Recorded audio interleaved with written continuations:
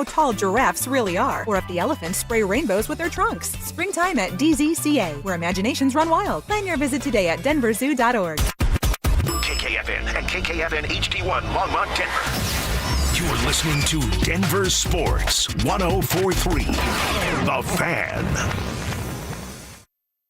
Humble bragging. I slept great until I got up this morning at my accustomed time of 3:45 to get ready for this extravaganza. Bitter jealousy. We've been working together for 9 years. That's true. That's true. 9 years, and a lesser stag has caught your scent. And timeless Friday traditions. I'm like, let's go. Let's get the party started. I'm ready to go. It's Stokley and Evans with Mark Schlereth on Denver Sports 104.3 The Fan.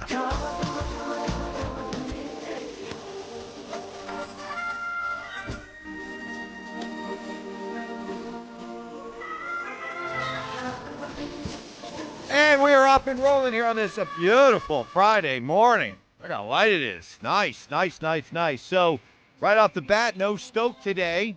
He's off on this Friday, which means everybody, buckle up.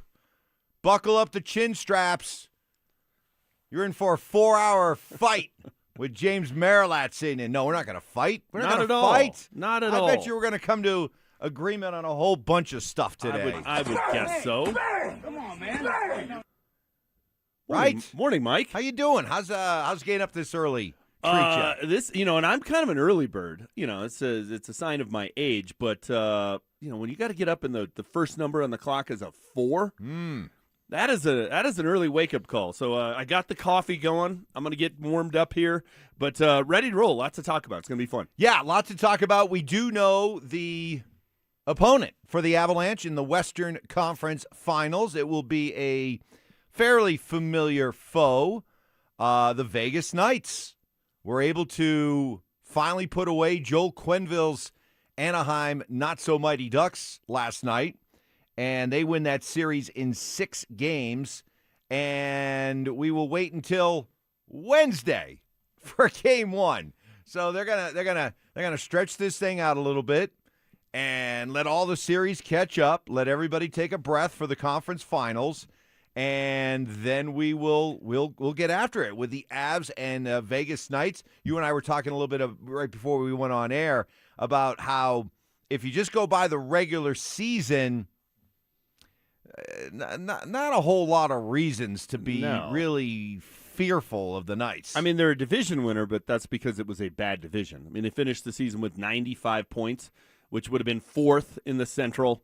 If you go out east, they would have been even further down the standings in both of those divisions. So, look, you don't want to take anybody lightly, but I do feel like the second-round series that's what's going to get you to the Stanley Cup final. Now, once you get there and you got to play Carolina or you got to play Buffalo or Montreal, okay, that's a different story. And, again, I don't want to overlook them, but, boy, it's hard not to. It's hard not to overlook this Vegas team.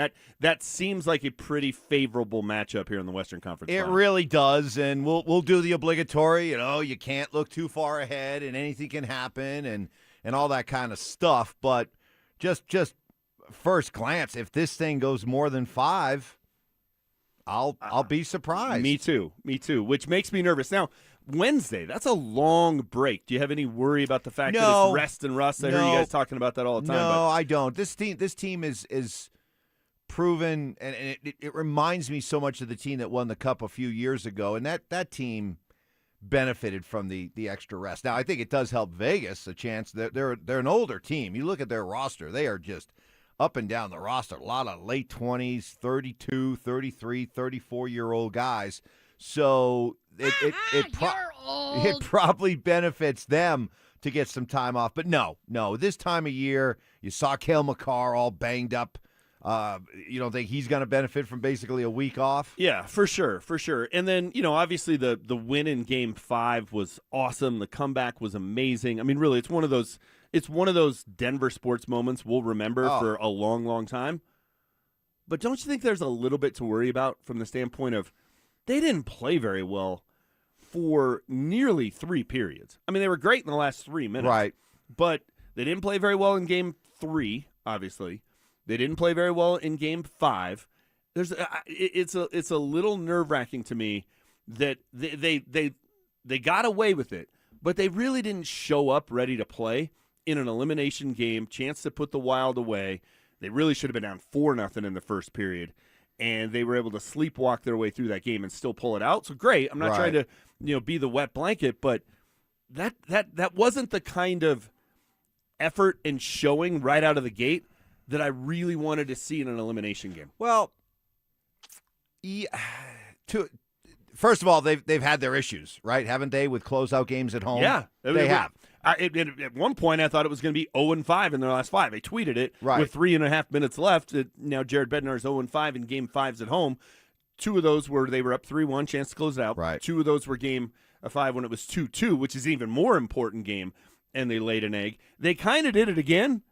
They kind of did lay an egg, but they got away with it. I'm a little worried about that. I need you to talk me off the ledge. I don't think you need to be worried, because the other thing too, these are the playoffs, and everyone was in agreement that whoever they played in the second round would probably be their toughest opponent in the Western Conference part of the playoffs. And so Minnesota was legit at times, but end of the day, you won in 5. You 1-5, and you turned it on when you had to. You won different ways throughout the course of that series. There are the questions about the goaltending, but I have very few complaints. I think any con that you may bring up, the pro and cons about what you're seeing from the Avs, any con that you would bring up is, to me, overwhelmingly answered and wiped out by some of the pros. I mean, you had 16 different guys score. I get it. There's a lot to be excited believe me, about. When I have discussed the postmortems of Avalanche short playoff runs over the years, usually it's come back to a lot of the same problems. You don't have a lot of depth. You're beyond your first line or second line. You don't have enough center depth. Your defensemen get beat up on. Your goaltending is shaky. If you run up against a physical team that can lean on you, you see that they have some struggles. But boy, you look in this series and 16 different goal scorers, James. I mean, that is just overwhelming depth, and that to me is the biggest. That's the biggest takeaway. No, I'm with you, and there are way more positives than negatives. But again, they gave up 6 goals in Game 1. Yep, they got away with it. They absolutely did not show up for Game 3. That was a pitiful effort. Yep. And then in Game 5, with the chance to put away the Wild, they didn't show up. The first period, they didn't show up at all. They were as bad in the first period of Game 5 as they were for the entire Game 3. Dreadful, yes. And second period, they were better. They got back in it with the goal, make it 3-1. But really, with 3.5 minutes left, Mike, they were down 3-1. It was fair to say a lucky win. I mean, what was the win percentage at that point for the Wild? It had to be in the 90s. Right. So they got away with it. My worry is that they got away with not playing very well in Game 1, totally not playing well in Game 3, and then not playing well in Game 5, and they still won the series. Do they start to get a little bit like, hey, man, we can just show up. We can beat anybody. That's my only worry going into this series.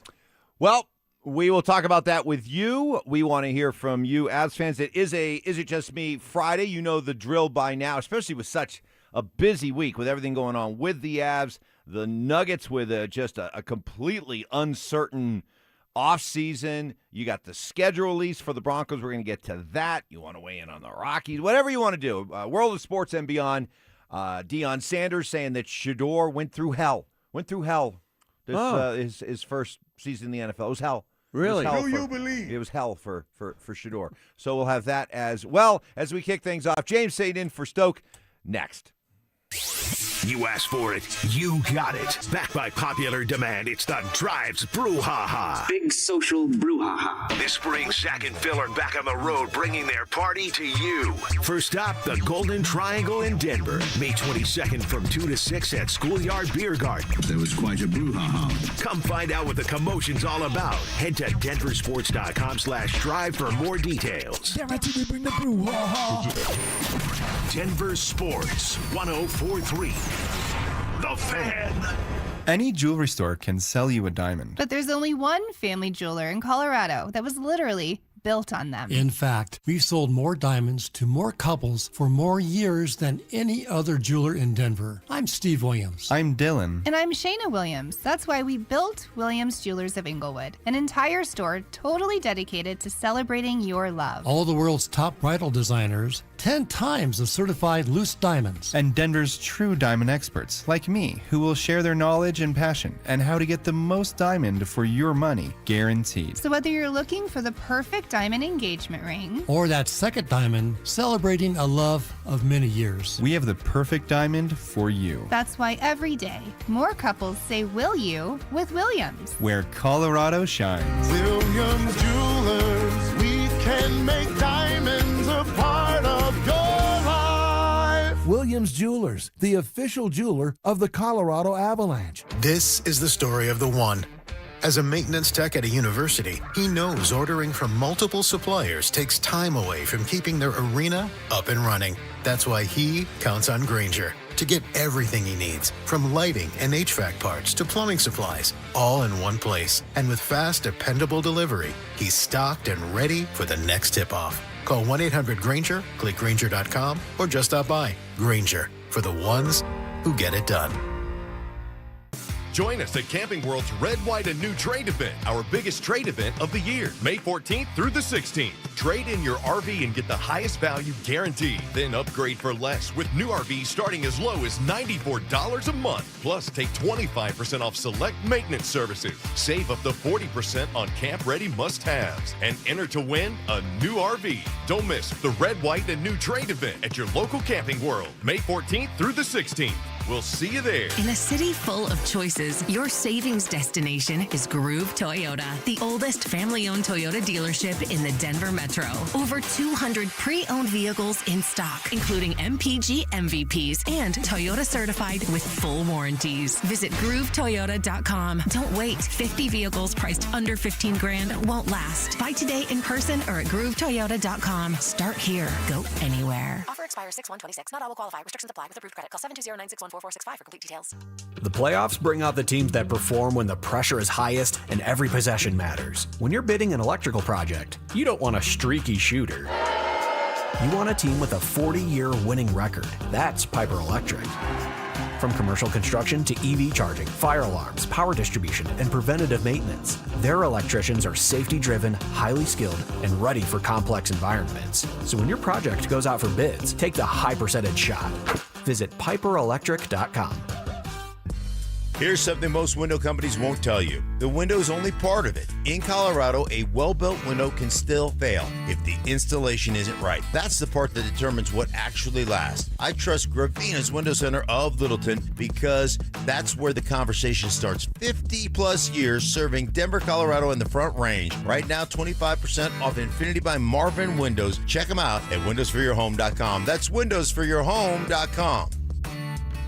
Getting a little older doesn't have to mean, well, getting older. This is Jeff for the Rocky Mountain Men's Clinic, and if you're feeling low energy, can't sleep, can't lose weight, are struggling with brain fog, or your sex drive is off, it's time to change it up. At the Rocky Mountain Men's Clinic, our advanced medical strategies featuring TRT, GH peptides, NAD+, GLP-1s, PDA, and more treat low T and other hormonal issues to help you shed pounds, have more energy, enhance your body composition, improve sleep, increase your sex drive, and so much more, getting you back in the game again. So don't be older. Be stronger in the gym. Be sharper at work. Be better in the bedroom, and be more confident in every part of your life. So call us today and find out how our advanced treatment strategies could change the game for you. Your first visit is just $99 and includes blood work and a medical consult. And if you start on one of our advanced treatment plans on the day of your appointment, your visit is free. Call 720-440-7900 or go to RockyMountainMen'sClinic.com. Feature therapies are compounded and have not been evaluated nor approved by the FDA. Provider prescription required. See website for details. O'Reilly. Stop by the new O'Reilly Auto Parts in Wheat Ridge on Kipling Street behind Natural Grocers now through May 26th for the grand opening sale. Save $2 on all Xerox antifreeze and coolant. Receive 2 times O Rewards points and get $5 back after rebate when you buy $15 or more of select Armor All car care products. Limits apply. See store for details. Stop by your new O'Reilly Auto Parts. Now streaming on Paramount Plus. Beth and Rip are back in Dutton Ranch. This life here is gonna work, isn't it? We'll make it work. Starring Kelly Riley, A legacy is a beautiful thing, but only if it survives. Cole Hauser, What's going to work? Ed Harris, Family is the only thing worth fighting for. and Annette Bening. I can make this a lot harder for all y'all. And peace will have to wait. Dutton Ranch, new series now streaming on Paramount Plus.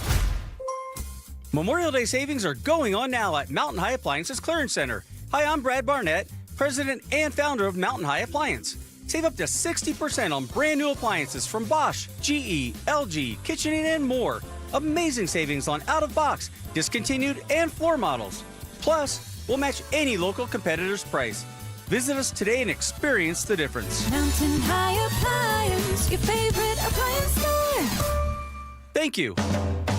Fierce competition. Man, I'll tell you, you know how to stoke my competitive fires. Could I house a hot dog in 10 seconds or less? Intellectual discussion. Kind of like when I played on the football field. When you're high IQ guys, Mike, out there, whenever someone's not at that level, it's frustrating. And some Latin influence. Pasa la leche, por favor. Sounds hot. I'm not gonna lie. It's Stokley and Evans with Mark Schlereth on Denver Sports 104.3 The Fan.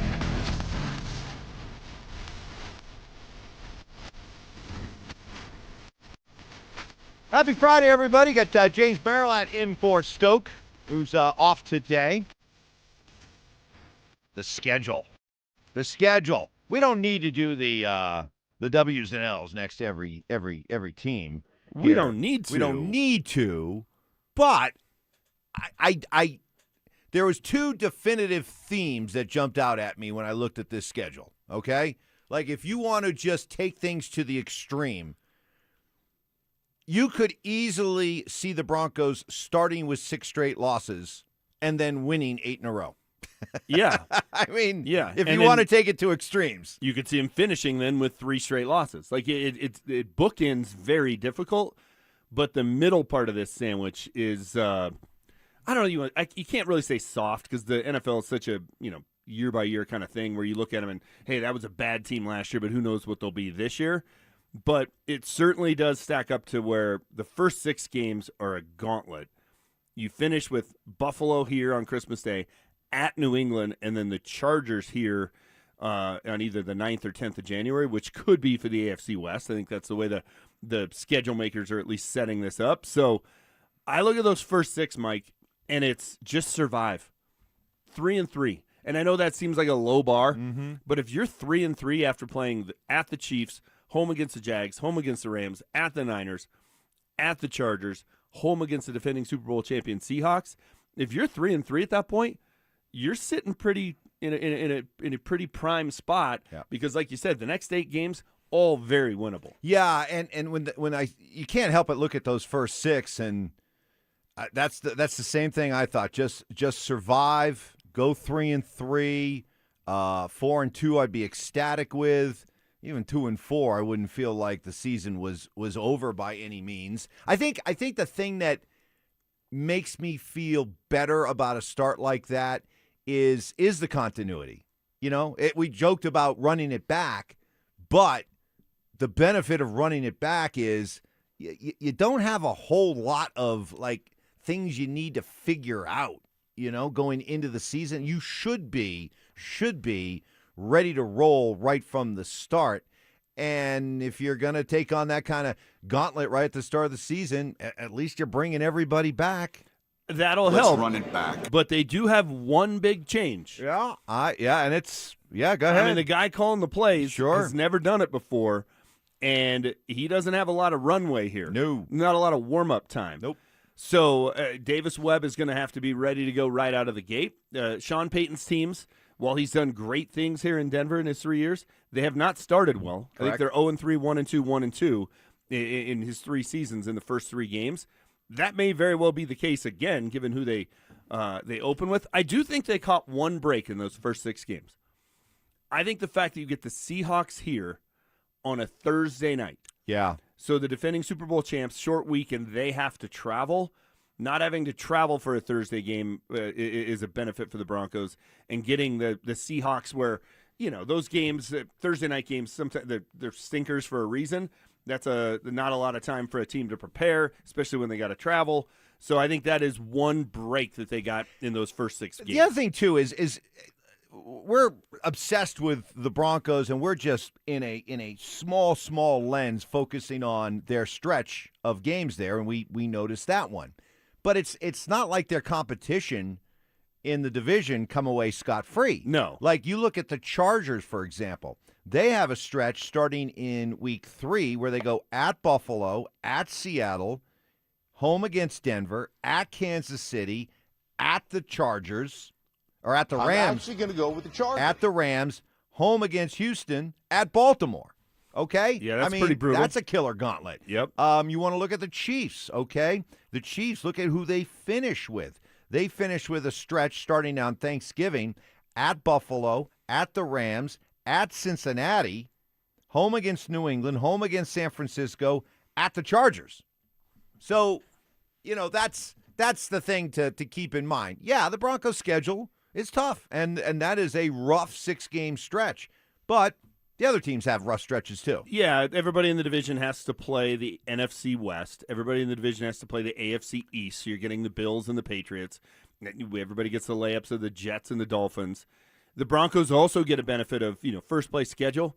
One of the teams they get is the Panthers. Correct. Because somebody had to win that division.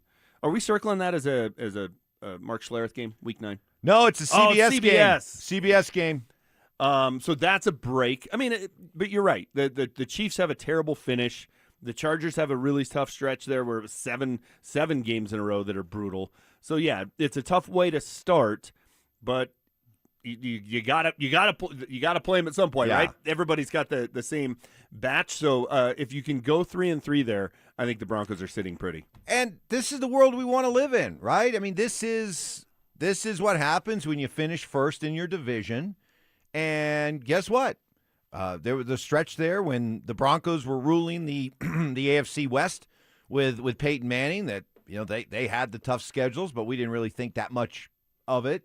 You look at the teams and talk to a Chiefs fan, and they'll say, "Oh yeah, we've gotten used to these kind of schedules and things like that." So it's the neighborhood I want to live in. I'm with you, and you get the Jags, okay, but they're here. You get the Steelers. I just don't feel like Pittsburgh's what Pittsburgh's been in the past. We'll see what they're like without Mike Tomlin at the helm. The other thing that jumped out the schedule, and I love schedule release day. I know some people roll their eyes at it. I love it because it maps out our fall. Sure. Right? Like, okay, here's where we're How many people are going to be sitting down this weekend mapping out their entire fall? Exactly. Yeah. So I always look at it, too, like what would be a good road trip? Not that I go on one every year. It's probably once every 5 years, but trying to figure out where would be a fun place to go. And, Vegas is always the given, but that's every year that you could go on that one. It's right before Christmas. That's a bummer. No New Orleans. No Big Easy this year. New York, but that's in December. Yeah, you can only go look at the Christmas tree once. But right. The rest of the time you're going to freeze. Yeah. Boston, no. right after New Year's, Lord, that's going to be brutal. So, Pittsburgh would normally be fun. Like, I would love to go to a Steelers game. Sure. But it's Black Friday. Yeah. That makes it difficult. There aren't a lot of great ones. I would say the best road trip is first game in October. Go to San Francisco, maybe hit a little Napa for that Niner game week 4. That's the way to do it.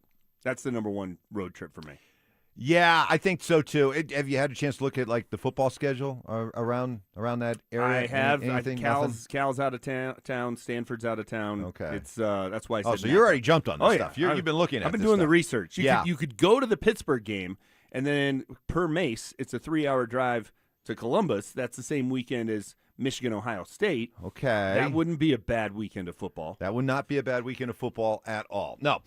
It is Is It Just Me Friday, giving you a chance to get those hot sports opinions off your chest. Avalanche and Vegas in the Western Conference Finals starting on Wednesday. Yes, not until next Wednesday, Game 1 and then Game 2 Friday. Those two, of course, at Ball Arena. So we will get into your Is It Just Me's. Summer is right around the corner. We're going to send you to the lake, whatever lake you like to go to. Pick one, and we're going to give you your day at the lake in style. Just download the DenverSports app.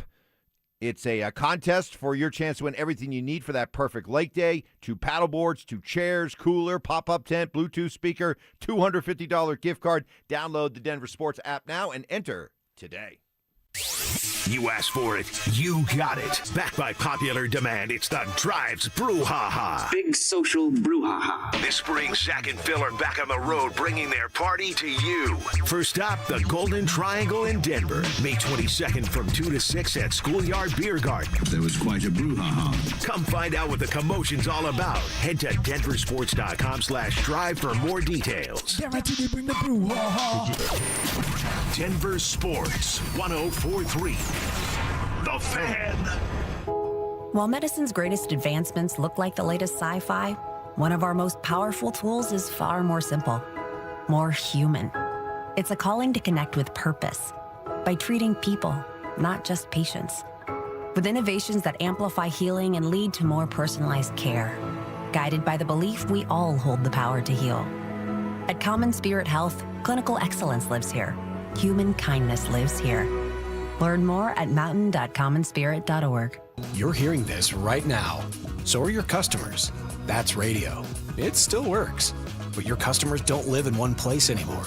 Tonight, they're streaming Denver's biggest game on their TV. Tomorrow, they're deep in the most popular podcast in the country. Next week, all three, all over again. We build one campaign that reaches them everywhere. Radio, streaming TV, podcasts, all under one roof, all measured, all working together. That's not a pitch, that's a system. DenverSports.com. Let's build yours. Tom's Garage Door, Tom's Garage Door. When it comes to garage doors, no one knows more. I started my first business at 12 years old, mowing lawns for about $5 a yard. I thought I was crushing it until my buddy down the street undercut me by $2. But he didn't just cut the price, he cut corners too. That's when I learned if you do the job right, people trust you, and integrity beats profit. People care more about how you show up and whether you do what you say you're gonna do. Hi, I'm Tommy Mello, owner of Don's Garage Doors. From garage door repairs to upgrades, we show up, we crush it, and we stand behind every job. We only use the best parts, and the spring's guaranteed to last a lifetime. Because when you care about the people you serve, you work harder, and it shows. From repairs to upgrades, call Don's Garage Doors today or schedule online at donsgaragedoors.com. And yeah, we still beat the other guy. Tom's Garage Doors, Tom's Garage Doors. When it comes to garage doors, no one knows more. Usually when something sounds way too good to be true, it is. Imagine someone says they can cut your mobile bill in half. Sounds like a fantasy, but with Xfinity Mobile, it's the real deal, because when you have Xfinity Internet, you can cut your mobile bill in half. Plus, try Xfinity Mobile free for a year. No commitment. That's a lot of streaming, sharing, scrolling, and whatever else you can do with your phone. All for half price and none of the commitment. That means you'll save big over Verizon, AT&T, and T-Mobile. It's wild. Now all you have to do is think about how you'll spend all that extra money. Call 1-800-XFINITY, go to XfinityMobile.com, or visit a local Xfinity store to switch today. Xfinity, imagine that. Restrictions apply. Savings compared to one line of Xfinity Mobile Select to comparable plans from T-Mobile, Verizon, and AT&T as of 3/24/26. Taxes, fees extra, $30 monthly discount limited to new mobile customers only. After 12 months, regular rates apply. Hi, I'm Kamiko, the founder of Miko's Hot Chicken. When we started our family restaurant, we were also raising a family. But let me tell you, it wasn't easy. Our Chase Ink card was there to reward us on all of our business needs. Now we have a thriving location, and we're hungry for more. With the Chase Ink Business Unlimited card, you can earn unlimited 1.5% cash back on every purchase, so your business can go from here to possible. Chase for Business. Make more with yours. Real business owners compensated for their participation. Cards issued by JPMorgan Chase Bank and a member FDIC. Subject to credit approval. Terms apply. Now that it's nice outside, I can't wait to spend time at my favorite outdoor oasis right in my own backyard. With my custom built-in grill island, comfy patio furniture, and blazing fire pit from O.W. Lee, I may never want to leave. Hi, this is Keith Lair with Lair Fireplace and Patio to let you know that we'd love to help you create your very own outdoor oasis in your backyard. Lair's offers the widest variety of top-quality O.W. Lee furniture and fire pits. With a great selection of in-stock items along with our custom ordering process, you can choose the exact style and color that will make your patio sizzle this summer. Lair's also sells the top names in quality barbecue grills and accessories to help you create an outdoor kitchen that will be the envy of your neighborhood. Lair Fireplace and Patio is Denver's oldest, most trusted name in barbecues and outdoor furniture. Family owned and operated since 1954. Go to LairFireplacePatio.com and see why O.W. Lee is the most sought after name in quality outdoor furniture and fire pits. That's Lair Fireplace and Patio, Denver's outdoor room experts. Visit any of Lair Fireplace and Patio's beautiful showrooms. Are you looking for the perfect engagement ring? Hi, I'm Scott Matthew with Matthew's Fine Watches and Jewelry. We have a great selection to choose from. If you're looking for that one-of-a-kind custom ring, our associates will take the time with you to design that ring that she will love and her friends will go crazy over. At Matthews, when you purchase your ring and Centerstone, you'll receive 20% off your wedding bands. Make the right choice. Come to Matthews and save. Matthews Fine Watches and Jewelry, located in the Highlands Ranch Town Center or online at MatthewsFineWatches.com. Summer lives here at the new National Western Center. Concerts and events all season long. NationalWesternCenter.com. Denver Sports 104.3 The Fan presents Stokley and Evans with Mark Schlereth.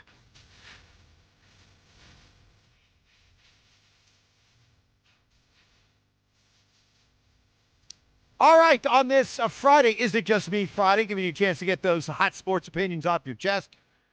Fight with James a little bit. James Marilat in for Stoke. Like this one, is it just me? Or, oh my God, Chicken Little, the Avs are 8-1 in the playoffs. What do you need to be impressed? I get it. And I said there's a lot more to be positive about than negative, for sure. I'm just saying, in 3 of the 5 games against Minnesota, 2 of which they won, they didn't play very well. They had a lot of defensive breakdowns in game 1, gave up 6 goals. Now, they're good enough it didn't matter. They were able to win 9-6. They were awful in game 3 and lost. And let's be honest, they didn't play well in game 5. You have a chance to close out Minnesota at home, and you come out and you should have been down 4-0 at the end of the first period, and it was 3-0. Like, 9 times out of 10, you're losing that game. They're down 3-1 with 3.5 minutes to go. I just don't want to have the fact that they had this amazing comeback, and it was great, and then you're jumping around the house, and we'll all remember where we were when it happened. That was awesome. But let's not let that make us ignore the fact that they played poorly for 57 minutes. There's no cause for concern. Nothing to see here. I'm just being Chicken Little. I think there's some reasons to look at it and say they didn't play well in 3 out of the 5 games. And I worry about whether or not this team has a killer instinct. Because had they lost that game, that's what we'd be talking about today heading into Game 6. That once again, a Jared Bednar team had a chance to close out a team on home ice in Game 5, and they would have been 0-3. You know, it's funny, in an ironic way, when it was about 10 minutes left in the game the other night, I hadn't given up yet because I still felt they had played so well in the second period. The first 10 minutes of the third period was kind of a slogfest, and I was a little surprised they didn't come out with the hammer down a little bit more in the third period. But my feeling was always get one more, get to 3-2, and let's really put the pressure on Minnesota, because Minnesota at that point had already shown that they were in prevent defense mode. Okay, and, for sure. And that's the way they were playing. And if you could just get that one more goal, then the collar would get really, really tight. And fortunately, it did. But around the 10-minute mark, I was like making my comparisons to the Cup year in 2022. Yeah. Because if you want to see an almost mirror image, they swept Nashville 4 straight, that opening round. Second round, they won Game 4 in St. Louis to go up 3-1, just like they did here with Minnesota. And then they came home with a chance to close out the Blues and lost 5-4 in overtime. And then went back out to St. Louis and won Game 6 and then moved on. So at about the 10-minute mark, I'm like, whoa, this is deja vu all over again. I'm getting flashbacks to the year they won the Cup. And, same thing. That year didn't have very good goaltending, right? The goaltending was shaky that year, and, of course, they were able to overcome it. So I continue to see a lot of similarities between this year's team and that team, and it went right down to almost losing Game 5 at home. So I get what you're saying. I'll push back on the amount of style points you're apparently wanting to see. It's not about style winning. points. It's about killer instinct. Like, they came out with a chance to put the Wild away and weren't ready to play. I can't ignore that fact and act like it didn't happen and that I didn't watch that first period. I mean, I filled in that day for Phil and was on with Zach. By the time I got home, Mike, it was 3-0. Yep. I mean, it was just from the jump. And, if we all just want to say, hey, it didn't happen, they came back, they won, that's all that matters, okay. But in 3 out of 5 games, they didn't play very well. They have a goaltender situation that I don't love. I still think this is messy. Why it's not just Scott Wedgwood moving forward is beyond me. I have no idea. I got to believe it's going to be that way, though, moving forward. But you're right. I know common sense, or I shouldn't say logic, when it comes to how we see the goaltending situation versus how Jared Bednar clearly sees it. And I don't think this is any case of, I heard some of this yesterday that, well, they're trying to justify, that they traded for Blackwood and gave him a big contract, and they're just trying to make their not this time of year. Not this time of year. Not with the people involved in that front office. They'll put you between the pipes if they think it gives you a better chance to win. So, maybe next year. I think if I had to give you one answer why Jared Bednar does not seem to have the exact same view of Scott Wedgwood that we do, is that he sees a backup goaltender. He sees a backup goaltender who's been a backup goaltender for a decade, and there's a reason why, and there are certain limitations to his game that explain why he's a backup goaltender. And while he loves what he's done for the Avs this season and the career year he's had, I still think that he looks at Wedgwood and sees limitations, and looks at Blackwood and sees much higher potential. Now, well, he loves to give himself the option. Yes. I get that. And people have taken it as I'm down on Scott Wedgwood. I'm not. I'm down on this situation. Yeah. I just don't. Game 1 of the Western Conference Finals is Wednesday night. We don't know who's starting in goal for the Avs. We do not. I don't think that's a great situation. Now, they're such a good team. Best offense in the league, best defense in the league. It's like you can't win a Super Bowl with a mediocre quarterback, but if you have the best defense in the league and a great running game, right, maybe you can. They're kind of that, right? They're so good around them. I just feel like it's an unhealthy situation for everyone, for the two goaltenders, for the rest of the room. It's not a media thing, a fan thing. I just think if I was on that team, I would want to know who's between the pipes in Game 1. Or if you're playing a Game 7, which they're not going to get to a Game 7 against Vegas. I don't think they're getting to a Game 7 in the Stanley Cup Final either. But if they had a Game 7, I want to know who's going to be between the pipes. And with this team, you don't have any idea. Okay, got some more Is It Just Me's. Here's one from the General Tojo, Rick.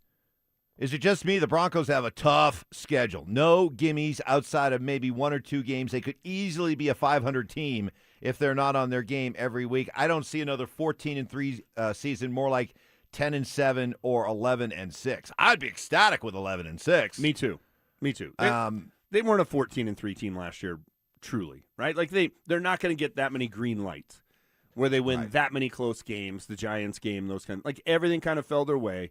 They had a very favorable schedule where they had 9 home games, 1 neutral field, and then only 7 road games. So that certainly helped. So yeah, they're not going to go 14-3. I don't expect that. They could actually be a better team this year and have a worse record. Actually, I think that both those things are going to happen. I do think they're going to be better. I think they're going to be better offensively with the addition of Waddle. But yeah, if your standard is, hey, if they fall short of 14 wins and don't match what they did last year, it's a failure.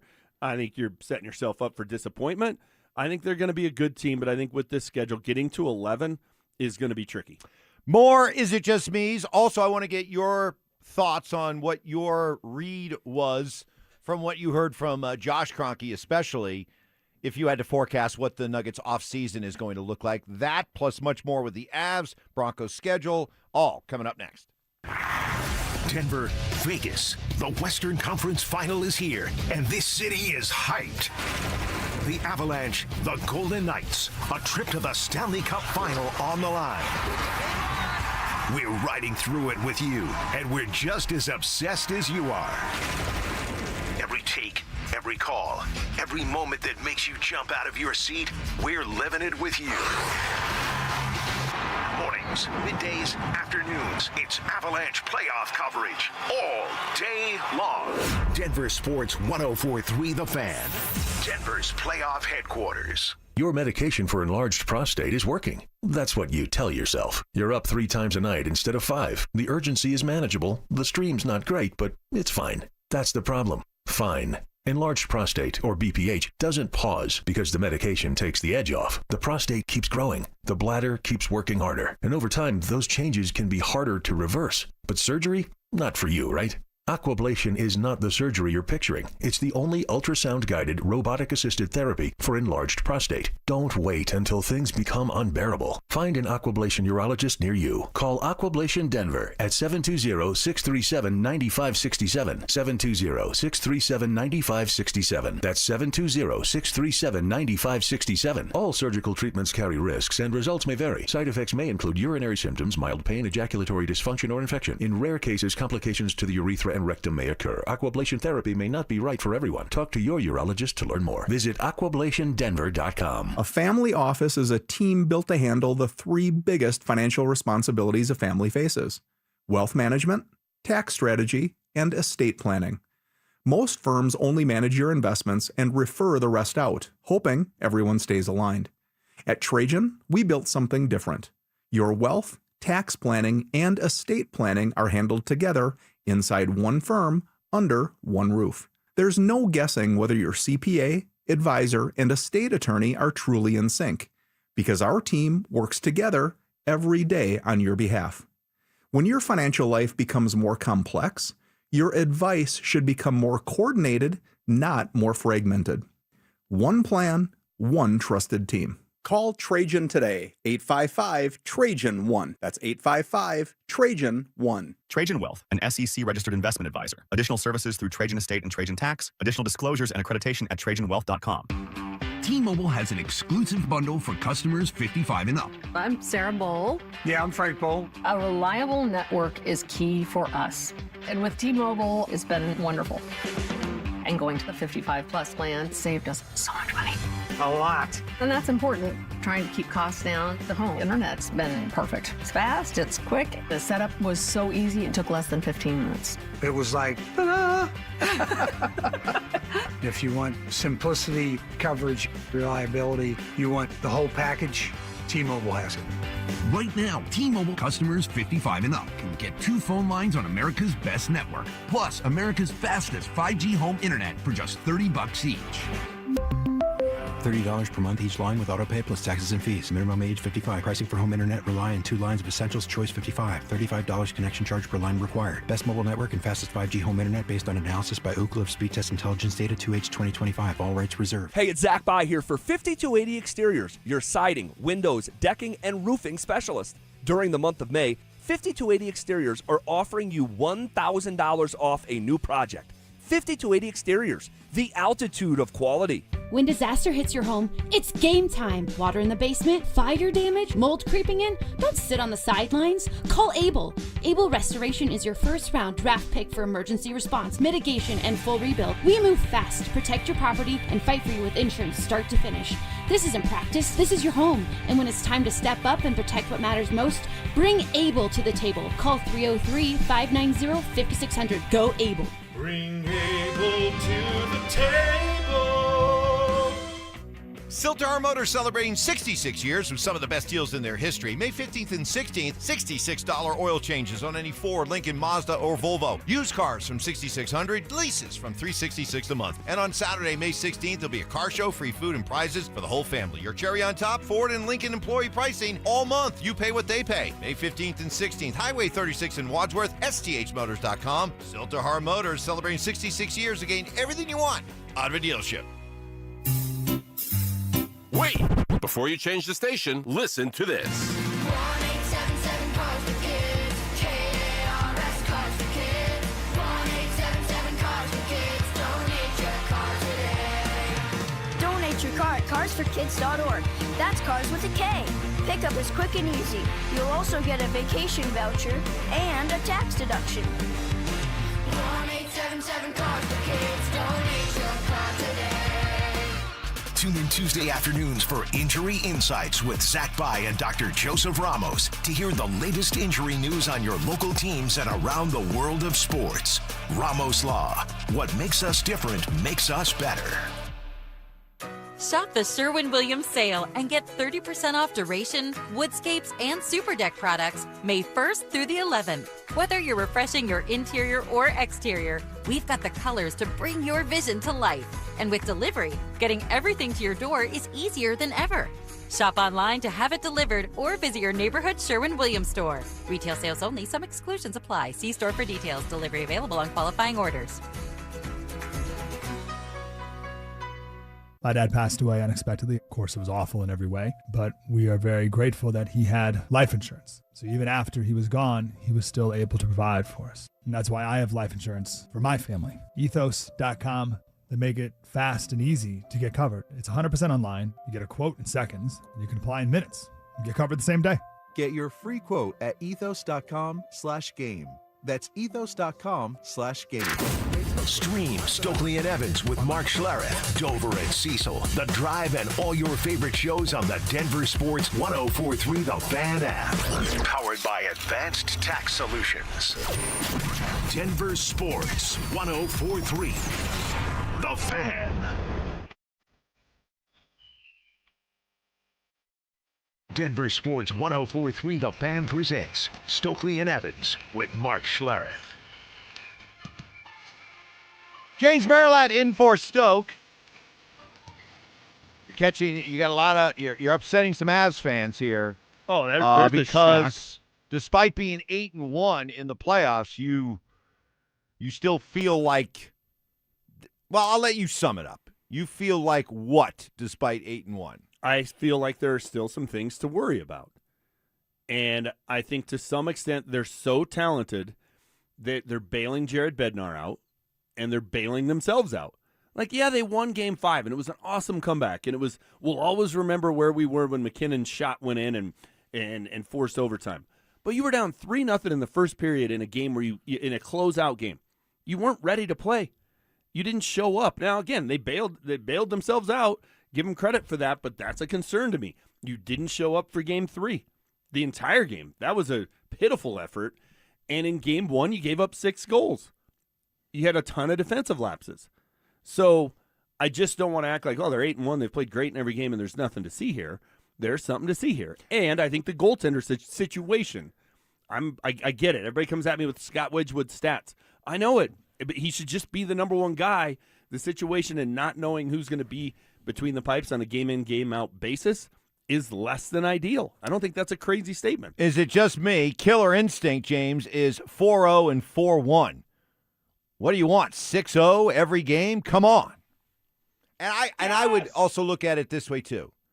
First of all, it's the playoffs, okay? It's not supposed to be easy. And you are playing the best teams. And all season long, we've figured that whoever they played in the second round was going to be their toughest challenge in getting to the Stanley Cup Finals. So you just beat your toughest challenge, Minnesota, in 5 games. That's pretty impressive. The other thing, too, is nothing's going to be perfect during a playoff run. I mean, remember, you got Avalanche championship teams that went through and had 7-game series, lost 6 and 7 games along the way. Their first 2 cup years, they lost 6 and 7 games on their way to winning a cup. So it's not supposed to be easy. I always get after Stoke and Mark, the 2 football guys. I always go after them and rib them by saying, winning the Stanley Cup Finals is the toughest team championship to achieve in all of sports, just because of 4 rounds and all the games and all the ebbs and flows. I think the other thing, too, that I will counter you with is that, sure, not every game looks seamless, but what I've liked is that whenever they haven't performed well, they've answered immediately. And whatever questions you had, they answered immediately. They win Game 1 in a track meet, and immediately were like, well, you can't win every game like that. And they tightened up dramatically in Game 2. They play a crappy game in Game 3 and then come out and dominate in Game 4. And, yeah, you're right. They did not come out ready to play, and they were down 3-0, and they had to pull off an amazing comeback. But they pulled off the amazing comeback. I get it. And that counts for something, too, that when you're down Most teams in that situation are like, well, we're up 3-1. We'll just trudge into the locker room and then talk about how, getting the clinching fourth win is sometimes the toughest win of the whole series. They could have given that whole speech, but instead they rallied to win. With 3.5 minutes to play in the game, they're down 3-1. So this isn't a grand hypothetical, but let's say they hadn't pulled off the miracle comeback, and Game 6 was tonight. I mean, that was way more likely than not. Right. That's what we should be talking about. And I would have been uber confident of them tonight. Really? Oh, yeah. I would not. And I know, hey, they went to St. Louis after blowing Game 5. Not 99% sure, but in 2022 and won Game 6. 80?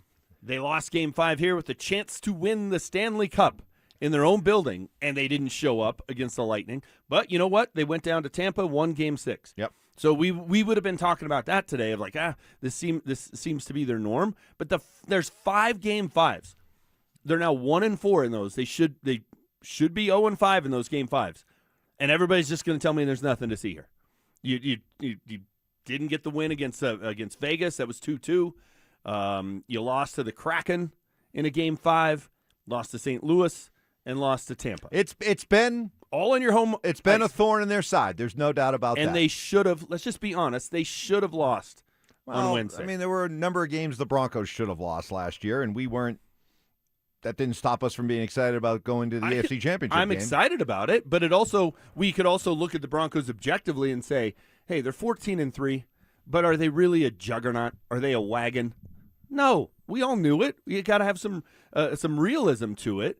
I think this team's going to win the Stanley Cup. I do. I think there's a good chance they sweep Vegas, but I think to just act like there's nothing to see here with a Game 5 performance that was pitiful for 57 minutes. I think it's just, being a little bit too much of a homer. Okay. All right. I wish you would expand your view, maybe a little bit more of the 38,000-foot view, because this is an Avalanche team, and we can compare. We're lucky. We can compare to past championship teams. This team is on pace to be the greatest Avs team ever. I get it. Right now. Yeah. Even with some of the blemishes and some of the performances that have been sprinkled in, they are still at 8-1. It's the best 2-round start of any of the previous 3 Stanley Cup winning teams. I get it. I'm talking about Cindy Crawford's mold. Okay. I understand that. All right. But it's not perfection. So let's not act like it's perfection. Oh, I don't think anybody – I think part of what has people excited, though, is – well, I think what the pushback I'm feeling from folks towards you is they understand that it's not perfect, but in overcoming some of the obstacles along the way has shown what this team possesses and some of the championship qualities that they possess. The grit, yes, the toughness, the mental toughness, to be able to shake off a slow start like that and still be able to come back and win. Those are championship traits. But they're self-induced challenges. Well, but the goaltender situation, they've just created that. Jared Bednar just created that on his own. He's caused that issue, right? Having to come back the other night. It's great that they did it, but they were in that hole because they didn't come out ready to play in a closeout game. With all the history of, it's McKinnon, it's McCarr, it's Gabe. They've all been there for the 4 times they weren't able to win a pivotal Game 5 at home, and they didn't learn their lesson. They came out, that was the worst of the bunch. Well, texters, you, me, we'll continue to work on James here. We'll keep chipping away. Don't worry. 8-1. We got 3. What do you want? That sounds like we got 3 more hours. We got 3 more hours. Don't worry. We got 3 more hours. We got 3 more hours to chip away. Chip away. We've got It Isn't Just Me Friday. Give us those hot takes, Nuggets, Avs, Broncos, Rockies, anything beyond the world of sports. Coming up next hour, how Deion Sanders feels like Shador Sanders went through, quote, hell in his first year in the NFL. All that and more coming up next. Which one are you, a dog or a cat? Summer is calling, and we're sending you to the lake in style. Download the Denver Sports app to enter our Day at the Lake contest for your chance to win everything you need for that perfect lake day. You get 2 paddle boards, 2 chairs, a cooler, pop-up tent, and Bluetooth speaker. Oh, and did we mention you also get a $250 gift card to fill up that cooler?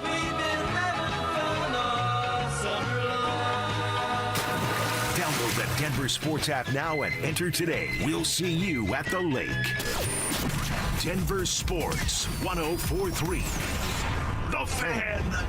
Hey guys, boy Steve here today about my long-term buddy Troy Hansford. And if you're thinking about selling your house for any reason, now might be the time to sell, still get top dollar. Believe it or not, my guy Troy is still offering his $5,000 guarantee. What is it, you ask? Well, if you can't sell your house at your price on your timeline that you agree upon beforehand, bam, going to cut you a check for $5,000. Who else makes the offer? Nobody I've ever heard of. And he makes that offer because he continues to spend a ton of money marketing his listings, has about 100 families approved and ready to buy right now. And if for any reason you need to sell right away, Troy can buy your house, all cash, and he can close in as little as 7 days. You have a house to sell, Troy probably has that perfect buyer for you right now, waiting for you to pick up the phone and to call him. Call Troy, get your home sold for the most money. That's 720-900-4433, 720-900-4433. Troy Hansford of RE/MAX Professionals, a Colorado licensed broker. Some restrictions do apply. Want to sell your house? Then call my buddy Troy, 720-900-4433. We all hear the radio ads about the IRS. They tell you to be afraid, to be scared, and they try to frighten you into calling.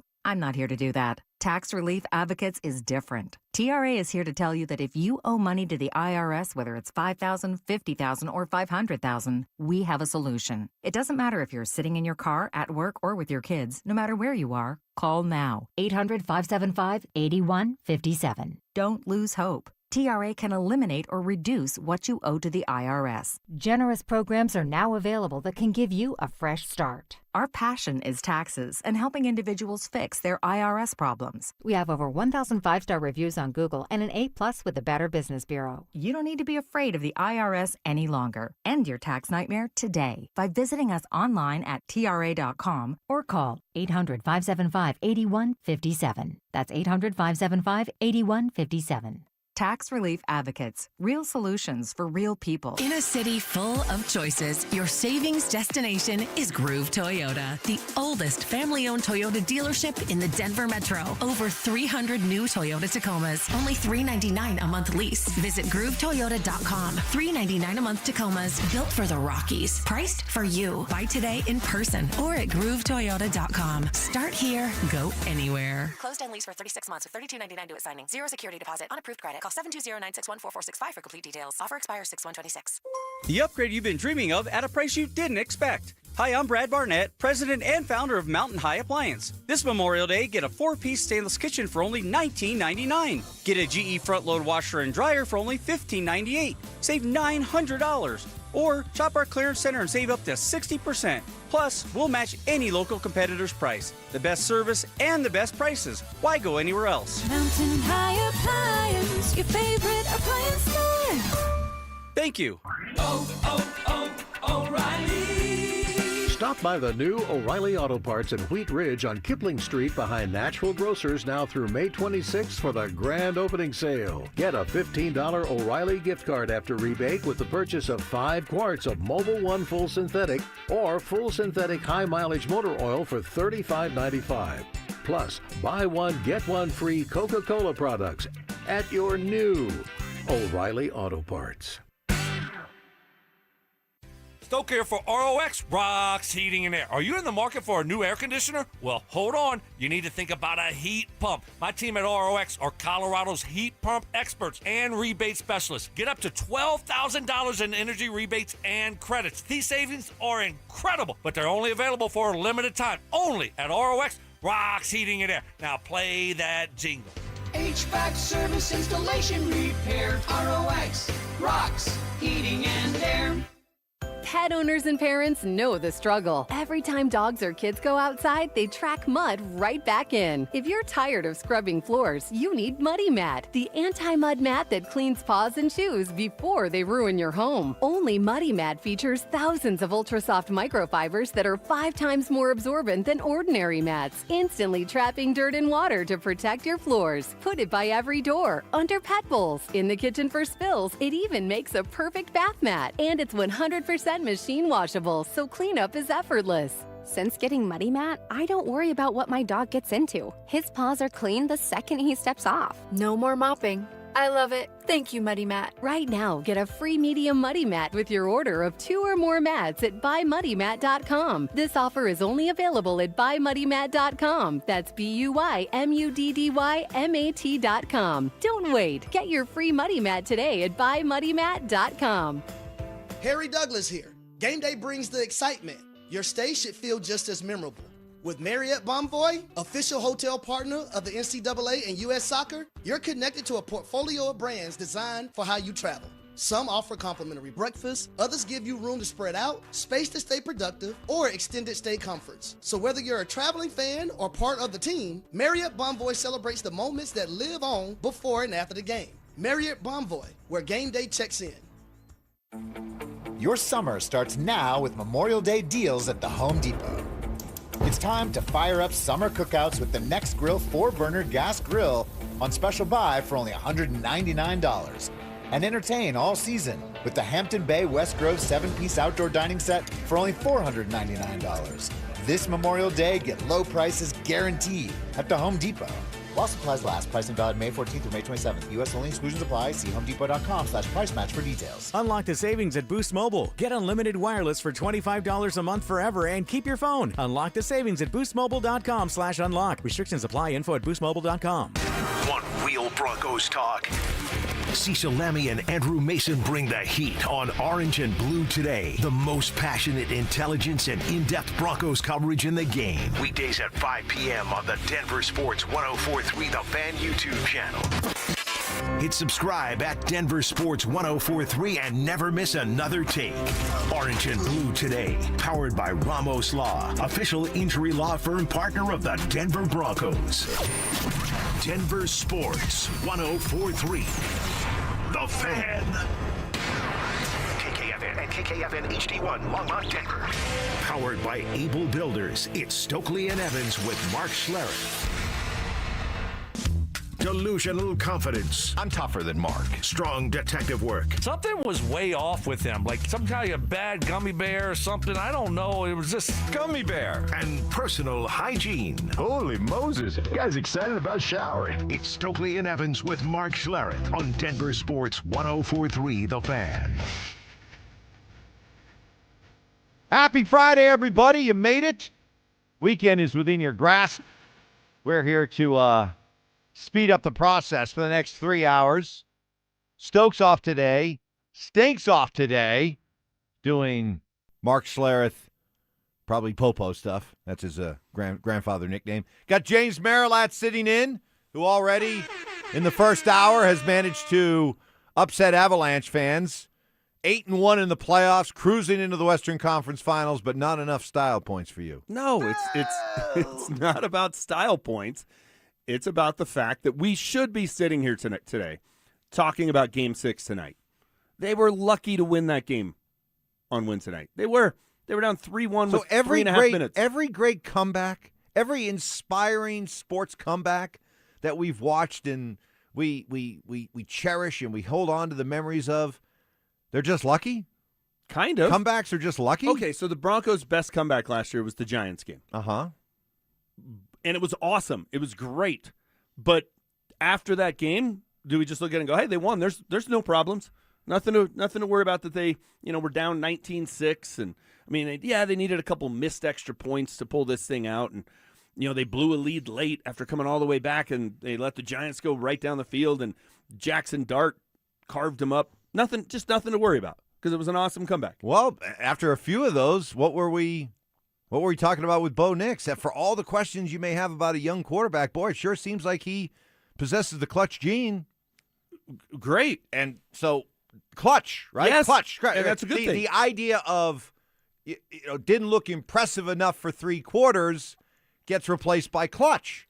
The Avs not looking great for, they played a really good second period. That was it. They played a horrible first period. They did nothing the first 10 to 15 minutes of the third period, but then they turned it on. Clutch.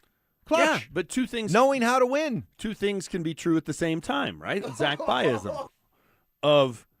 They're clutch. It was awesome. Nathan McKinnon, great moment. Unbelievable shot. They came up big with the game on the line. But there's an element of luck to their win, and we can't just ignore the fact that they no-showed for a closeout game again. So I am worried about whether or not this team has the killer instinct. All right. They got bailed out. They will be playing Vegas in the Western Conference Finals. Relax, Avalanche fans. Take a breath. Recharge, because the series doesn't start until next Wednesday. They'll play games 1 and 2 here next Wednesday and Friday, then Sunday on Memorial Day weekend, and the series goes from there. But next Wednesday and Friday will be games 1 and 2 against Vegas, who took care of business in 6 games against Anaheim last night. Got the Broncos schedule out to talk about as well. We don't have to go WL throughout the entire schedule, but when you looked at the schedule, give me a number. What record popped into mind when you looked at it all? 9. I think they're 9 and 8. I think they could get to 10 or 11. I think that's going to be difficult. I think the law of averages of how many close games they won last year, they're going to come back to the middle this year. I just think it's a very, very tough schedule. I think they'll be fortunate to start 3-3, which I don't think they will. I think the last 3 games are brutal. I just think this is a 9 or 10 win team. How about you? I'm not going to go 9. I think at minimum they're 10 or 11. There's still some pretty favorable games out there. And, yeah, I agree with what you're saying about the first part of the schedule, and it's daunting. But I would also say and argue that of all the 6 teams that they're playing to start the season, Kansas City, Jacksonville, Rams, San Francisco, Chargers, Seattle, I guarantee you in those cities, they're looking at their team schedule, and they're seeing the Broncos on their schedule in the first 6 weeks, wherever it shows up, and they're like, that's not going to be easy. Yeah, and they caught a break getting Seattle here on a short week on a Thursday night. That's much tougher for the Seahawks than it is for the Broncos because they've got to travel here. That's a fortunate break. But other than at Arizona week 7, at Carolina week 9, which that is a defending division champ. I know they went, 8-9 last year, but so at Arizona, at Carolina, and at the Jets week 14, there aren't any other, and the Dolphins here. There's 4 layups. So I got 5 or 6 wins amongst the other games. Okay, so that gets you to 9. Okay. I still think, and by the way, looking at Kansas City's schedule, Chargers schedule, it would not surprise me in the least that the division winner is 10-7 with tiebreakers. Because do you think the Raiders are a layup this year? Yes. They get them late in the year, so it won't be Kirk Cousins. It'll probably be Fernando Mendoza. Yeah. I don't know that those are layups. Well, historically speaking, they're not. I'm having the same conversation if we're in Kansas City. I'm having the same conversation if we're in L.A., that you're viewing the Raiders as you got to sweep them. You got to go 4-2. Broncos need to go 4-2 to the division. I'll concede splits with Kansas City, splits with the Chargers, sweep the Raiders. And then they have 2 short weeks. Actually, 3 if you count the Thursday night game. But they play the Raiders on November 22nd. 5 days later, on a Friday, they're in Pittsburgh on Black Friday to play the Steelers. They play at Vegas on December 20th. 5 days later, they're home against the Bills on a Friday, Christmas Day. So those are not great breaks in terms of the schedule, especially the one you have to travel. If I say, hey, you catch a break that Seattle has to come here on a short week, I guess you catch a break that Buffalo has to come here on a short week.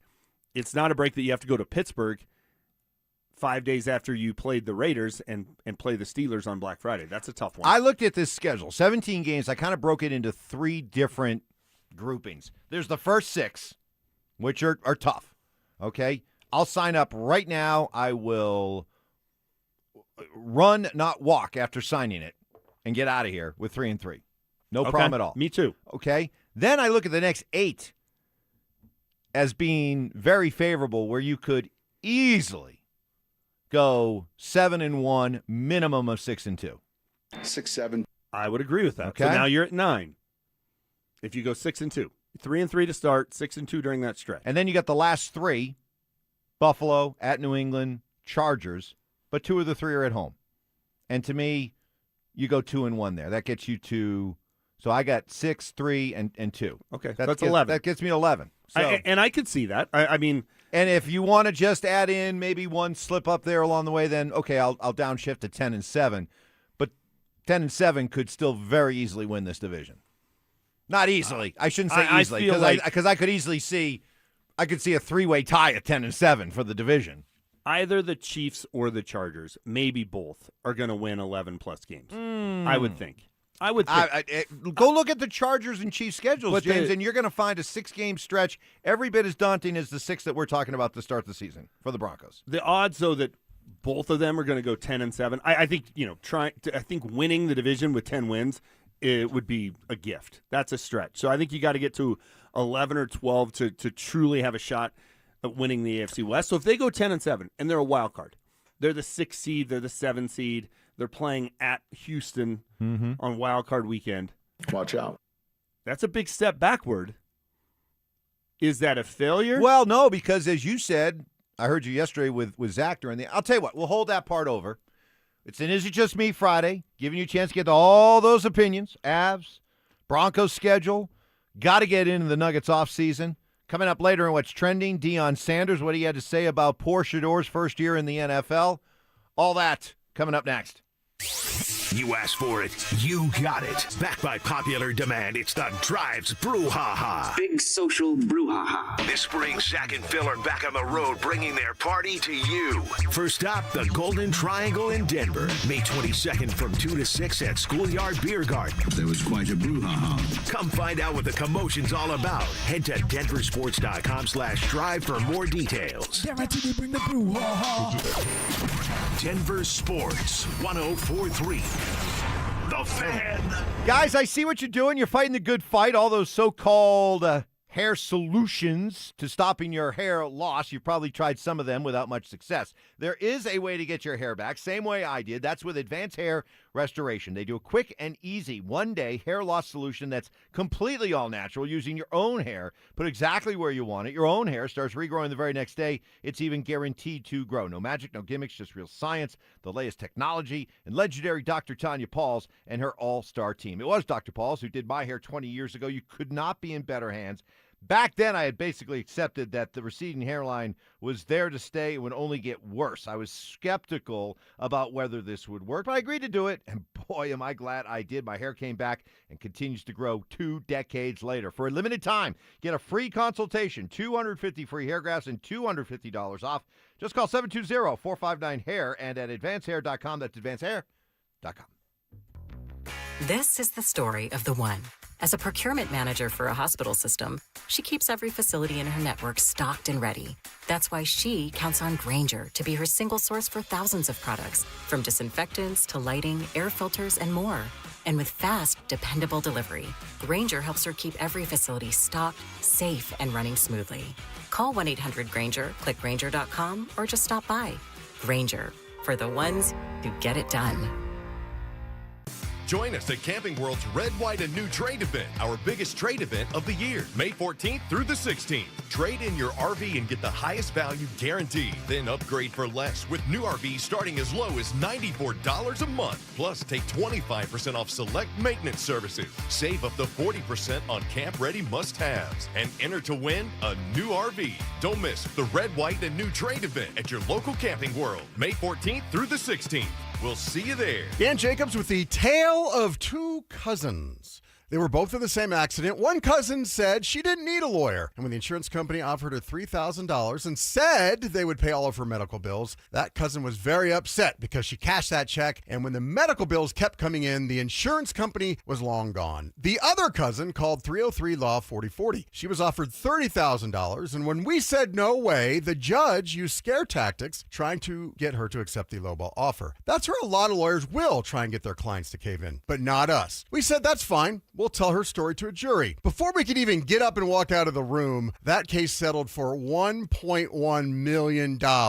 That cousin was very happy. The insurance companies work for their shareholders. At 303 Law 4040, we work for you. You don't have to feel guilty about asking for what's fair. We hope you never need us, but accidents do happen, so go ahead, save that number in your phone. You never know when you're going to need it. It's 303 Law 4040. No tax returns, no W-2s, no kidding. We have expanded our guidelines to help even more people qualify for a loan to buy a home or save money on one they already own. Call U.S. Mortgages at 303 Low Rate. All loans subject to approval and change. License number 392126. You could sleep through the night without thinking twice. You could take a seat in the middle of the theater. You could drive without worry of where the next restroom is. You used to say yes, and somewhere along the way, you stopped. Not because of one big moment, because of 100 small ones. A little more urgency, one more trip to the bathroom at 2 a.m., one more mental note about where the restroom is. It happened slowly enough that it just became you. But it's not you. It's enlarged prostate, and there's a treatment called aquablation therapy, the only ultrasound-guided robotic-assisted therapy for enlarged prostate. Find an aquablation therapist near you. Call Aquablation Denver at 720-637-9567, 720-637-9567. That's 720-637-9567. All surgical treatments carry risks, and results may vary. Side effects may include urinary symptoms, mild pain, ejaculatory dysfunction, or infection. In rare cases, complications to the urethra and rectum may occur. Aquablation therapy may not be right for everyone. Talk to your urologist to learn more. Visit aquablationdenver.com. Landscape your yard with 100% natural Permagreen shredded red cedar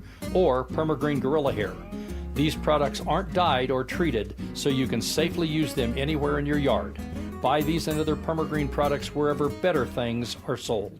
Growing a business is hard enough. Figuring out where to advertise shouldn't be a thing that holds you back. Your customers are listening to this station. Heck, you are. They're streaming Denver's biggest games on their TVs. They're tuned into the podcasts everyone's talking about. We help you show up in all three with one plan, one team, and results you can actually see. We've helped businesses like yours grow for years. Let us show you how. Visit DenverSports.com and click Advertise with Us. Food critiques. I love chicken. I hate chicken salad. What? If you put chicken salad in front of me, I'd gag. Hard-hitting analysis. I took an Ambien on accident before practice, and that's what he looked like out there. And some constructive criticism. It reminded me of the show that Mike had yesterday. Just a little off, not completely there. You were like, Mike, are you going to take control of this show? Like, how many times did you say that yesterday? It's Stokley and Evans with Mark Schlereth on Denver Sports 104.3 The Fan.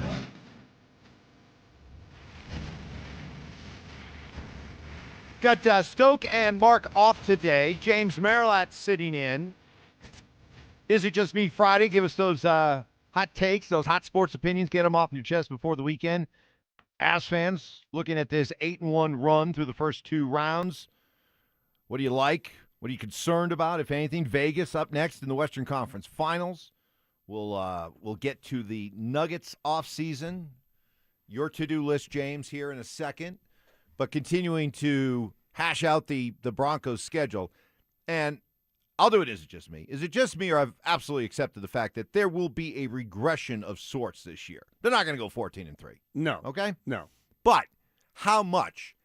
And to me, this still feels like a 10 or 11 win season to me. And you were bringing up the idea that, okay, let's say you go 10-7, which, you know, I wouldn't be against the idea of them being 10-7. But, you know, if you're a wild card team and you're going on the road wild card weekend, where would your level of confidence be? Well, I'm going to throw back at you. I was listening to you and Zach By yesterday. You were filling in on the drive. And you guys both seem to be of the agreement that their record may not be as good as it was last year, but it'll be a better team than it was last year. I do think that's the case, yes. Better team, not as good a record. So, to me, a 10-7 record with the idea that they're actually better than they were a year ago and certainly will have been battle-tested going through a schedule like this, I would feel very good about them being a road team on wild card. Yeah, I would. I don't know that I'd feel very good. I'd feel good about their chances, sure. I think 10-7 would be a disappointment. It's funny how one game makes all the difference. Like 11-6, right, feels like a really good year. Yeah. 10-7 feels like that's a big fall. 4 games back.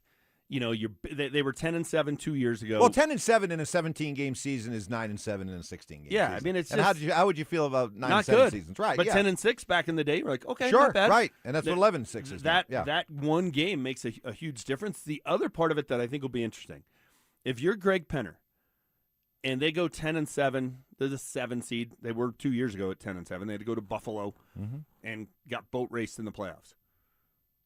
What do you do with Sean Payton? Do you give him a new contract? It's tough if you got a coach who's just churning out 10+ win seasons. It's tough to move on from that. Heck, Sean McDermott lasted how long in Buffalo? That'd be 34-17 in the last 3 years. Throw in the 8-9 his first year. That'd be 42 and. All right, quick math, 26. But over the next 2 years, with what you've built over the last 3 years, and you went to an AFC championship game that had many people saying you would have been in the Super Bowl if the quarterback doesn't get hurt, yeah, I think it's fair to say that there has to be a steady, continue feeling of the arrow going up. Not only the record of the team and another trip to an AFC championship game or Super Bowl, but I think it also comes down to is it very, very clear that Bo is the dude. Yeah. And you've had no problem inking him to a 6-year, $360 million contract, making, $60 million a year. You're talking about Bo? I'm talking about Bo. I think there's a very narrow window where Sean Payton gets a second contract. I think it's 11 or 12 wins this year. You're close, but you don't quite get to the Super Bowl and win it. And then it's like, yeah, we got to keep this going. We got to keep it together. If they win the Super Bowl, I'm firmly convinced he walks off into the sunset. His goal is to become the first coach to ever win a Super Bowl with 2 teams. Great goal. As a Broncos fan, I love that that's his goal. But once he does it, I think he's adios. So if Good observation. On that extreme, I don't think he gets a second deal. On the other extreme, let's say this is just a total disaster of a year, and they go 6-11. With this schedule, if Bo misses 4 or 5 games at some stretch, the wheels could come off this thing then I pretty think easy. everything's on the table. Then you start thinking. But if I just don't think that. Two reasons I'll poke holes in your 2 theories there. One, if they're winning 10, 11, 12 games the next 2 years, barring just complete and utter collapse in the playoffs. I just can't see, if Sean wants to coach, I just can't see them moving away from that. Now, to your other point about, let's say he wins the Super Bowl in the next 2 years. Wow, this is a great conversation to have. And you now know Bo Nix is your next Drew Brees. Coaches don't walk away from that. You think Andy Reid's in any hurry to walk away from Patrick Mahomes? Andy Reid's going to coach for as long as Patrick Mahomes continues to play. Why? Because Andy Reid's one of the lucky ones. He's got a quarterback. And if you got a quarterback, you don't walk away from that. So if under that scenario of the Broncos being really good the next 2 years and maybe even winning a Super Bowl, does Sean ride off into the sunset? No, if anything, he's like, I'm going to ride Bo as long as I can. Because let's run it back. There's also let's say they have a really good year but don't win the Super Bowl. Right. They win 13 games. Bo looks great. Yep. Who's going to be the hot coaching prospect? Davis Webb. Oh, he'll be gone. So if you're Greg Penner, do you let Davis Webb, the next hot commodity, the next Ben Johnson, walk out the door and go somewhere else so you can keep your coach that's in his mid-60s? So did Detroit do the wrong thing in keeping Dan Campbell? Probably. Really? So they should have. Don't you kind of feel like the expiration date on Dan Campbell's starting to hit us? Zach and I went through, and 88% of coaches win their first Super Bowl with the team in the first 5 years they're there. That window is about to close on a lot of coaches. You start to feel like, I just don't know if it's going to happen. I don't know that Dan Campbell. I feel like Dan Campbell's in that category. What has Ben Johnson done? He turned around a Chicago team that was awful. Okay, well, but you're always a big believer in, do I have Doug Collins or do I have Phil Jackson? Do I have the guy that Agreed. Do I have John Fox or do I have Gary Kubiak? Ben Johnson. Right. Do I have Michael Malone or do I have David Adelman? Right. So I mean, you got a Ben Johnson type could be, hey, he's a new hot thing, and he gets you back to relevancy, but maybe he can't get you over the hump. But don't you think Greg Penner will have to think about that? If Davis Webb is the hot commodity, because they're going to have to make a decision on Sean next year. He's not going into his 5th year as a lame duck coach. Right. So a year from now, it'll be time to discuss, okay, does he get a contract extension? if Davis Webb is the hot coaching commodity and he's got 4 or 5 interviews and everybody's talking about, he's the next Ben Johnson, he's the wonderkind, you just let him walk out the door so you can keep a coach that is going to coach how long? Show me the example of the next hot thing that the team that had the next hot thing kept him over the established coach that had been winning a lot of games up until that point. I mean, it would be find me the example. Basically, what I'm saying is find me the example of the team that chose during the run that they were having chose to keep Ben Johnson and fire Dan Campbell. 10 years from now, who's going to be a head coach? Davis Webb or Sean Payton? Is Bo still playing at a Pro Bowl level in 10 years? I'm not saying here. I'm just saying anywhere. Sean might still be here. I think Davis Webb has a better chance in 10 years of being a head coach in the NFL than Sean Payton. He'll still be coaching. So I think if you're Greg Penner and you're looking long term, boy, can we? There's a very narrow window. I'm a little surprised this is coming from you because if anybody is usually the sober, let's pump the brakes before we get ahead of things, it's you. You've got Davis Webb, who hasn't even called a play yet as an NFL offensive play caller. You got him coaching at an elite level 10 years from now in the NFL. I think that's more likely than Sean Payton is still coaching at 73 years old. Pump the brakes there a little bit. I think the very narrow window where Sean Payton gets a second contract is this team wins 11 or 12 games, but their offense isn't amazing, and Davis Webb's not getting interviews next year. That's the window that Sean Payton gets another deal. All right, we'll get into what James thinks and what I think is the plan for the Nuggets in the offseason. We'll have what's trending coming up. Deion Sanders said, poor Shador went through hell and back in his rookie season. That's next. He got that it that Jules had. Denver, Vegas. The Western Conference Final is here, and this city is hyped. The Avalanche, the Golden Knights, a trip to the Stanley Cup Final on the line. We're riding through it with you, and we're just as obsessed as you are. Every take, every call, every moment that makes you jump out of your seat, we're living it with you. Mornings, middays, afternoons, it's Avalanche playoff coverage all day long. Denver Sports 104.3 The Fan, Denver's playoff headquarters. Frustration, confusion, loneliness, some embarrassment. These are just some of the emotion that guys dealing with erectile dysfunction have to go through. Not fair, but the good news is it isn't something you have to just live with and accept, not with an alternative and a possible solution in Rocky Mountain Men's Clinic. They've been successfully treating thousands of men here in Colorado over the last decade. They use advanced medical science to empower male performance with therapies that go far beyond the pills and herbals you may be trying now. I've gotten to know Jeff and his all-star team at Rocky Mountain Men's Clinic. They got the science of ED down pat for sure, but what I like and what sets them apart, how comfortable they make you. They know this is a big step. There's nerves, anxiety, maybe some embarrassment. They go to great lengths to be as welcoming as possible to put you at ease. Don't live with ED anymore. For just $99, you will meet with a Colorado licensed medical provider, take a TNPSA test, and if medically advised, a test dose. And if that test dose does not work, your entire office visit is free. Got 5 locations around Denver to better serve you. Fort Collins, Castle Rock, and Colorado Springs. Call today, 720-440-7900, and at RockyMountainMen'sClinic.com. Michelle Smallman here. PayPal is now the official peer-to-peer payment sponsor of the NFL, which means all the money moments that fandom creates, whether splitting tailgate costs or chipping in on tickets and game day food between friends, are covered. Wherever the game is played or watched, PayPal moves with fans. You can send money through text, email, or directly to your friends with eligible accounts on Venmo. Just download the PayPal app and share all the moments that matter. Account with PayPal is required. Not available in all regions where PayPal operates. It's Rich Eisen for Pella Windows and Doors. Sometimes teams take a timeout to regroup and call the right play. When it comes to your home, Pella Windows and Doors always has the winning game plan. They do it every day, and that's why your neighbors trust them. Visit Pella.com/Eisen today. Right now, Pella Windows and Doors of Denver in northern Colorado is offering buy one, get one 50% off windows and doors and no payments, no interest if paid in full until 2028. Some restrictions may apply. See store for details. Offer ends May 31st, 2026. Wait! Before you change the station, listen to this. 1877 Cars for Kids. KRS Cars for Kids. 1877 Cars for Kids. Donate your car today. carsforkids.org. That's cars with a K.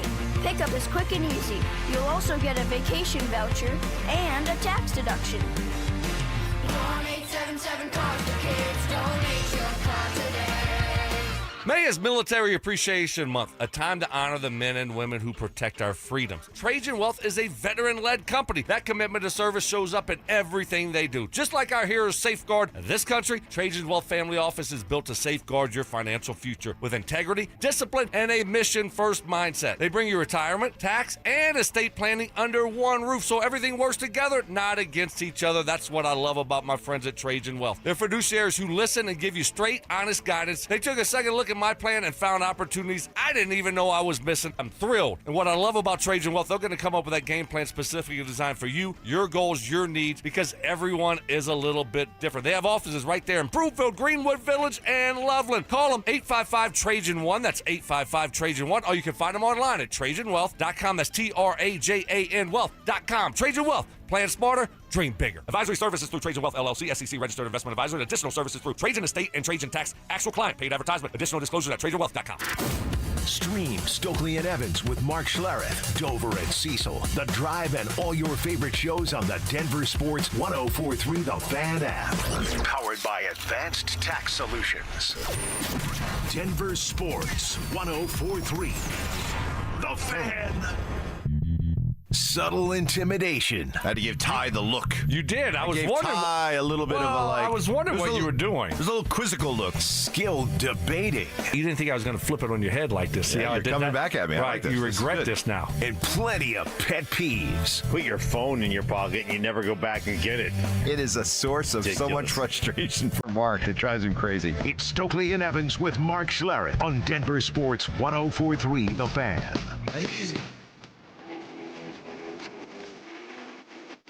Got James Marilat in with me this morning as Stoke and Stink both off today. Both will be back on Monday. Don't know what they're doing. I mean, they're just off doing their own thing. So wish them well. But we've got what's trending coming up here in just a little bit, what Deion Sanders had to say about Shador's first season in the NFL. We'll get to that.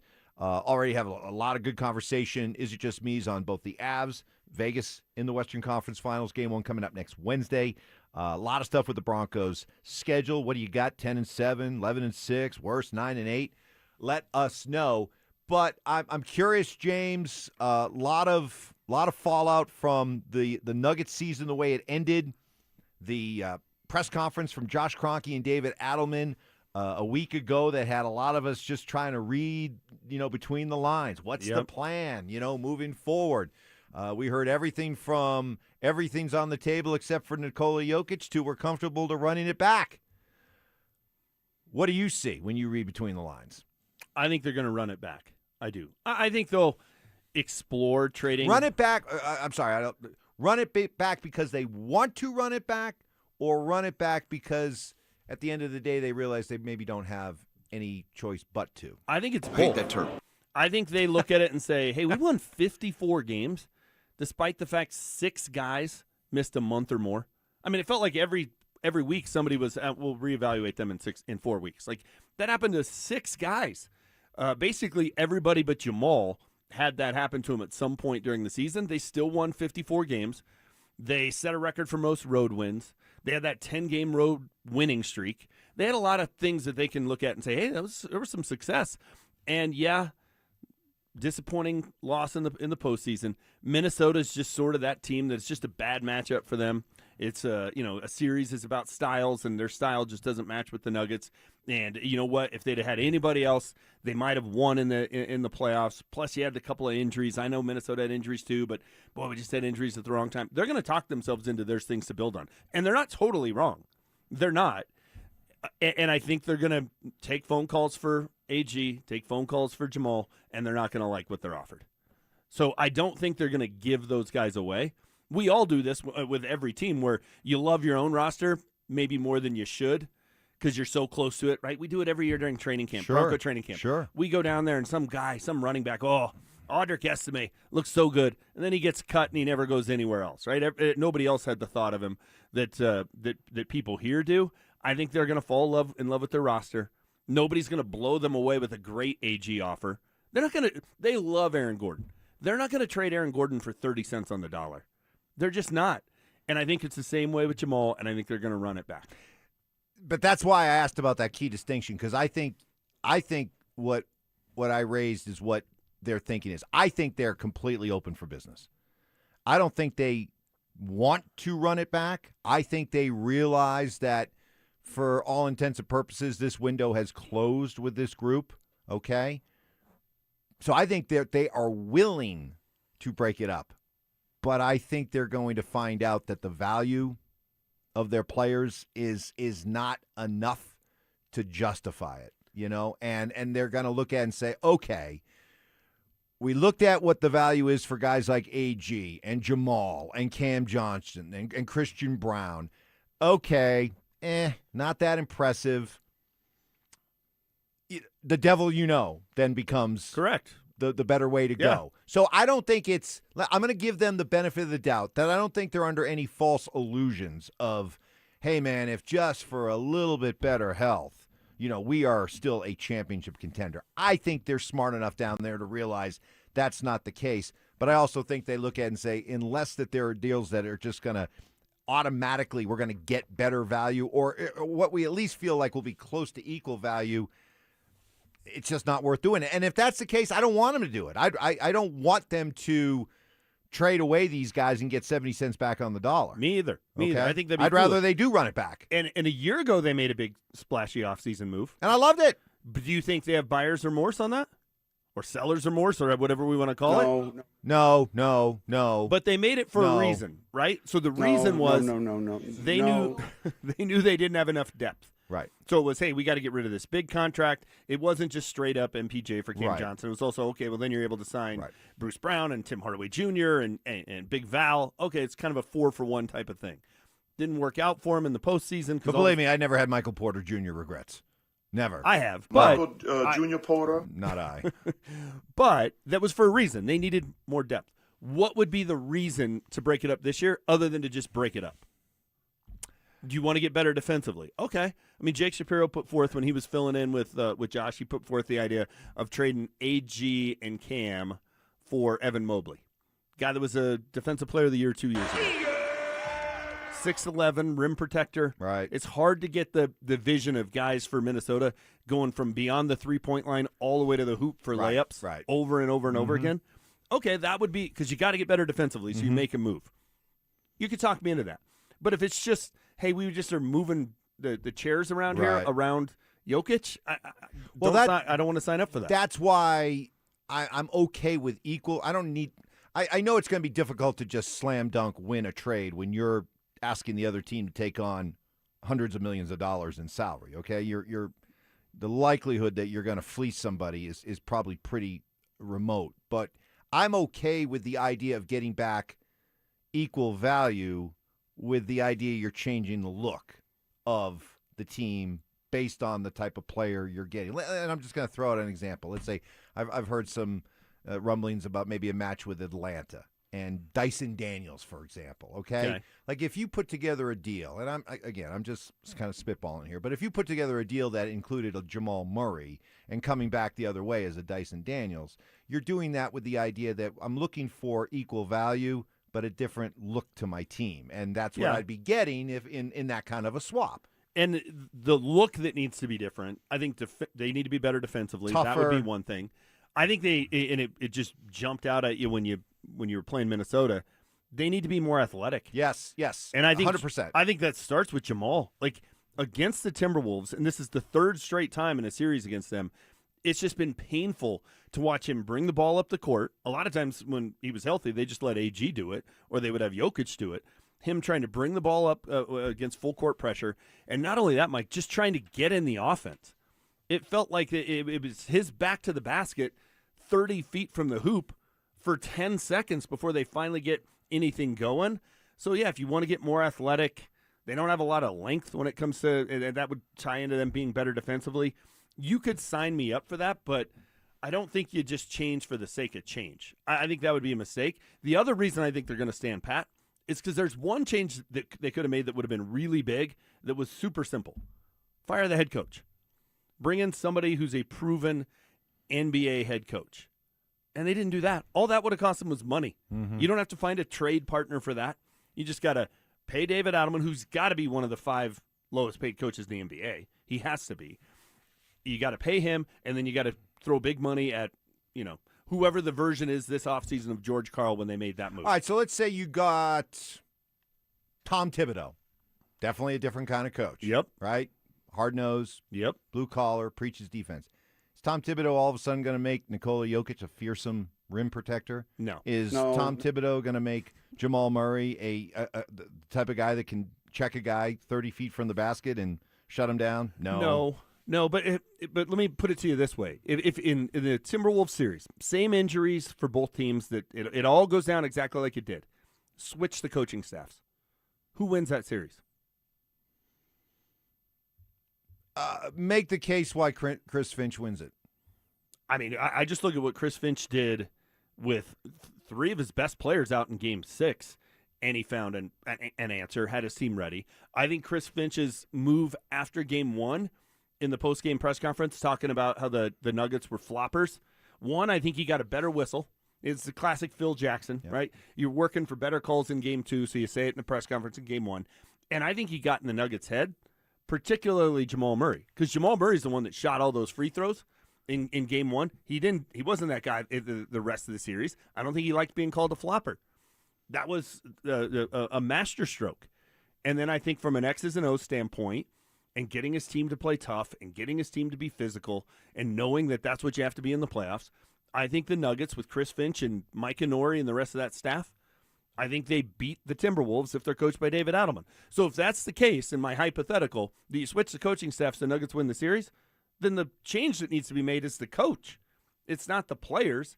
So that's why I don't think they're going to do anything, because if they're not going to change and move away from David Adelman, and why? Hey, we went 10-6 without Jokic. We won 54 games. We won the most road games in the history of the franchise. They talked themselves into that. They're going to talk themselves into the roster. It could be the thinking is that, look, we won a championship. I mean, we did what a lot of people in this town thought would never happen. We delivered them a chip. Yep. And you know what? We still have the team that's going to go out and automatically win 50-plus games. They're going to be in the playoffs. We're going to have a sold-out arena every night. We got familiar players, popular players. Hey, it's a good model. Maybe it's not a great model, but it's a good model. It's a model. It's a model that a lot of teams in this league would crave to have, and we're okay running that back with the understanding that we understand there's a ceiling. This ceiling has been established, and The ceiling is established, and we're okay with that. So the ceiling for this team is established as what? They're a playoff team, but they're not a Western Conference final team? Correct. They're If you run it back with this group, they're going to win 50-plus games. They're going to win a playoff series. And then they're going to run up against a San Antonio or an Oklahoma City and lose. A year ago, they took Oklahoma City to 7 games with 3.5 healthy players. That was Oklahoma City just still in the process of figuring it all out. They've figured it out now. I feel like San Antonio's the team that is Secretariat in the Belmont, and the Nuggets are the second or third horse in that race. Could be. Yeah, that's good. It just feels like they're pulling away from them. Yeah. And I don't know that there's a trade that the Nuggets can make that's going to close that gap. That's another great thought. Sometimes you have to, as a franchise, you just have to sort of be honest and say, how many changes are there to make that are going to get us past this team or that team? Yeah. Right? And not 2, not 3, not 4. Do we just have to accept that we had our window? That window is probably closed. It's their window now. And being a 50-plus win team and going to the playoffs and maybe eventually running into that team isn't the worst thing. Yeah, I just don't think there's a trade that's going to close that gap. Yeah. So if that's the case, do you blow it up? Do you get rid of players that are popular? There's a bunch of Jamal jerseys, a bunch of AG jerseys up in the stands. You're going to trade that guy away so you can still be the second place horse in the Belmont? Like, that doesn't make a lot of sense. Dyson Daniels going to get you past these teams? Right. He's not, and he's not going to get the fan base excited. Right. That's just change for change's sake. Yeah. So I think they're going to look at it and say, hey, we got the best player in the world or one of the 2 or 3 best players in the world. We got Evan Mobley instead of Aaron Gordon. Yeah, we got rid of Mr. Nugget for a good player, but is he going to really change our fortunes? If Aaron Gordon's healthy, that was the other problem against Minnesota, and I get it. The Timberwolves had a ton of injuries too, but the Nuggets' two best defenders didn't play. Right. So it just made the fact that they're not a very good defensive team even that much more glaring. I think if you can, they got to find a way that Peyton Watson's still here. If Peyton Watson plays and Aaron Gordon's healthy, those are two big ifs. Yeah. But if that happens, I think the fact that you need to get better defensively, well, you accomplish that just from those two things occurring. Let's get to what's trending. From sports and news to entertainment and downright debauchery, Stokley and Evans with Mark Schlereth presents What's Trending Right Now. The Avalanche Western Conference Finals opponent is now known. It'll be the Vegas Knights, who got rid of Anaheim in 6 games last night. Series doesn't face off until next Wednesday at Ball Arena, Wednesday and Friday, the first 2 games. And, James, it's one of those things, if you look at Vegas and you're like, man, it seems like I've seen a lot of these guys before. You have, but in different uniforms. You look at this Vegas roster, which, by the way, is not the same as the one that knocked the Avs off a few years ago. But, I mean, look at some of these guys. You got Barbashev, who was with St. Louis all those years. We got to know him through the Blues series. Same thing with Brandon Saad with the Blues for all those years. How about Thomas Hertl? All those years with San Jose. He's with Vegas. How about Colton Sissons? Remember him? All those years in Nashville with the Preds. Same thing with Cole Smith, longtime Pred, now with Vegas. How about even if you think about the I wouldn't call it a rivalry, but a lot of matchups with Calgary. Rasmus Andersson, one of their defensemen with Calgary a long time. But certainly you see the heavy St. Louis, San Jose, Nashville, guys that we've seen in the playoffs over the years. They've got a couple of studs in Jack Eichel and Mitch Marner, but this is a team that was, as you correctly pointed out, would have been a distant 4th in the Avs division this year. They would have been a distant 4th or 5th in every other division. So there you go. They basically won the equivalent of the NFC South. Yeah. Mark Schlereth would have been calling Vegas night games all season long. Yeah, okay? They're the Carolina Panthers of the NHL. Exactly. So who's the guy while I'll give them the proper amount of, you can't overlook anybody this time of year. Okay, done. I gave them the lip service. I'll be shocked if this thing goes more than 5. Who's the guy on Vegas that we're going to be annoyed with by the time the series is over? Oh, well, I think, you can start talking about guys like Barbashev and Saad, those kind of guys. But, they'll because that was the weird thing. Somebody's going to quickly establish himself because that's the only way Vegas can win is to try to muck it up and slow it down and goon it up a little bit. Clutch and grab, all that kind of stuff. I still am concerned. I know they're 8-1, and I know Avs fans are going to get mad at me. I'm still concerned that this team seems to be willing to play with fire. It was a closeout game Wednesday night, and they didn't show up. Now they got lucky. And they won, and it was awesome, and I'll forever remember Nathan McKinnon's goal. But you had to pull your goaltender and get a snipe with a minute and a half left to force overtime in a closeout game, and you were down 3-0 after the end of the first period. Should have been 4-0.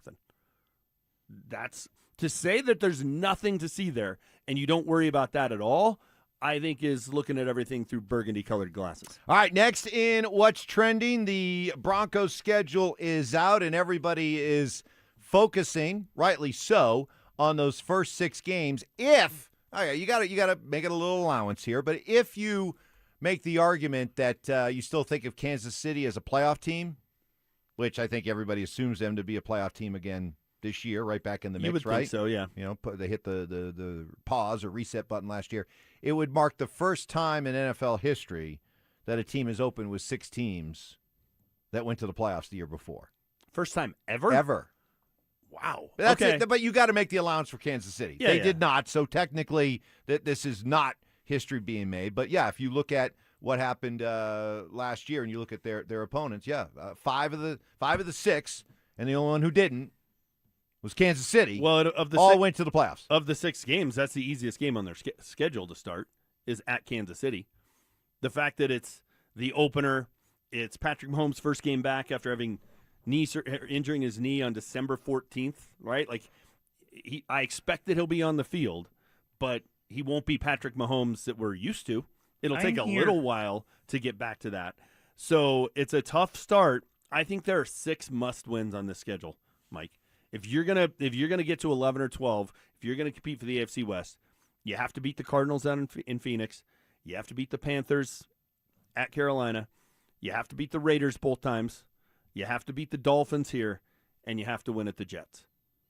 You get those 6, then you got 11 games that you can go 5-6, 6-5, and all of a sudden you're at 11 or 12 wins.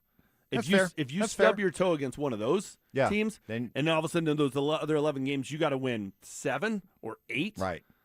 That's an uphill climb. Sure. So I think those are 6 must-wins, which is tough to say in the NFL, but you can't lose to any of those teams. Next to what's trending, Deion Sanders went on the Barbershop podcast and said that Shador Sanders went through hell during the pre-draft process last year and then on into his rookie year. Quote, Deion, when he takes off his shirt, I see the scars on his back that he's been through hell.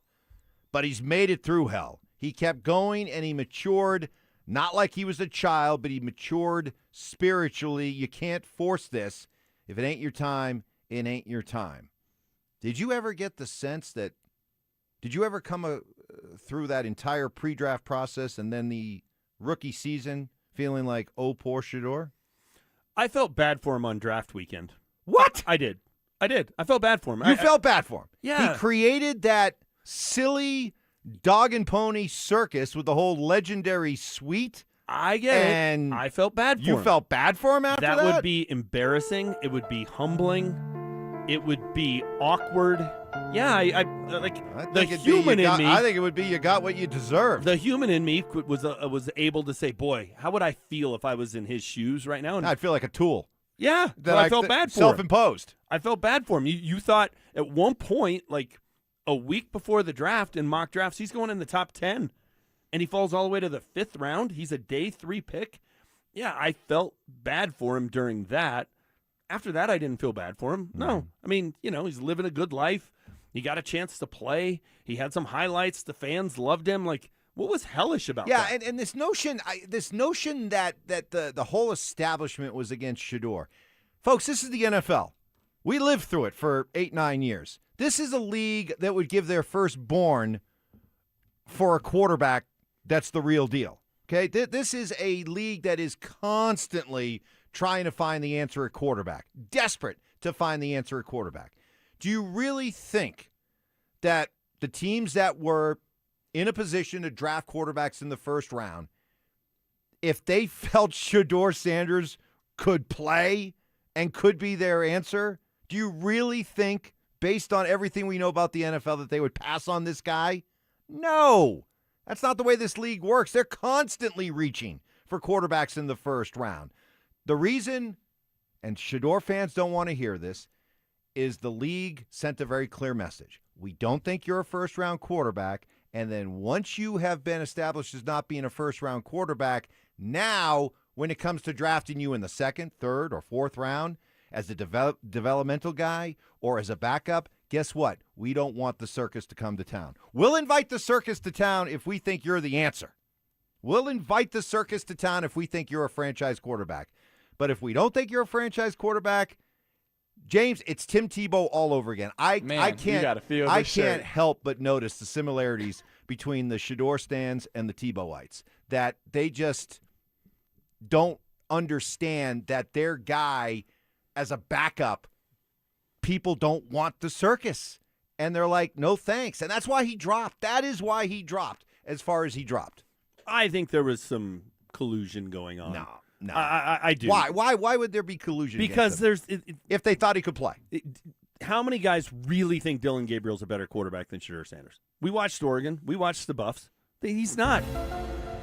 Shador Sanders has a ton of talent. Now, I agree with you on the circus thing. But Dylan Gabriel as a quote-unquote backup developmental quarterback is not going to create nearly the same kind of circus as Shador's going to. I get it, but he also has way less chance of being a starter in this league for a decade than Shador Sanders does.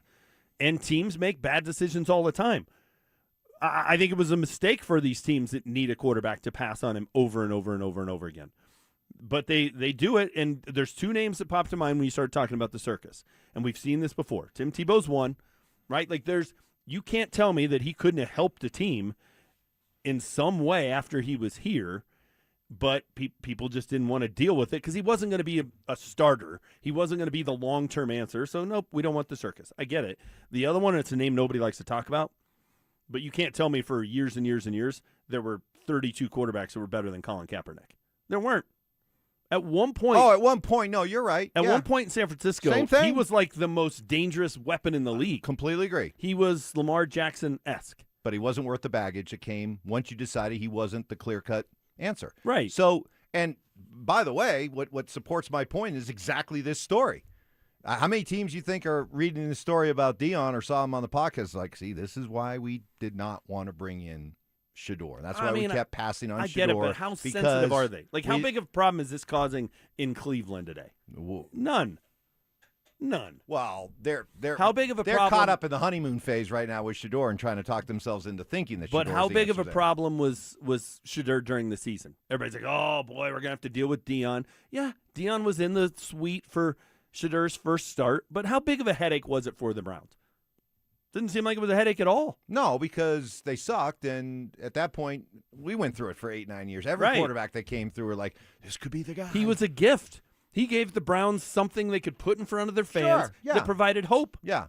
So it worked out great for the Browns. Let's see how it Which ages. one are you, a dog or a cat? Do you think the Browns fans would have been excited playing the last 4, 5, 6 games with Dylan Gabriel?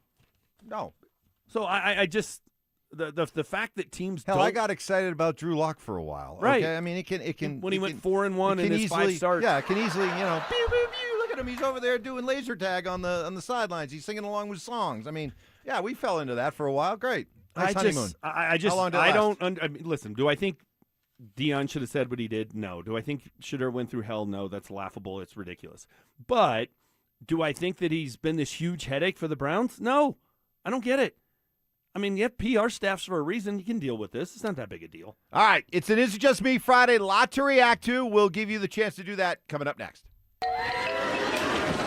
Summer is calling, and we're sending you to the lake in style. Download the Denver Sports app to enter our Day at the Lake contest for your chance to win everything you need for that perfect lake day. You get 2 paddle boards, 2 chairs, a cooler, pop-up tent, and Bluetooth speaker. Oh, and did we mention you also get a $250 gift card to fill up that cooler?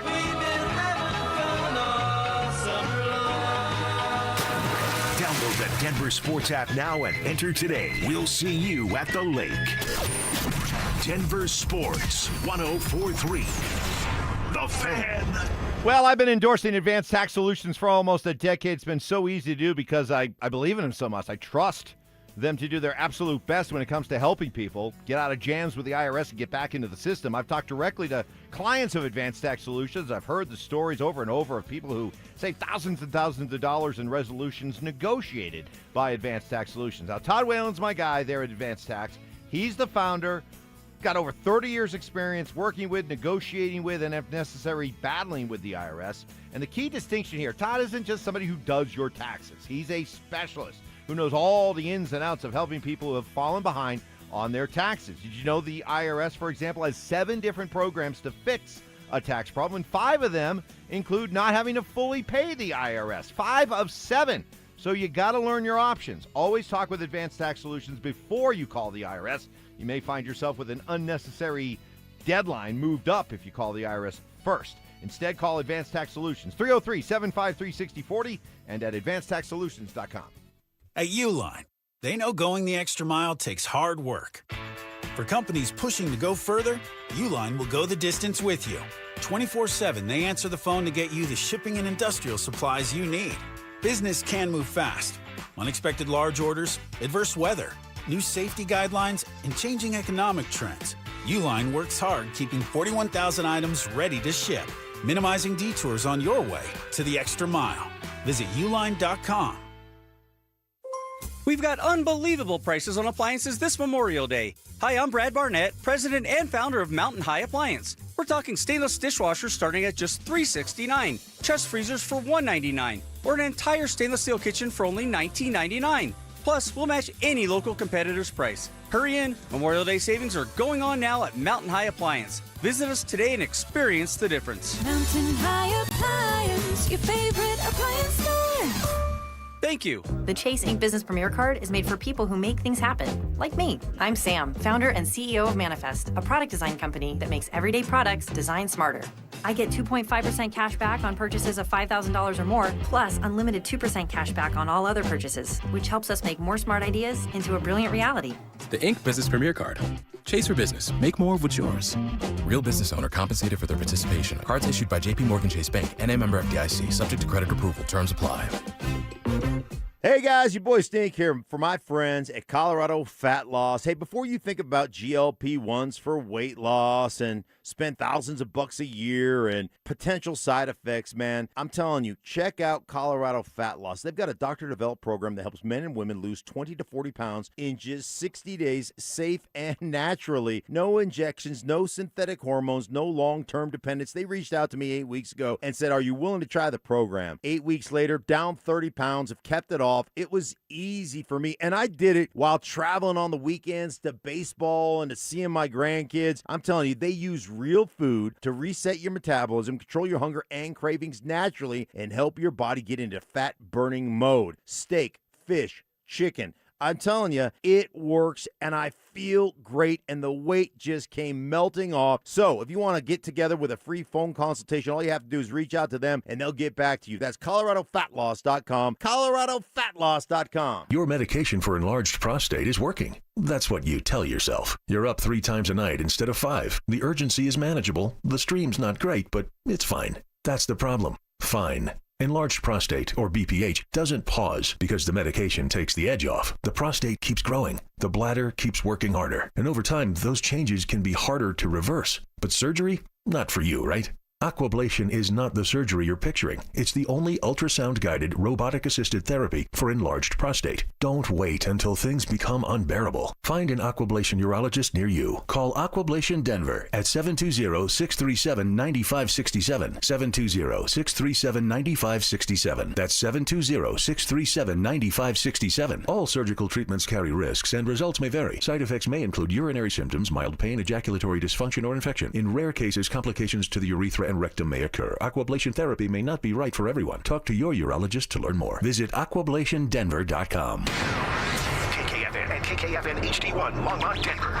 Powered by Able Builders, it's Stokley and Evans with Mark Schlereth. Job shaming. You played in the NFL, but you were a wide receiver. Embellishments. I mean, sometimes I swear you're just making things up. And amateur zoology. I think polar bears are bigger than grizzlies. Of course So make them a polar bear. It's Stokley and Evans with Mark Schlereth on Denver Sports 104.3 The Fan. As we roll halfway through the program here on this Friday, moving very quickly. Good pace. A lot of things to talk about. Is it just me Friday? Some great takes coming from you on the RamosLaw.com text line, 303-713-1043 on our Denver Sports YouTube channel, our YouTube chat, presented by Champ Honda. So keep those going. James Marilat sitting in as Stoke and Stink are both off today. Back on Monday, both of them. Are people still mad at me? Well, they're mad at you because why don't you reset for Avalanche fans as we get set for Game 1, Western Conference Finals, Vegas Knights, Wednesday. Got to wait all the way to Wednesday for Game 1. So, but it's Vegas and the Avs. But you, despite the Avs being 8-1, you're still not, what? Well, sure, convinced? In 3 of the 5 games against Minnesota, 2 of which they won, they didn't play very well. They gave up 6 goals in the opener, had a ton of defensive lapses. Game 3 was just an awful effort. That's the game they did lose. They were bad from the jump. And then in a closeout game, after having 4 straight bad showings on a home ice Game 5, right? You lost twice in a 2-2 game. You lost twice with the chance to close out teams. Like, this group should know better. They came out in a closeout game and were terrible in the first period. They were down 3-0. It should have been 4-0. They were down 3-1 with 3.5 minutes to go. 99% of the time you lose that game. Awesome that they won it. It was great. It was an unbelievable comeback. We're all going to remember where we were when McKinnon's snipe went in. Like, great. But that doesn't eliminate the fact that for 57 minutes, they didn't play very well. They have a goaltender situation, to put it mildly, or controversy, or whatever. That's not a great thing. Like, there are reasons to sit there and go, okay, not that you'd think they're going to lose to Vegas. I don't. But there are reasons to think, okay, this isn't going to be as easy as people think. And there are a few little cracks with this team. See, and that's fine. And you've had some support, believe it or not, from some folks here on the text line who say you bring up some fair points. But let me go at your cracks with how I look the opposite of those cracks. Okay, they were a defensive mess in game one. But guess what? They were also an offensive juggernaut in game one. They were. And they won the game. Then, after preaching and immediately coming out after that game and saying, look, we can't play that way. We got to be better defensively. Guess what? They locked up the Wild in game two. Then, okay, terrible game three, but we see that in the playoffs all the time when a series shifts in a best of seven after the home team has won the first two games. You're going to get the most inspired effort from your opponent in game three and maybe the best chance for a letdown from the team that's up 2-0. And that was a classic case of what we saw in game three. But then how did they respond? Lockdown, impressive 60-minute effort in game four. Game five, hold on. Game five, I can't argue with you.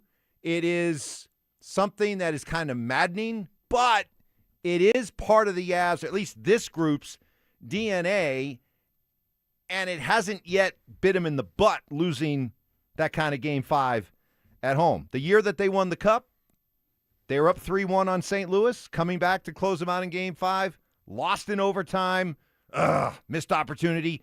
They go on the road in game six and win down out in St. Louis. Stanley Cup Finals, they come home 3-1, or 3-2, excuse me. That wasn't game five, but a game six, but still a chance to, close it out. Couldn't do it at home. Annoying. But then that was a game five. That was a game five. That's right. Yeah. That was a game five. Yeah. Lost it. Again. Darn it. Got to go on the road. Wish we didn't have to do this. But then they go in and take care of business and win the Cup. So I just, while some of your points that you're making are fair, I would like to say that there is also a positive that comes with if you flip the coin over, there's a positive to all your concerns and negatives. I don't disagree with that, but they keep playing with fire, and they keep getting away with it. Okay, we'll see if they're able to do that through two more rounds. Look, we should be previewing a game six for tonight. We should. They were lucky to win game five. They also, in game four, and I agree, they played well. That was a 2-2 game with 8.5 minutes to go. It was a 3-2 game with a minute to go.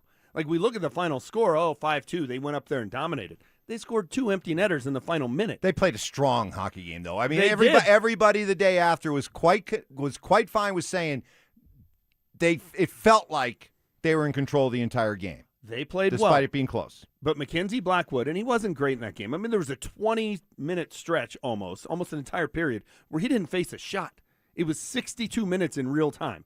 If you're looking at the clock on your microwave in the kitchen, 62 minutes that he didn't see a shot. So they played well, but I thought he was sensational in the final 8.5 minutes of that game, right? And once they went ahead 3-2, and then all of a sudden Minnesota knows their season is on the line. They've got to tie that game, and they were peppering him with shots, and he was up to the task. But that's how close we are to not only talking about a game six tonight, but talking about a game six where the Avs are down 3-2. It's not that far. So I know they won in 5, and I know that sounds dominant, and I know they're 8-1 throughout the postseason. We are a whisker away from previewing Game 6 tonight in Minnesota with the Avs facing elimination. Maybe, but there's also the characteristics that they've shown in being able to overcome some of these things that that are the stuff of champions.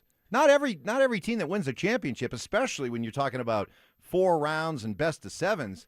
Very few teams, James, go through it in a way that just is like, my goodness, they weren't even tested at all. It was a complete runaway. That very rarely happens. The teams that won cups here, the first 2 cups, lost 6 and 7 games in their route to winning a Stanley Cup. They had 7-game series. I mean, the Avs were down 3-2 in 2001 to New Jersey and had to have Patrick Waugh stand on his freaking head for the first period against the Jersey onslaught against an Avs team that looked like they were being ready to be put out of their misery. Yeah, but that was then they end up scoring, they win the game, and then they win Game 7 here. But that was by no means easy. Well, that Devils team was a heck of a lot better than the Minnesota Wild. What if the Wild won? Nothing. But the Avs had some other 7-game series along the way to winning those cups. Do you think in Carolina they can shoot holes in what the Hurricanes have done through 8 games? Not much. Okay. But the Carolina Hurricanes haven't played anybody that the entire NHL world agreed that, wow, this is ridiculous that the Avs and fill in the blank, Dallas or Minnesota, are playing in the second round, because that's your de facto Western Conference final right there. And as we get set to play Vegas, I have a feeling that as that Vegas series plays out, we're going to realize the true Western Conference final was Avs-Minnesota. I don't know. We said that last year, too, and Dallas didn't make the Stanley Cup final. They didn't.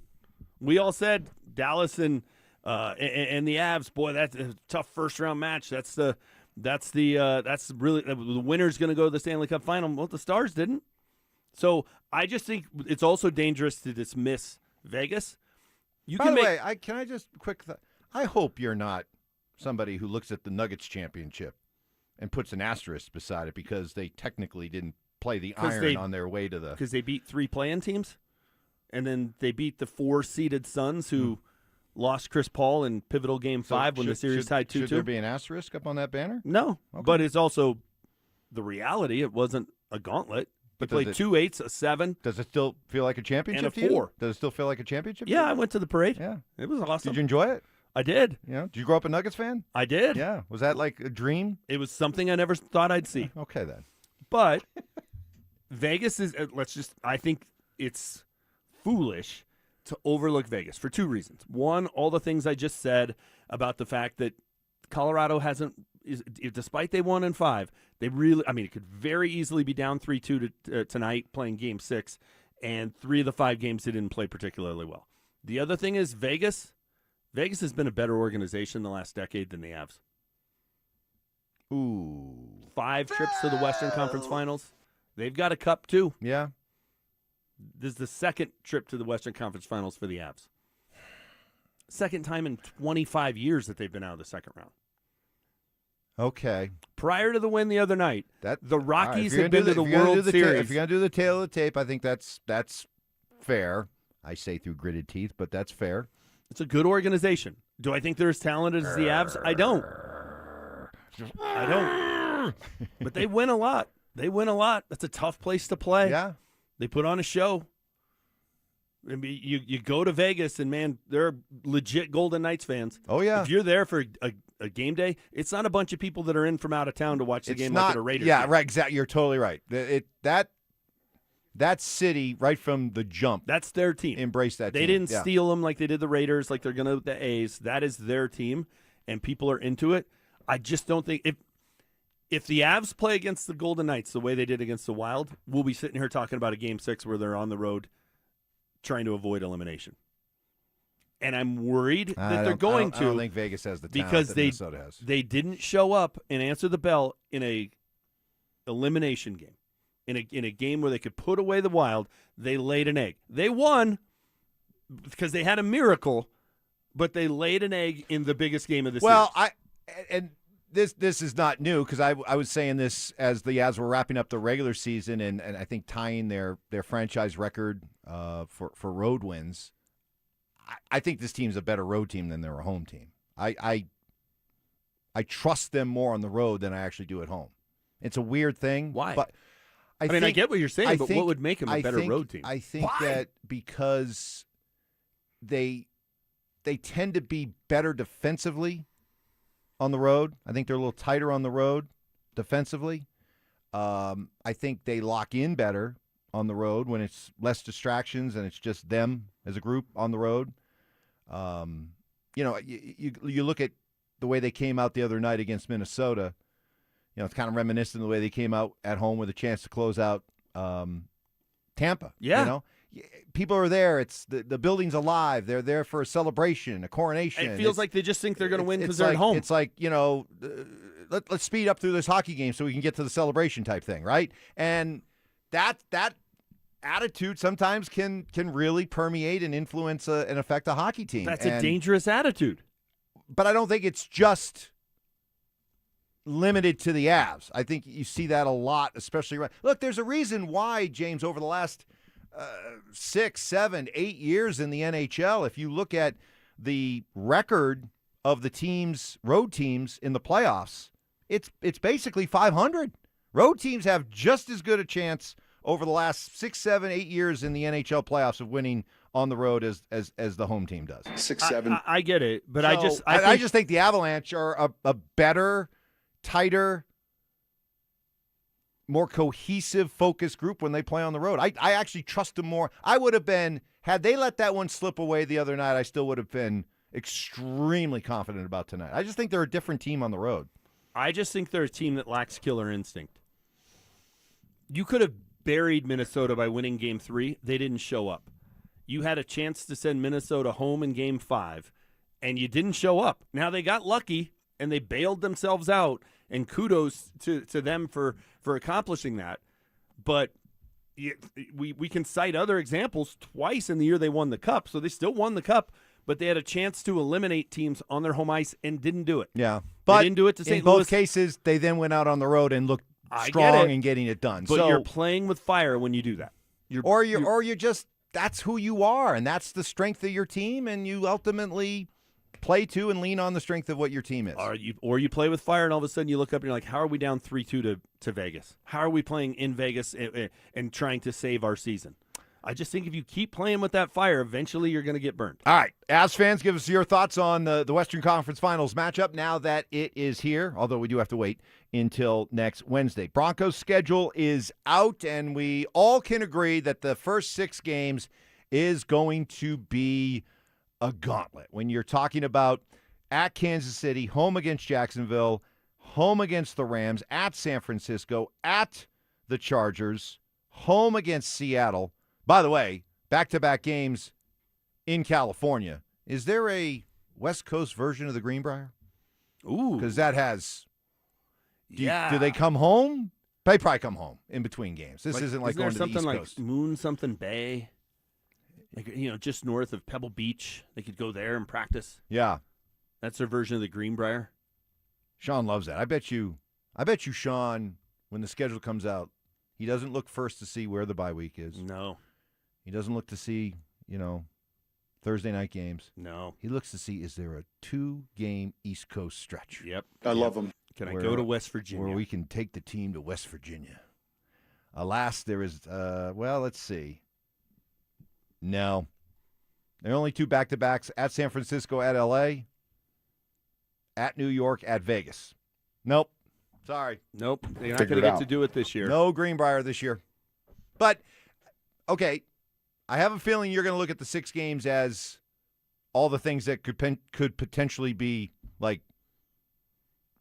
could torpedo a season, right? I mean, these first 6 games. Like, you probably look at this and go, if they're not careful, they could be 0-6.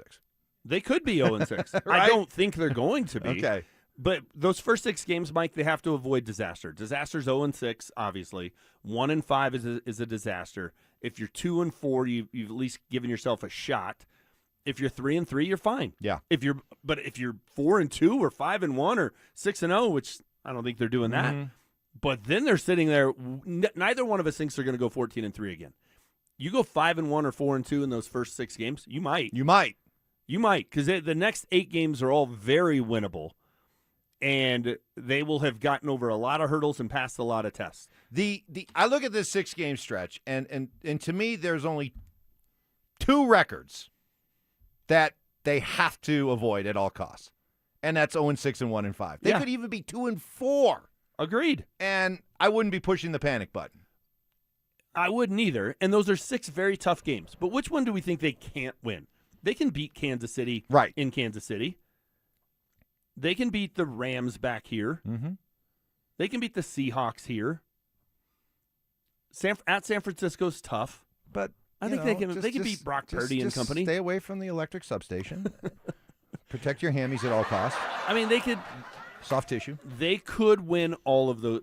Any of those. I'm not saying they'll go 6-0, but they could win all of those games. It's not mission impossible on any of those. You know, the other thing too, and again, I'll choose to look at the positive side of the coin here rather than the negative. I do understand that it's a tough 6-game stretch. I do understand that under Sean Payton, these first 3 years, they've gotten out to slow starts, followed by really good Octobers. But if you do want to put a positive spin on the idea of running it back, as they clearly have done this offseason, well, to start a season with a lot of built-in continuity, when a lot of teams around the NFL with a lot of roster turnover are kind of trying to figure things out in the first part of the season, you hear it all the time that increasingly, especially now with a 17-game season, that first month of the season is almost just an extension of the preseason. The Broncos are in a position, because of having everybody back, that they can hit the ground running and should be able to hit the ground running. For sure. But, I mean, look, the Chiefs were lousy last year, and their quarterback's coming off of major knee surgery. That's a winnable game. The Jags, would you be shocked if the Jags turned back into the Jags? No. Okay, so that's a winnable game at home. The Rams is here. The Rams are going to be very good. They're the odds-on favorite right now to win the Super Bowl. Mm-hmm. But that game's in Denver. At the Niners is tough. At the Chargers, that's going to be half Broncos fans. That's not mission impossible. And then you get the Seahawks here, and they got to travel on a short week. So, yeah, it's a tough 6-game stretch. But really, other than the San Francisco game, I don't think there's an excuse to lose any of those. I'm not saying if they don't go 5-1, it's a disappointment. I'm just saying we shouldn't look at this as mission impossible. Exactly. And then after that, they've got 6 games, though, that they absolutely have to win. You have to beat the Jets in New York. You have to beat Arizona in Arizona. You have to beat Carolina on the road. You have to beat the Raiders both times. And you have to beat the Dolphins. If you can survive that first 6 games 3-3, and I would immediately sign up for that today. I'd sign up for 3-3. Because then you look at their next 8 games. At Arizona, home against Kansas City, at Carolina, bye week, home against Vegas, at Pittsburgh, Black Friday, day after Thanksgiving, home against Miami, at the Jets, at Vegas. That's a 3, 6, 8-game stretch where you start talking about, well, what do we want to do in this stretch? I mean, to me, I'm thinking 6-2 at a minimum. For sure. At a minimum. Probably more like 7-1. But the more we talk about it, the more this first 6-game stretch and everybody being scared of it makes me mad. Like, it's time to put on our big boy pants. I'm 100%. That we're in complete agreement, because as I was hearing the immediate reaction to the schedule, folks, this is the neighborhood you've wanted to move into for the last decade. Yeah. You wanted to get back into this kind of neighborhood where, guess what? You're finishing first. You're playing a first-place schedule. You're playing primetime games, and you're being put in some of these, tough windows that, hey, we're playing a Sunday night game at home, and then we got to go on the road next week. Not ideal. Or we're playing on a Sunday, and then we're playing Black Friday on the road in Pittsburgh. Well, guess what? The NFL is a behemoth, and this is what they do with their best, most marketable, most attractive teams. They put them in some of these tough scheduling windows that coaches probably look at and go, oh, this is not ideal. This is going to be tough. But guess what? The best teams find a way to handle it year after year. The Chiefs had. Buffalo has. New England did for years. That's part of moving into the high-rent district. And I'm glad we're here, but this is now what goes along with it. Who do you think's the best team in the AFC? Best team in the AFC. Oof. Coming off after what we saw last year? Oh, my goodness. I'm sorry, I can't give you a definitive answer. I think it's Buffalo. Nah, I think Buffalo's the best team in the AFC. Nah, I'm not. But here's why I ask. Let's pretend we're doing sports talk radio this morning in Buffalo. Yeah. Right? And this is the start of the schedule. I got to go shovel. This is the start of the schedule for the Bills. Uh-huh. At the Chiefs on Monday night in Patrick Mahomes' first game back after knee surgery. We're then hosting the Jags. We're hosting the Rams. We go to San Francisco, to the Chargers, and we're hosting Seattle on a Thursday night. They're not sitting there in Buffalo going, oh, my God, if we can just go 2-4. If we go 2-4, keep our head above water. They're looking at that going, yeah, 4-2. 4-2 at a minimum. I want to pound his ass. They're not scared by that. So if the Broncos are legit and they truly are a Super Bowl contender, why are Broncos fans scared off by that? Oh, my God, the 6-game gauntlet. And then, if you consider the Chiefs a playoff team, it's the first time ever. Right. That's nonsense. If you're a legit contender. I want this. If you're a legit contender, that schedule shouldn't scare you off. Right. Right? It's a 6. What were the Chiefs last year? 6-11? You open with a 6-win team? Mm-hmm. This isn't 4 years ago. During the Peyton Manning years, did we really ever get a schedule come out and be like, ugh, skirt, ouch? No, we were like, we got Peyton freaking Manning. Week 2. Let's go. The home opener, week 2. We got Brandon Stokley. Let's go. Is freaking Jacksonville. We're scared of Stokely. We're scared of Jacksonville? Right. I know they came in here and kicked the Broncos' butt last year. That was actually probably the Broncos' worst performance of the year. But seriously, it's Jacksonville. Yeah. The Rams are really good, but it's here. Yeah. And the Niners, it's Brock Purdy. Okay, that's not mission impossible. Right. That's a game in LA at SoFi against the Chargers. That's going to be half orange in the stands. I'm actually going to go with the Chargers. I've been in that stadium for a Broncos game. I watched Russell Wilson win there. Yeah. Now you get to play against Easton Stick, but still, they won. And then you get Seattle. I think it's a huge break getting Seattle here on a Thursday. Well, and all these teams that the Broncos play in these first 6 weeks, guess what they're doing in those cities? They're going over their schedules, and they're looking at their schedule, and they're like, Denver, got to go to Mile High, the altitude. And, boy, that defense is legit. And, Bo Nix is another year under his belt. God bless Bo Nix. They're saying the same stuff. If they're playing win-loss, reading the schedules in Jacksonville, what do you think they're putting for week 2? At Denver? Yeah. An L. Exactly. Yeah. If you're the Rams, unless you think you're going to go 17-0, what are you putting for week 3 at Denver? Here's what I'd be saying. I'd be saying I like the Rams to go 12-5, but I could easily see one of their 5 losses being at Denver. Yeah. I'll take that L. And then if you're in Seattle and you're looking at your schedule and you've got a week 6 matchup at Denver on a Thursday night. Right, same thing. It's a loss. Same thing. Because, again, you're not going to go 17-0. Right. So if you're one of those teams, you're like, all right, we're really good, but we're probably a 12-5, 13-4 team. Where are the 4 or 5 losses? Exactly. All 3 of those teams are looking at Denver and going, that's probably a loss. Look at that. So why are we scared of this? Exactly. See? I've talked myself into 12-5. There you go. You started. Folks, this is what's awesome, and this is why there's still hope for you as Avs fans to chip away at James. He started the show at 6 o'clock, 9-8 for the Broncos. In 2 hours and 26 minutes, he's up to 12-5. But I'm gonna go full. I'm gonna have him going full Ferguson by the time this show is over. That's coming up next. You asked for it, you got it. Backed by popular demand, it's the Drives Brouhaha. Big social brouhaha. This spring, Zach and Phil are back on the road, bringing their party to you. First stop, the Golden Triangle in Denver. May 22nd from 2 to 6 at Schoolyard Beer Garden. There was quite a brouhaha. Come find out what the commotion's all about. Head to DenverSports.com/drive for more details. Guaranteed to bring the brouhaha. Denver Sports 104.3. The Fan. Stick here. He's talking about Buddy Troy Hansford about the housing market over these last couple of years. Come from one of the hottest markets it's ever been to prices declining. Guys, so if you're thinking about selling your house right now, might be the time to sell it, still get top dollar. Believe it or not, my buddy Troy's still offering his $5,000 guarantee. If you can't sell your house at the price you guys agree upon, plus the timeline they agree upon beforehand, he's going to cut you a check for $5,000, and he's making that offer because he continues to spend a ton of money marketing his listings. Has about 100 families approved and ready to buy. If you have a house, Troy probably has that perfect buy for you right now, waiting for you to pick up the phone and to call him. And if for any reason you need to sell right away, Troy can buy your house all cash, and he can close in as little as 7 days. Call Troy, get your home sold for the most money. 720-944-33. That's 720-944-33. Troy Hansford of RE/MAX Professionals, a Colorado licensed broker. Some restrictions do apply. Want to sell your house? Then pick up the phone and call my buddy Troy. 720-944-33.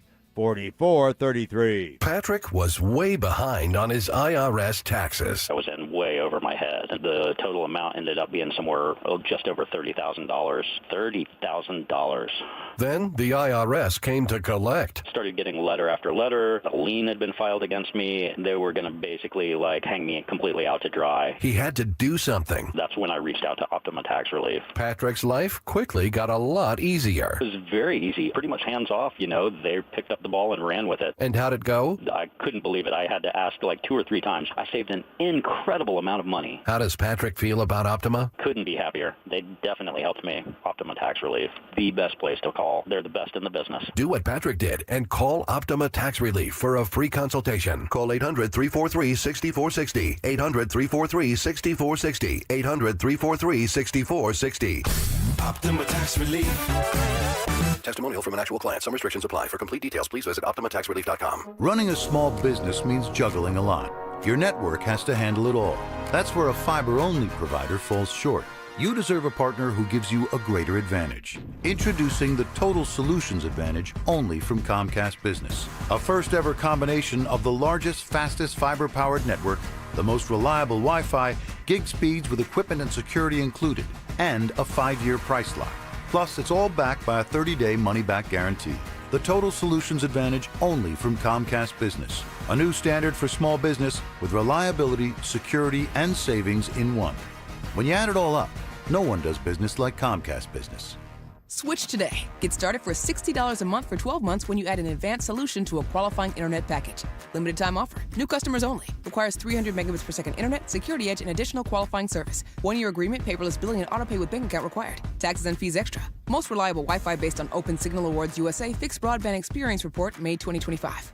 Now is the best time to buy. Get ahead of the competition and get the deal you want on the home you really want. Maximize your savings with lowest rate for life, and if the market does improve, we can save you money without any additional lender fees or appraisal fees. We're here for you today and tomorrow and celebrating 30 years of helping homeowners with expanded approvals, low rates, credit improvements, and more. Call U.S. Mortgages at 303-LOW-RATE. All loans subject to approval and change. License number 392126. Your dog wants a fence. And Denver agrees.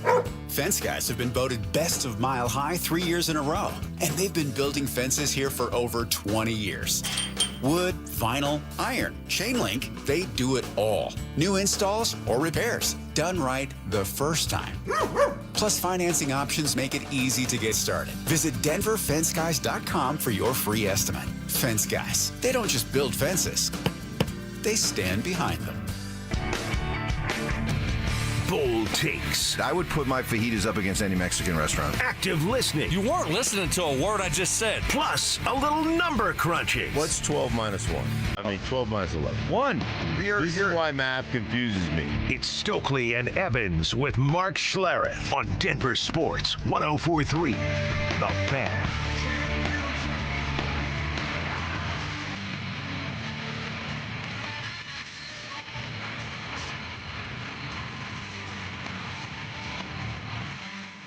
On this Is It Just Me Friday, James Marilat sitting in as both Stoke and Mark off today, both back on Monday. Lot to react to from the Avs 8-1 on into the Western Conference Finals, looking ahead to a matchup with Vegas. You got the Broncos schedules out.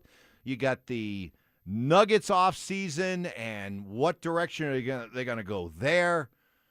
You got Deion Sanders saying that Shador Sanders went through, quote, hell pre-draft in his rookie season. Do you believe? It's that was a curious word to use there. But anyway, by the way, I'm curious, James, because you never were shy about putting Michael Malone on full blast when it came to anything not going well with the Nuggets. Kid's got balls, man. Where are you on David Adelman?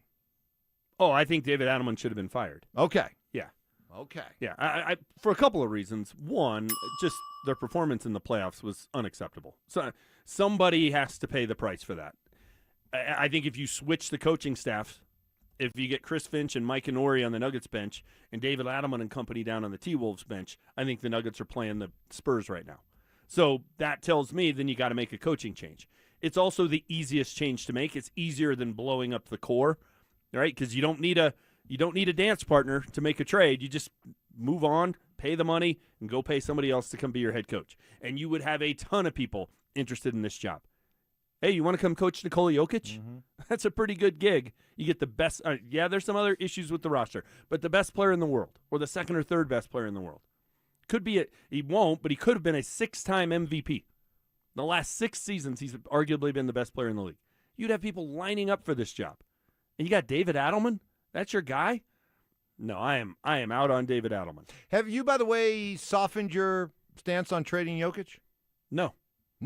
And you would have to blow me away with a Herschel Walker type trade, but I think the idea of everybody's touchable except Jokic is silly.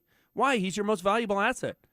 If somebody wants to come in and give you the deal of all deals, you're going to say no. Why? Now, they're not going to, but this is the example I always use. If the Spurs called and offered you Wemby, you wouldn't take that trade? Yeah, I would. See? That's the only guy I would trade Nikola Jokic for. I think I'm with you. No SGA. No Giannis. Luka? No Luka. No. No. I don't think I would trade him for anybody other than Wemby either, straight up. But what if there was a package of players?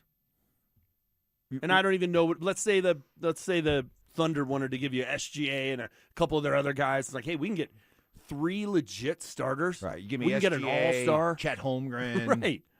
Like you would have to consider that. Yeah, but the only reason I would consider that, and I think the only reason you're considering it, is because you've seen some slowing down, some weakness, some flaw with Jokic, because there's got to be something that triggered that beyond just he brings you the most in value. He was on the floor when they blew a 20-point second-half lead in Game 7 at home. He was on the floor. It should be impossible. Put him in the low block, give him the ball every possession, and he's either scoring or going to the line. Nope, he settled for threes and went like 1 for 12 that game. He was on the floor when they lost an elimination game at Minnesota when Minnesota was missing 3 of their 4 or 5 best players. It was Julius Randle, Rudy Gobert, and a G League team, and he lost.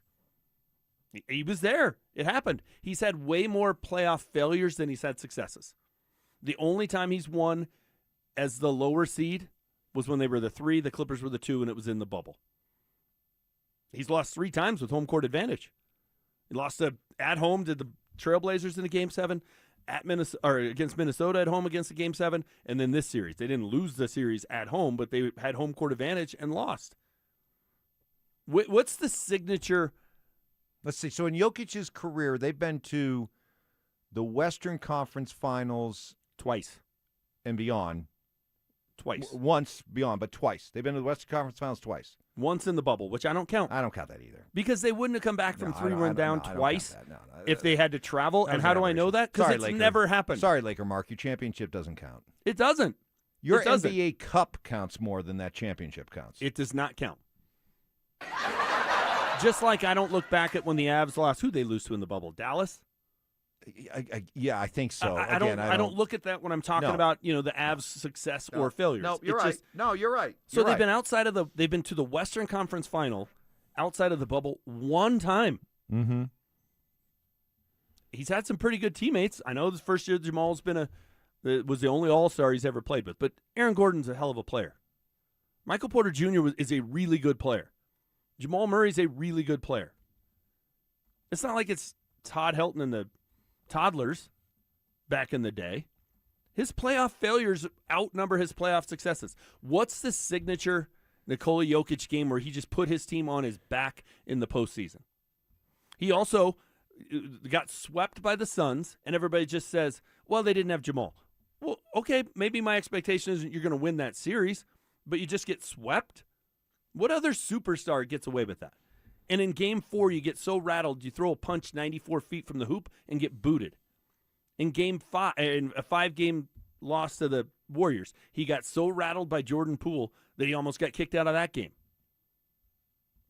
Like the list goes on and on and on. And look, there is the aberration, the year they won the championship, and that was awesome. But there's a long list of things where he's come up short in the playoffs. I'm over. But there is also, but then again, you have to look at it and say, well, up until this year, he never played with an all-star. Okay. Last couple of years, he didn't have a bench. That kind of thing. That's a lot of excuses. It's a lot of excuses. Did we make those kind of excuses for LeBron? Well, LeBron's carefully constructed and moved things around so that he had pretty good supporting cast. Let me tell you what else I'm sick of. Yeah. I mean, Jokic has never been on a super team. Here's what else I'm sick of. I am sick of, and I'm not going to find it cute this offseason. Oh, look at him. He's whitewater rafting. Isn't that fun? Oh, look how excited he is that his horse won. Oh, there he is in a bar in Serbia doing a beer bong. No, go improve your game. Every other superstar does it. Going all the way back to Magic Johnson, where he, one offseason it was I'm going to fix my shooting, then I'm going to fix my free throw shooting because he was like in the low 70s. He comes back, he's like a 90% free throw shooter, and all of a sudden he's winning MVPs. Every other player, every other superstar goes out there and improves something. What do you want him to improve on? His shooting has been, when he hits threes, they're almost impossible to beat. Right. When he doesn't, they're ugly to watch. There's a streakiness to his three-point shooting, and I also wonder about ailments that seem to crop up for him over the course of the season, the wrist and everything, the elbow. Yeah. I don't know if taking 500 threes a day in Serbia is going to make that big of a difference come start of the regular season. I wouldn't trade him for anything other than a blockbuster. Can't turn it down. Can't believe they offered it to me. I'd be irresponsible as the GM not to take it. Other than that, I'm not trading him. But it also needs to stop being free pastime for Nikola Jokic. All right. It is and Is It Just Me Friday. A lot to react to. We got a bunch of good ones queued up for both the Avs, the Broncos, and the Nuggets. We'll get to all that.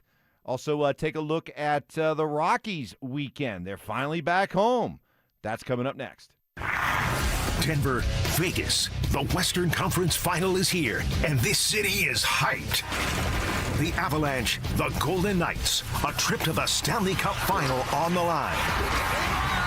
We're riding through it with you, and we're just as obsessed as you are. Every take, every call, every moment that makes you jump out of your seat, we're living it with you.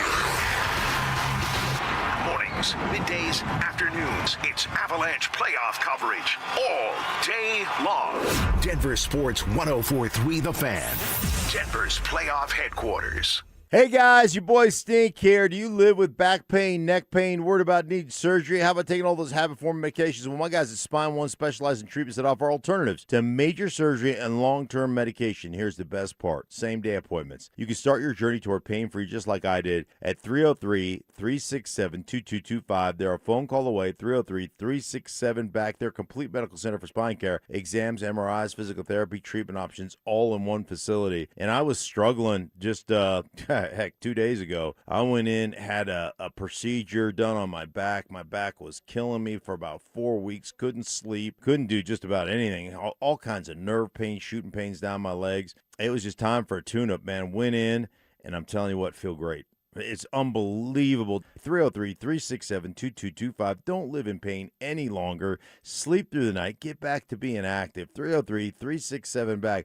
Or, as always, you can find them online at spineone.com. Veterans and active duty service members. When your call to service ends, your mission doesn't have to. Go from GI to IT in just a few months at My Computer Career. Prepare for a high-demand career in cybersecurity, protecting people, systems, and institutions from real cyber threats. Cyber warriors are needed now. Will you answer the call? Go to mycomputercareer.edu/CWP to learn more. That's mycomputercareer.edu/CWP, an Elite CompTIA certification partner. VA education benefits are available to those who qualify.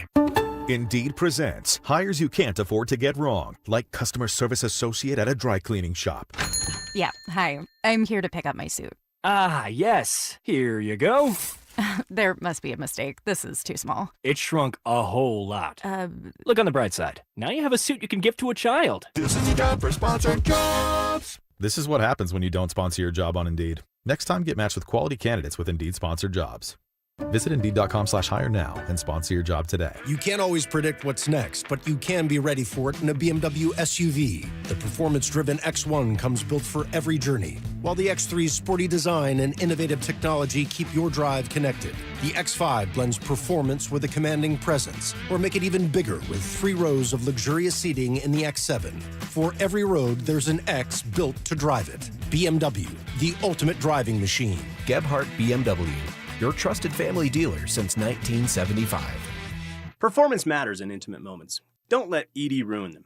This is Jeff for the Rocky Mountain Men's Clinic, and I want to assure you that if you're like the vast majority of guys, you don't have to suffer with ED anymore. In fact, you might be pleasantly surprised at how the right treatments could positively impact your love life. At the Rocky Mountain Men's Clinic, our advanced medical therapies go far beyond pills. We have treatments that are effective in well over 90% of cases, and we offer specific and combinative treatments that can dramatically enhance both your performance and your stamina. You could even last up to an hour or more and bring a far greater level of intimacy to both you and the one you love, perhaps performing like you haven't in years. So call us today and find out why our advanced treatment strategies offer so much more. Your first visit is just $99 and gets you blood work, a medical consult, and if medically advised, a test dose. And if that test dose doesn't work in the office, your visit is free. Call 720-440-7900 or go to RockyMountainMen'sClinic.com. Rocky Mountain Men's Clinic, advanced medical science to improve men's lives.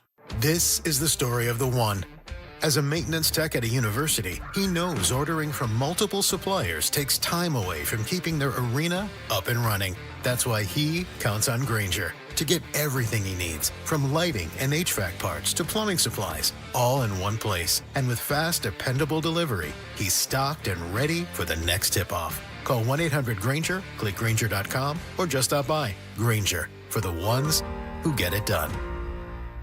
Get in the zone, AutoZone. Welcome to Markdowns for Miles at AutoZone. Thanks. Is oil marked down? Save up to $15 when you buy 5 quarts and a filter. And fuel treatment? 2 for $9 on Lucas. Brake pads? Marked down to free. Free? Get free Duralast brake pads when you buy 2 Duralast rotors. That's several markdowns. For many more miles. Get in the zone, AutoZone. Restrictions apply. This is Terry Wickstrom. I want to tell you about a financial product I personally really believe in. A home equity conversion mortgage from Mad River Mortgage, your reverse mortgage specialist. The HECM program's only requirements are to live in the home, do basic upkeep, pay property tax and homeowner's insurance. No monthly mortgage payment is required. For more information, contact my friend Mike Rabin at 303-396-2804 or go to madrivermortgage.com. NMLS 1504779.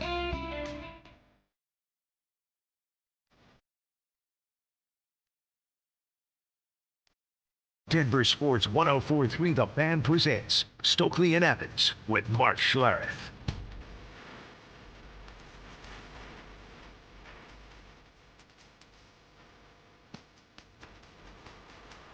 On this Is It Just Me Friday, James Marilat sitting in for both Mark and Stoke.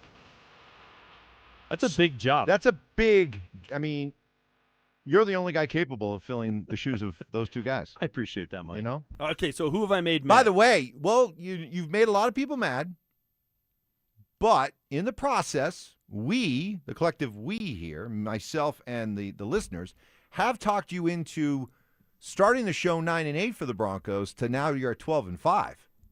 Yeah. I mean, yeah, I've come around. How about that? And I've a come 3-game improvement in 2.5 hours.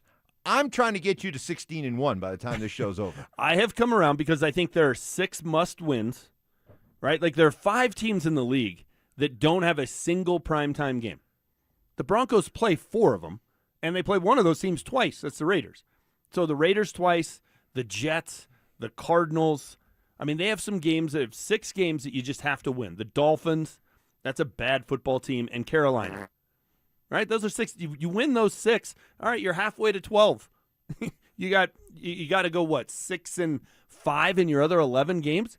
And this whole stretch of the first 6 games of the year. I get it. It looks tough on paper. But if you're sitting in Buffalo today and that's your schedule, you're not afraid of going to Kansas City for the opener from Patrick Mahomes' first game back. You're not afraid of Jacksonville rolling into town in week 2. Yeah, the Rams, you're like, yeah, that's a Super Bowl preview. That's how we ought to be looking at it. Week 3 is a Super Bowl preview. Sign me up for Sunday Night Football. Then you go to San Francisco. Okay, that's a tough game. To the Chargers. That's going to be half Broncos fans. And you get the Seahawks here on a Thursday. What are we afraid of? Well, there is the part of me that's like, hey, people, after what we've gone through for almost the last decade, you should be ecstatic that we're now living in that neighborhood where these are the kind of schedules you get. But there's also a part of me that's like, boy, I wouldn't mind being New England and Buffalo because they're playing tough schedules, but they also have 4 games a year against Miami and the Jets. I get that. You know what I mean? I get that. So the Broncos get the Raiders. Right. The Raiders have the number 1 overall pick. They stink. Exactly. So there is something to the idea that, I'm sure there are people in Buffalo or New England saying, "Oh, geez, that's a tough stretch." But you also got 4 games against the Jets and the Dolphins. I understand The that. Broncos are getting all these teams that we're talking about, the Seattles, the Rams, the Jacksonvilles, the Buffaloes of the world. But they also get 2 against Kansas City and 2 against the Chargers. But they have 6 layups. The Broncos have 6 layups on their schedule.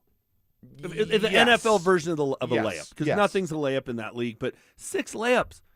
Okay, in this gauntlet of a 6-game stretch, and oh my God, if you consider the Chiefs a playoff team, it's the first time any team in NFL history has been dealt this kind of hand. Like, give me a break. If you win 4 of those games, if you go 4-2, and then you got the 6 layups, now you're at 10. Okay, you got the Chiefs at home, that's a winnable game. You go to Pittsburgh on Black Friday, that's a winnable game. And then you've got the stretch at the end of the season where you got the Bills on Christmas. You finish with the Chargers here. And what's the sandwich game? What's the second to last game? You're at New England. At New England. Okay, that's a loss. I think that's a very tough task going there on January 2nd or 3rd, whenever they end up putting that game. Well, that list I just rattled off of the Chiefs here, the Steelers, the Bills here, the Chargers here, you got to win 2 of those to get to 12. Right. Sign me up. 12-5. Anything less is a major disappointment. Anything less is Gabe Landeskog-esque. Massive underachieving disappointment. It is. Under 12. Again, while I would like to have had certain parts of that comment back, facts don't lie. Look at the production pre-comments and post-comments, and Thank you. Okay, so I think 12. Let's just say I deserve a spot on one of the fire trucks. I'm sorry. I'm with you. I was saying that on Wednesday night. And I could be on with like the whole families and support staffs and train. I don't need to be on with McKinnon and McCarr, but I'd like to be on there too. I need to be on one of them because I was very well respected. I was ripping Bednar with 3 minutes to go in that game. You're welcome, Avs fans. So I think 12-5 is very realistic. I think that's very realistic. Sure. So anything above that, you're overachieving. 11, okay, that'd be a bummer, but we're not going to be calling for anybody to be fired. I think 10 or less is a major disappointment, Mike. Yes. I think that's where this team is. I think I wouldn't say 10. I know I give Stoke and Stank grief when they say, well, winning 10 games in the NFL is hard. It was when it was a 16-game season. Now it's a 17-game season. 10-7 is the 17-game equivalent of 9-7 in a 16-game season. Yeah. So, if 9-7 used to be a record that you're always kind of like, what have I really accomplished with 9-7? 10-7, I think, is kind of now the same thing. It's barely above mediocre. Yeah. I mean, 9-8 would be a huge disappointment. Exactly.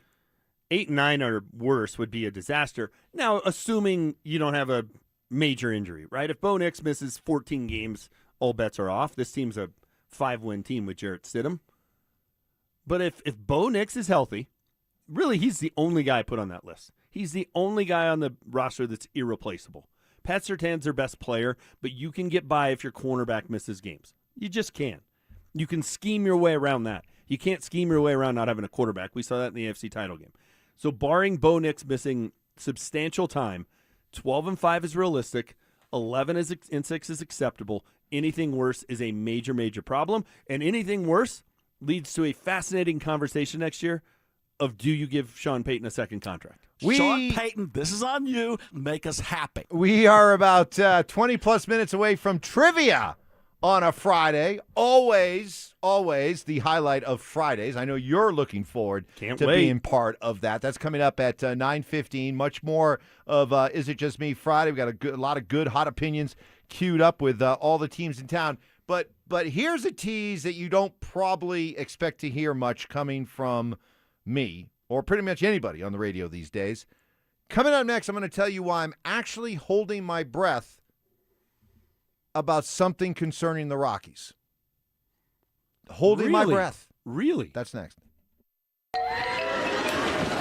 Summer is calling, and we're sending you to the lake in style. Download the Denver Sports app to enter our Day at the Lake contest for your chance to win everything you need for that perfect lake day. You get 2 paddle boards, 2 chairs, a cooler, pop-up tent, and Bluetooth speaker. Oh, and did we mention you also get a $250 gift card to fill up that cooler?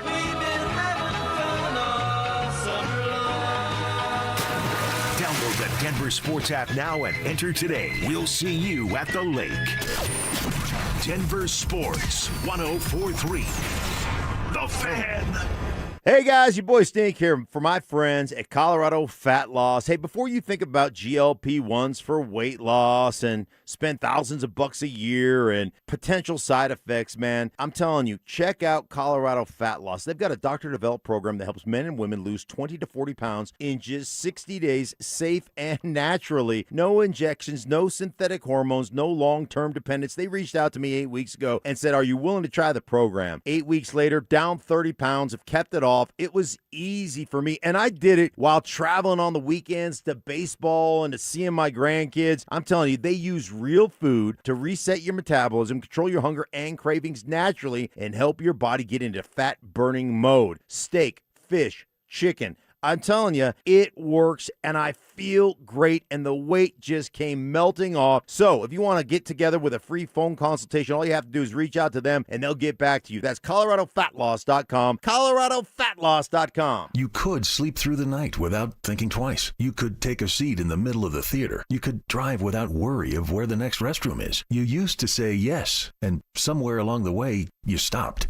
Not because of one big moment, because of 100 small ones. A little more urgency, one more trip to the bathroom at 2 a.m., one more mental note about where the restroom is. It happened slowly enough that it just became you. But it's not you. It's enlarged prostate, and there's a treatment called aquablation therapy, the only ultrasound-guided robotic-assisted therapy for enlarged prostate. Find an aquablation therapist near you. Call Aquablation Denver at 720-637-9567, 720-637-9567. That's 720-637-9567. All surgical treatments carry risks, and results may vary. Side effects may include urinary symptoms, mild pain, ejaculatory dysfunction, or infection. In rare cases, complications to the urethra and rectum may occur. Aquablation therapy may not be right for everyone. Talk to your urologist to learn more. Visit aquablationdenver.com. Do you believe in love at first sight? We do, and you will too when you see Tacori. Handcrafted in California, Tacori rings have design details you won't find in any other diamond engagement rings. Including Tacori's perfectly engineered crown and windows of light created by Tacori's iconic crescent design. It's the Tacori touch, and you'll find it at Williams Jewelers, Colorado's only Platinum Tacori store. I'm Steve Williams. I'm Shayna Williams. And I'm Dylan Williams. You'll find all your Tacori jewelry at Williams Jewelers of Inglewood, along with one of the largest selections of certified loose diamonds in the state, all at the guaranteed best price. So come, fall in love with the Tacori ring she's always dreamed of. Tacori at Williams Jewelers of Inglewood, Colorado's premier jeweler.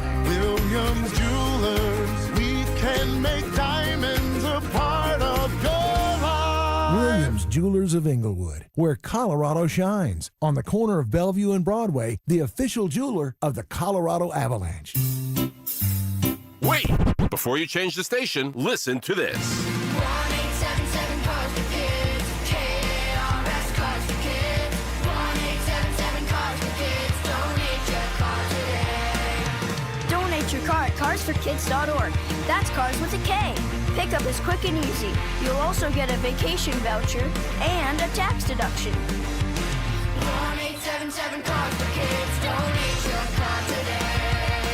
Max HELOC is a game changer and can lower your bill significantly without affecting your current loan. How much savings depends on your unique situation, but you could borrow $250,000 with a payment option as low as $495 a month. Consolidate your debts and make life a lot easier. We make it easy to save, and you don't need perfect credit either. U.S. Mortgages, and our number says it all, 303 low rate. All loans subject to approval and change. License number 392126. Hey guys, Mark Schlereth here for Xfinity. Imagine Wi-Fi so intelligent, it actually fixes itself when something goes wrong. Imagine Wi-Fi that reaches every corner of your home, every room, every floor, every dead zone gone. Wi-Fi that makes everything in your home work together seamlessly. Now imagine it's built for speed and power by fiber. A network with 99.999% reliability. So whether you're streaming, gaming, or working from home, it just works. And that's not just fast, that's a security blanket for your entire network, protecting what matters most. Now, here's the best part. Lock in 5 years of predictability at the same price, no contracts, no commitments. Everything you need is included, your data, our best equipment, and the most reliable fiber-powered Wi-Fi, all of it. Plus, get online in minutes with same-day Wi-Fi. Xfinity, imagine that. Restrictions apply, select plans only. For victims of drunk and drug driving, your grief is unique, but you are not alone. You always have a place at MAD. Call the 24-hour victim helpline at 877-MAD-HELP or visit mad.org. Want real Broncos talk? Cecil Lammy and Andrew Mason bring the heat on Orange and Blue Today. The most passionate intelligence and in-depth Broncos coverage in the game. Weekdays at 5 p.m. on the Denver Sports 104.3 The Fan YouTube channel. Hit subscribe at Denver Sports 104.3 and never miss another take. Orange and Blue Today, powered by Ramos Law, official injury law firm partner of the Denver Broncos. Denver Sports 104.3 The Fan. KKFN and KKFN HD1 Longmont, Denver. Powered by Able Builders, it's Stokley and Evans with Mark Schlereth. Relentless mind games. Are you trying to get me in an really right now? Total accountability. You're always throwing your teammates under the bus. That's just what you do. And a sprinkle of advanced analytics. The Boo rating, BOO, which is balls over opponent. It's Stokley and Evans with Mark Schlereth on Denver Sports 104.3 The Fan. All right, rolling. This has been fun. See, you may think, people, I know there's some of you are like, oh, Mike, poor you. 4 hours with James Marilat. No. Au contraire, mon frère. I mean, it's the opposite. James keeps me on my toes. James keeps me engaged, and I enjoy the debates, the arguments. Sometimes we agree even. So, no, these 3 hours have flown by. So, and we got trivia coming up in 15 minutes. I know you're excited about that. It's one of my favorite segments every week, let alone now that I'm here and get to participate in it. Excited about that. You have brought me from 9-8 with the Broncos to 12-5. Which is amazing. In 3 hours, I've got you 3 more wins. Maybe by the end of this hour, I could maybe have you winning 4 or 5 more games. Well played. Well done. Just get 4 or 5 more hours of rest. That would be really, really good. Day number 502 of the Zach By Sensitivity Smear campaign. We threw that out to the listeners, by the way, the other day. Is it time that we reach 500 to stop it? And most people were like, hell no, you're only halfway to 1,000. Exactly. You can't stop it now. And I'm not being a homer, and I'm not looking at things through orange-tinted glasses in getting to the 12. Because as we've talked through the schedule today, there are places that look daunting that aren't as daunting as I think we originally viewed it. And that's that 6-game stretch to start, because you do get a couple of breaks, right? Well, there's a couple of breaks there and at the end of the schedule where you knew that Seattle, the defending Super Bowl champs, were coming to town, and you knew Buffalo was coming to town. Yep. Two Super Bowl favorites. They're in the amongst the top 2 or 3 or 4.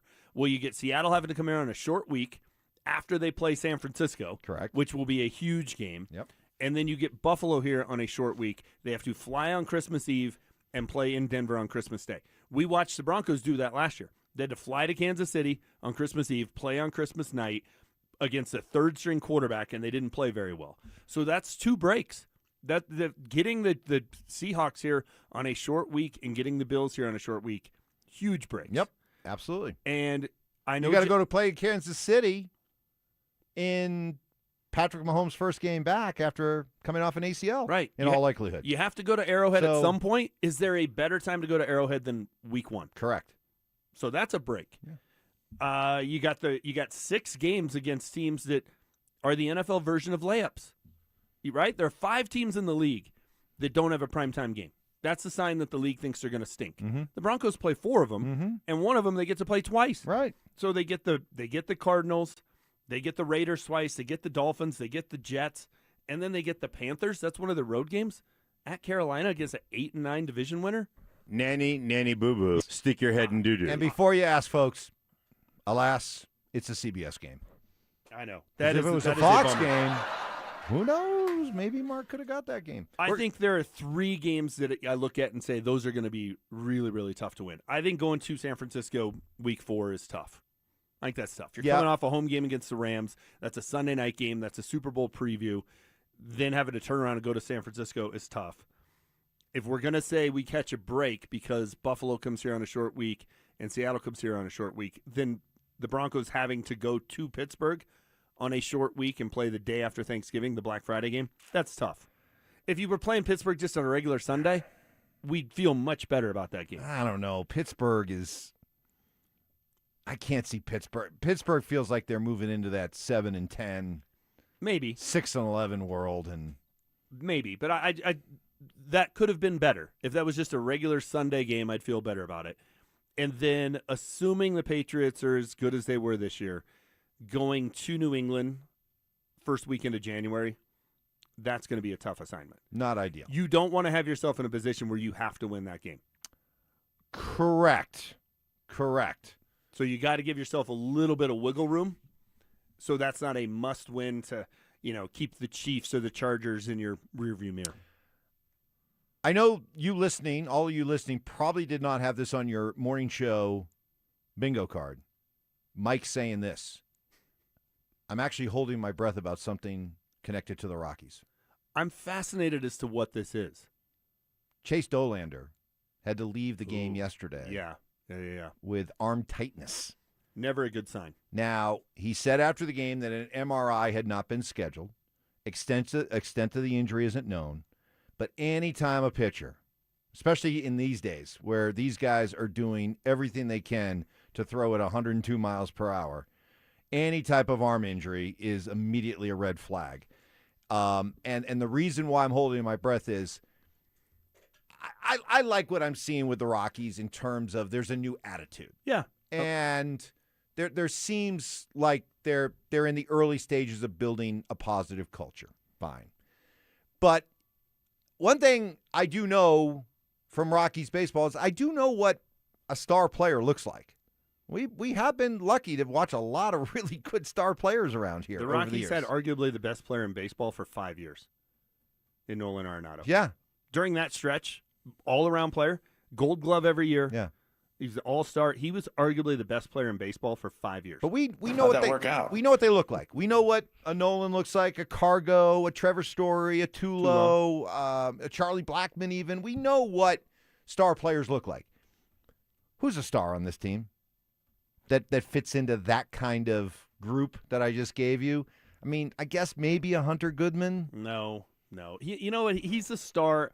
Like when you were listing off those guys, he's a star in the same way Trevor Story is quote unquote a star. Okay. Like Nolan was legit, right? MVP candidate, best player in baseball for a long stretch. Tulo was a great player. Cargo was a great player. So Hunter Goodman more in that Trevor Story, DJ LeMahieu. Bingo. Okay. Bingo. Fair enough. Potential all-star. Right. But I don't think he's going to go down as an all-time great. Okay. Well, then Mickey Moniak is most definitely in that category as well. 100%. All right. Then here's my point. While I'm encouraged about the attitude shift around the Rockies, let's face it. Who on this team right now realistically is going to be a star on the next really good Rockies team. The future stars for the Rockies aren't currently playing. Correct. At 20th and Blake. Correct. They're in Albuquerque. Where's their single A team now? Are they still in Asheville? They're still the tourists? Yeah. Ooh, good one. Very good. Yeah. Very good. Because They're still in Connecticut, Hartford, Yard Goats? I think so. Oh, yeah. Yeah. Is that the double A team? Sure. We'll go with that. Asheville single A? I know it's the Isotopes for triple A. Yeah, that's fine. But I think it's Hartford. I think you're right. Yard Goats? And that's not where Holiday is, right? Isn't he at single A? They have two single A teams, Are don't they still the Modesto Nuts? Is that still one of their teams? I don't know. But here's my point. their Here's why name. I'm holding my breath. They have one guy on this team right now that I can see being a stud for the next really good Rockies team, and that's Chase Dolander. Yeah, I could see him being their ace when they're a playoff team. Yes. I So- could 100% see So that. that's why I'm holding my breath on this guy, because everybody else, good guys, solid players, good attitudes. I love them. But I don't really see much star material on this current. don't Ezekiel either. Tovar I've given up on. I bought into the idea maybe he could be that kind of guy, but I learned last week that he had struck out more than 200 times in the season, much to my chagrin. The fact that he struck out more times in a season as a Rocky than Mark Reynolds did tells me he ain't your guy. So that's why I'm actually holding my breath about a Colorado Rocky. Yeah. And his health. You want to avoid bad news there. Yes. That would be troublesome, not only for this year, but that just becomes that thing like, a if pitcher with arm issues. Well, yeah, and then if it's a Tommy John, you don't see him again until 2028. Have we got to the point of the season where there's no reason any good prospect should be in Albuquerque? They should be here. Well, yeah, really quick. I got into that with some folks who are like, if you look around, here's the argument about, well, you got to keep Charlie Condon down until he's ready to go. And let's be honest, they're doing it because they're trying to save a year of free agency. Yeah. But the problem with that and the counter to that is look around baseball. You have young prospects. Teams are signing to 6, 7, 8-year deals now. Some of them haven't even come up to the majors yet, or they've only had a cup of coffee in the majors. And they're already signing these deals because teams recognize what these players are going to be, and they'd much rather make a commitment now than having to overpay once free agency. But they get the player to give up 2-3 years of free agency for that kind of security now. So, and plus Charlie Condon's 23. I mean, this isn't, Ethan Not a high school kid. He's not Holiday, who's 18. Yeah. Right? You know what I mean? So that's why, come on now, that's why it feels like you're being a little overly cheap here. You're not talking about an 18-year-old. You're talking about a 23-year-old. And if this guy is, it's like the fifth-year option in football with your quarterback. If you end up getting to your fifth-year option, it means you've pretty much decided he's not your guy. Correct. If you're going to play the year-to-year arbitration this year, arbitration next year, and then finally he's a free agent to be, and now we're going to sign him to a big deal, what I'm saying is that kind of attitude or behavior seems to be flying counter to what teams are doing with their young prospects today. And the Rockies have always done this. They did it with Nolan Arenado. He started the season down in Albuquerque, but back then it was May 1st. And then after May 1st, you could call him up, and for whatever reason, the clock didn't start. It didn't count as a year. Well, it's May 15th. Like, what's the date now? Like, when is it past that point where it's Right. like, okay, you can bring him up and the clock doesn't start? Well, Paul DePodesta said the other day, we don't want to bring these guys up until they're banging down the door. Okay. Trivia against the Drive coming up next. You asked for it, you got it. Backed by popular demand, it's the Drive's Brouhaha. Big social brouhaha. This spring, Zach and Phil are back on the road, bringing their party to you. First stop, the Golden Triangle in Denver. May 22nd from 2 to 6 at Schoolyard Beer Garden. There was quite a brouhaha. Come find out what the commotion's all about. Head to DenverSports.com/drive for more details. Guaranteed to bring the brouhaha. Denver Sports 104.3. The Fan. Is your financial advisor managing your risk or just a spreadsheet? Hi, I'm Jeff Jr., founder of Trajan Wealth. Many financial advisors rely on target date funds, which are one-size-fits-all portfolios that don't know your name, your family, or your goals. And that passive management can leave you dangerously exposed. At Trajan, we look at the whole picture, not just the stocks everyone else buys, but the private market opportunities most advisors ignore. And as fiduciaries, we build a strategy around you, coordinating your investments, tax strategy, and estate into one cohesive plan. Your financial life deserves more than just a generic portfolio. Real planning isn't a stack of statements. It's the confidence of knowing where your income will come from for the next 30 years. Good enough isn't good enough for your family. It's time for a change. Schedule your complimentary consultation today. Call 855-TRAJAN-1. That's 855-TRAJAN-1. Advisory services through Trajan Wealth, LLC, an SEC registered investment advisor. Private equity investments require accreditation. Other services through Trajan Estate and Trajan Tax. Additional disclosures at TrajanWealth.com. Getting a little older doesn't have to mean, well, getting older. This is Jeff for the Rocky Mountain Men's Clinic. And if you're feeling low energy, can't sleep, can't lose weight, are struggling with brain fog, or your sex drive is off, it's time to change it up. At the Rocky Mountain Men's Clinic, our advanced medical strategies featuring TRT, GH peptides, NAD+, GLP-1s, PDA, and more treat low T and other hormonal issues to help you shed pounds, have more energy, enhance your body composition, improve sleep, increase your sex drive, and so much more. Getting you back in the game again. So don't be older. Be stronger in the gym. Be sharper at work. Be better in the bedroom, and be more confident in every part of your life. So call us today and find out how our advanced treatment strategies could change the game for you. Your first visit is just $99 and includes blood work and a medical consult. And if you start on one of our advanced treatment plans on the day of your appointment, your visit is free. Call 720-440-7900 or go to RockyMountainMen'sClinic.com. Featured therapies are compounded and have not been evaluated nor approved by the FDA. Provider prescription required. See website for details. Hi, everyone. Super Bowl champ Vernon Davis here from Legal Help Center. If you've been injured in an accident and think you deserve compensation, listen up, because we have legal professionals standing by right now to answer your questions for free. You can find out if you have a case and how much it's potentially worth. The call is free, the consultation is free, and you can speak with a live agent right now. So if you or someone you know were injured in an accident of any kind, call now to find out if you have a case and how much you could potentially get. Thanks, Vernon. You heard it, folks. If you've been injured, call and find out how much you qualify for. Call 800-266-6200. That's 800-266-6200. 800-266-6200. Advertisement sponsored by Legal Help Center. May not be available in all states. Not available in California. Summer lives here at the new National Western Center. Concerts and events all season long. NationalWesternCenter.com. Want real Broncos talk? Cecil Lammy and Andrew Mason bring the heat on Orange and Blue Today. The most passionate intelligence and in-depth Broncos coverage in the game. Weekdays at 5 p.m. on the Denver Sports 104.3 The Fan YouTube channel.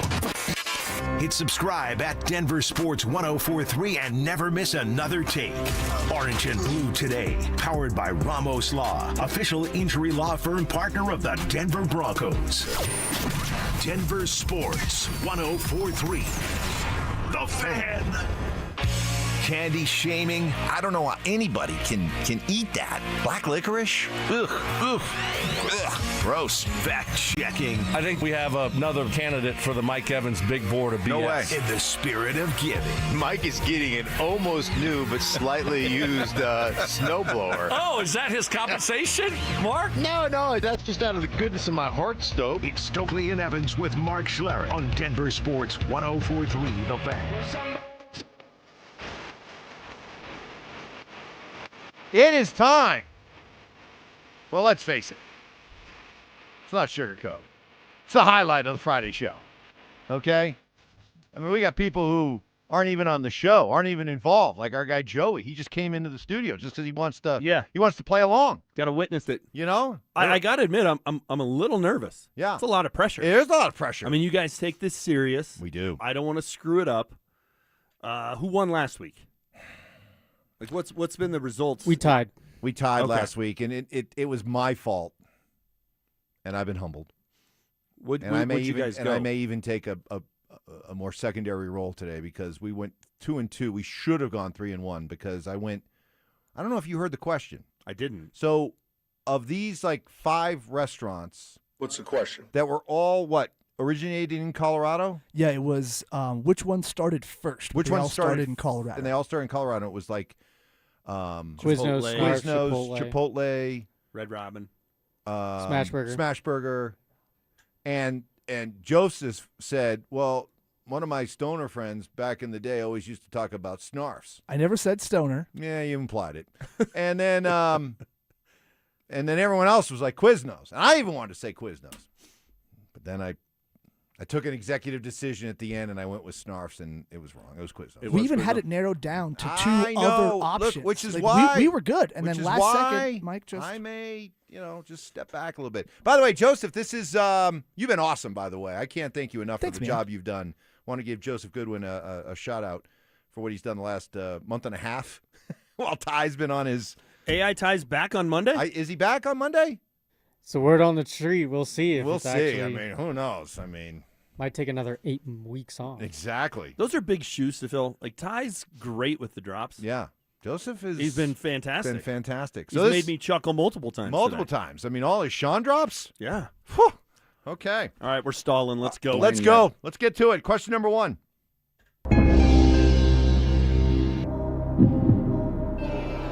All right, fellas, here is a basketball question for you. How many times was Michael Jordan swept in the postseason in his career? 0, once, twice, or 3 times?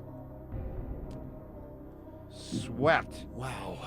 I almost looked in his this up career. while we were talking about it. In his career. Now, that's the key distinction, not just his Bulls career. Did he ever get to the playoffs? With the Wizards? With the Wizards, because I could see that easily being a sweep situation I there. could see that as well. I believe he was swept the year, it was early in his career. I think it was like year 2 when they lost to Boston when he had the 63-point game at the Garden. I think the Celtics swept him. I think you're right about that. He was. It was Jordan and Granville Waiters. Oh my God, he had it. And it was after that first playoff game where I think he went for 63. I believe so. And Larry Bird said something to the effect like, "I've seen God in a basketball." Yeah, and it was Bird saying that about Jordan. So yeah, that was when it was like a best out of 5. Yeah, they were swept 3-0. They were swept 0, so it's at least once.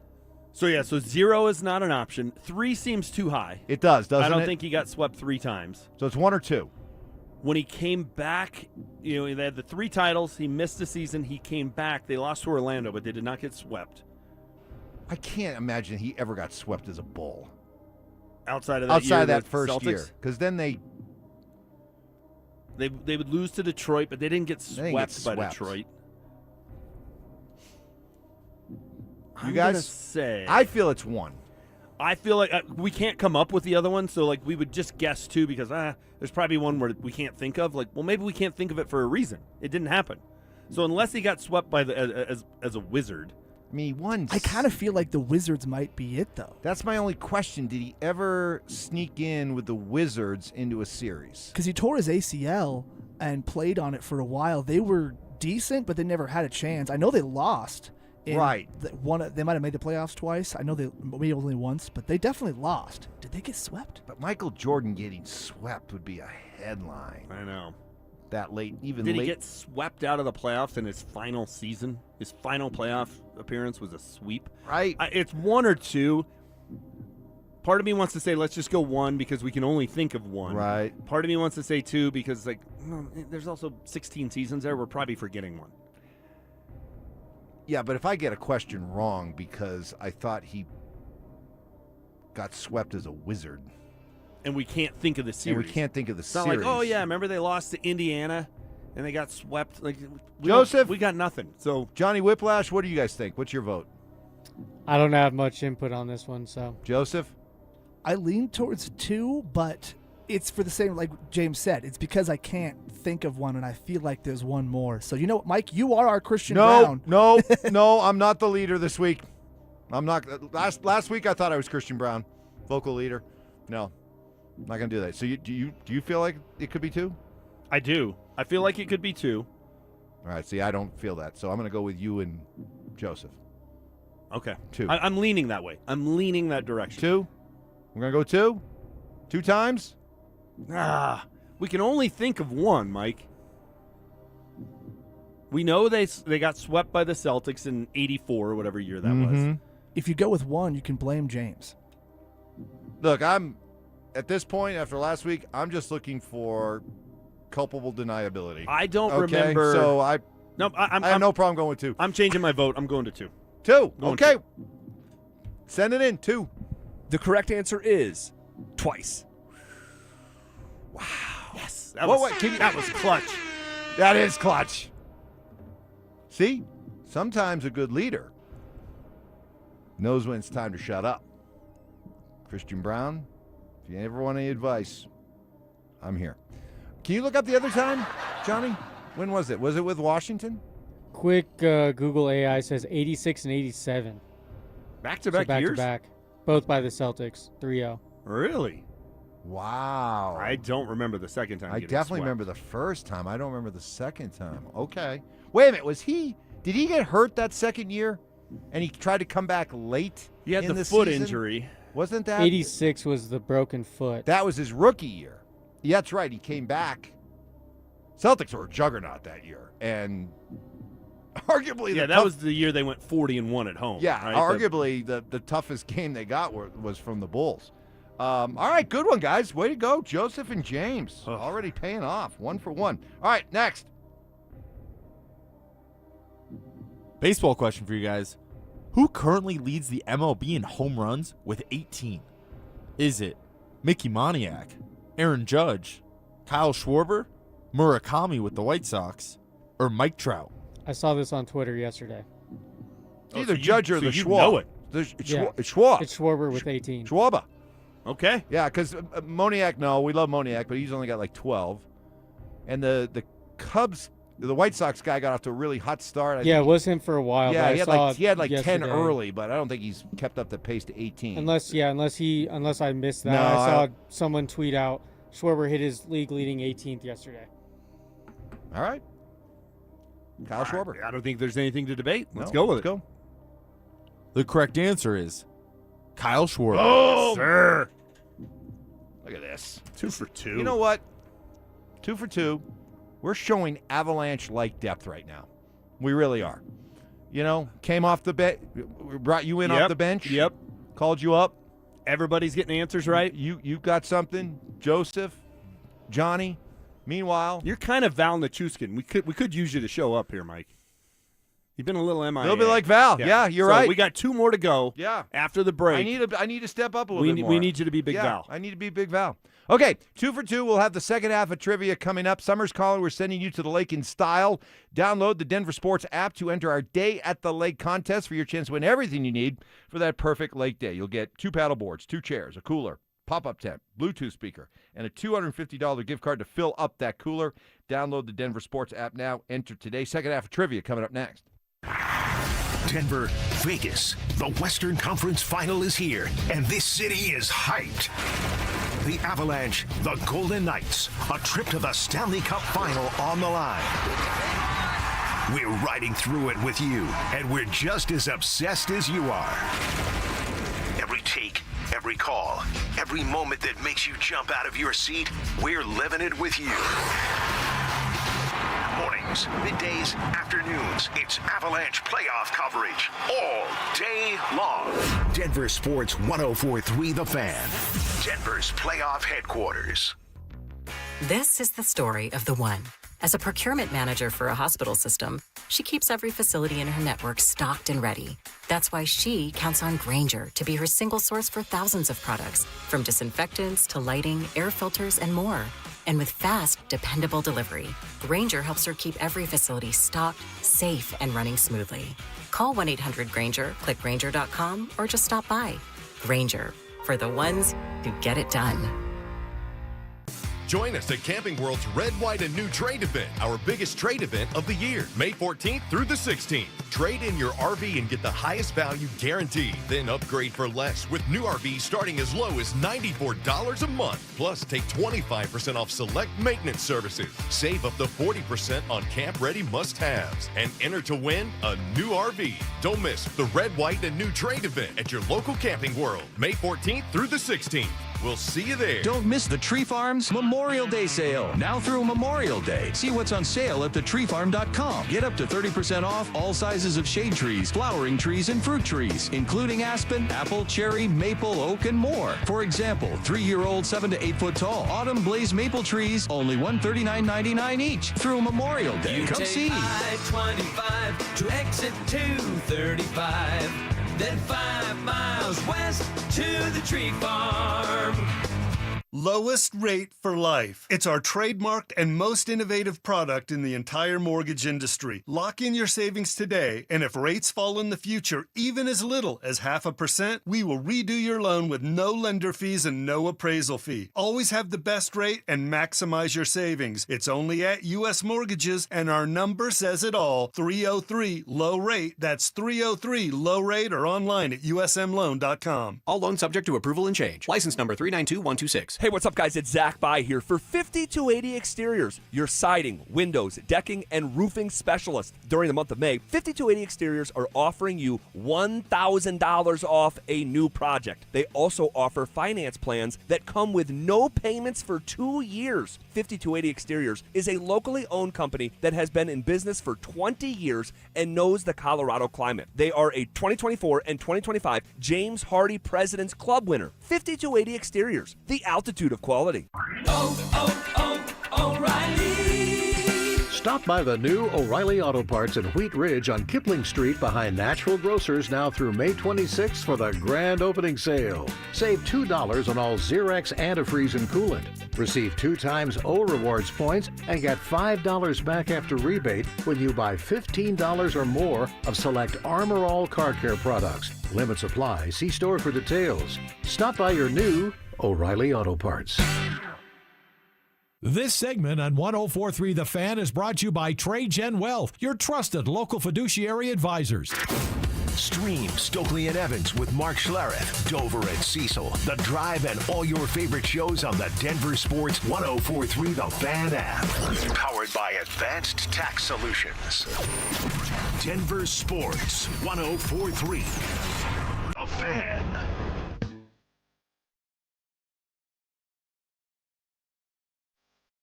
Denver Sports 104.3 The Fan presents Stokley and Evans with Mark Schlereth.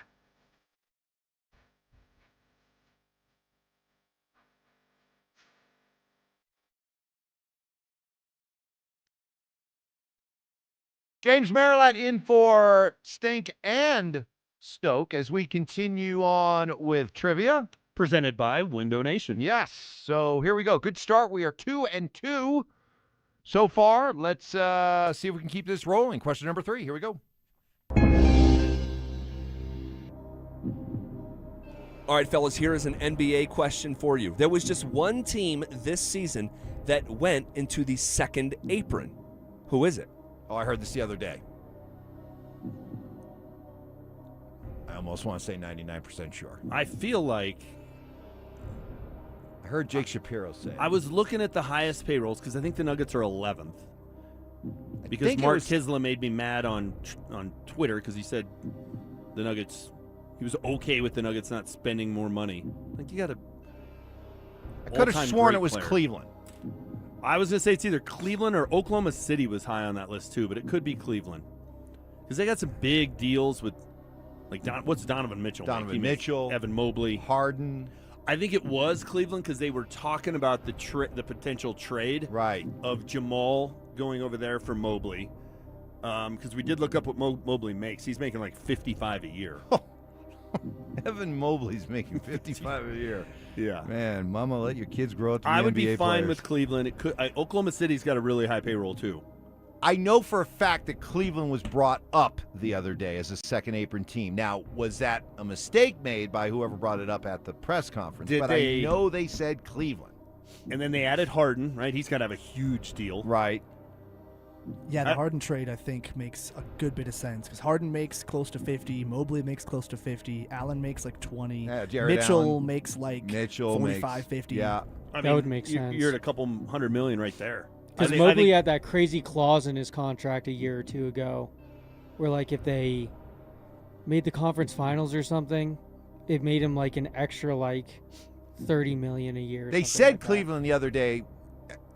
Somebody was asking about the apron, and they said, I could have sworn they said Cleveland's the only one that went above it this year. Well, and who else has high payroll? I mean, it's not. I don't think it's the Lakers. I don't think it's the Warriors. No. The Celtics. Remember after They they won were, the but title? they moved under it this past year. Yeah, they got out of it. They got did out some. of it. They did some salary dumps Yes, last they did. offseason. So I think it's Cleveland. I heard Cleveland the other day. That's, So I think that's what we go. we with. all in agreement? Yep. I mean, if Cleveland? Mike is 99% sure. I didn't say that. Come on, Val. Did not say that. We need your leadership, Mike. No, this feels like a team effort. This seems like a nice, good, collaborative. No, take the credit. This no, is I'm all not gonna you. do that. I'm not gonna do 2014 that. Hawks. This You're is not gonna do that. 100% you. Nope. This is just again. Well, This is the Avalanche, second round, Minnesota, 16 different goal scorers. we have no reason to go with any of the other answers we put forth. No, let's go. And with you heard Cleveland, so let's go with. Let's go with Cleveland. The correct answer is the Cleveland Cavaliers. Boom! 3 for 3. Well done, Michael. Well done. The question is, I wonder, did our Jake Shapiro ask that question? For some reason, I thought Jake He may might even have. asked the question. Yeah. About Cleveland. I'm not sure, but Okay, so when's the last time you guys went 4-0? Actually, wasn't that long ago, Oh, okay. right? I mean, we've had I think like 3 weeks 3 weeks ago, maybe yeah. a month. And this is, what do they call this offbeat question? It's the curveball. Curveball question. Okay, so this is what Offbeat question. last week. This is the is one your that was change of pace question. last week was Quiznos for Yes. the offbeat question. Yes. Okay. Here's the curveball question. Let's go. All right, guys, for your curveball question, I'm doing Colorado geography. Besides Fort Collins, what is the most northern city in Colorado to have at least 50,000 people in population, according to the 2020 census? North of Okay. Fort Collins. Okay. Well, Greeley. I feel like I'm drawing a line across the state here. I feel My like first thought was also Greeley. but we also got to consider. Is Greeley, though, like basically due east of Fort Collins? It's more due east of Loveland because you get off on exit 257, and Loveland's to your left, which is west. You take Greeley's exit 245. right. Here's the thing, though.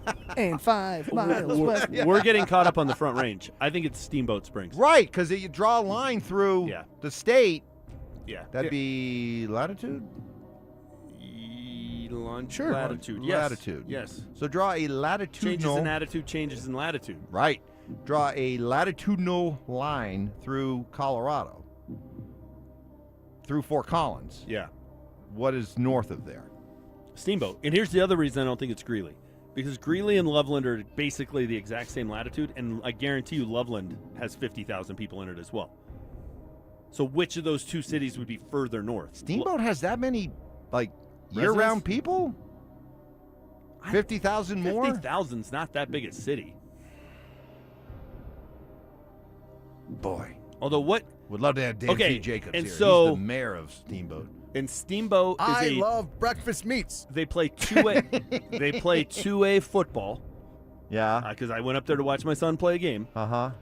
My oldest. So 2A is probably, you're talking a couple hundred people in each graduating class. Right. So that's an 800-person high school. Well, that's a decent number, but is that... See, I'm just... We have to eliminate Greeley.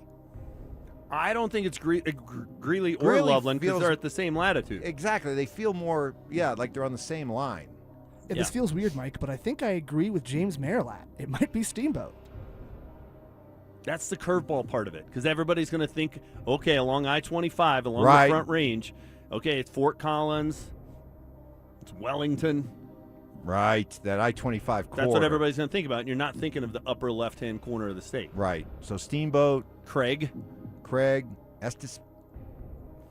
No, they don't have that many. Well, and Estes is kind of, it's same exit. You just keep going through Loveland and take Highway 34, you end up in Estes. Right. So Estes and Loveland and Greeley are all the same. Right. I think it's Steamboat. They got to have 50,000 people there. Yeah, there is, especially if you start Steamboat probably has a little bit of a sprawl, Right. You know, Right. So we're eliminating Greeley because we don't think it's north of. That's the reason why, right? Because otherwise, Greeley would we're, have. We're having debate. I could be complete. I thought Greeley was north of Fort Collins. It is not. 100% it is not. You get off on exit 257, and then Fort Collins starts at their 265, with Harmony and Prospect. Yeah, because I thought it went like Loveland. Because here's the reason I think about the different reasons. This is random, but a couple weeks ago, got my kid on, Life 360, and I'm like, oh, he's in Greeley this weekend. Mm-hmm. Wonder what he's doing there. What's he doing in Greeley? He goes to school in Fort Collins. And then I looked at the line. I went, oh, it's basically a straight shot all the way right across from Fort Collins to Greeley, like that one road. I don't think it's. Put it this way. If it is if they say it's Greeley, I think that's up for controversy. Yeah, I think from a latitude standpoint, Greeley's right there with Loveland. It's got to be north. You got to go further north to get to Fort Collins. And I think, have you ever taken the north route to go to Steamboat? You go up, you go through Laramie, and then you pop back down. You end up in Hayden and all those towns. Yeah. I think Steamboat is really – look, I'll say this. It's a curveball. I guarantee you Steamboat is further north than Greeley. I guarantee you that.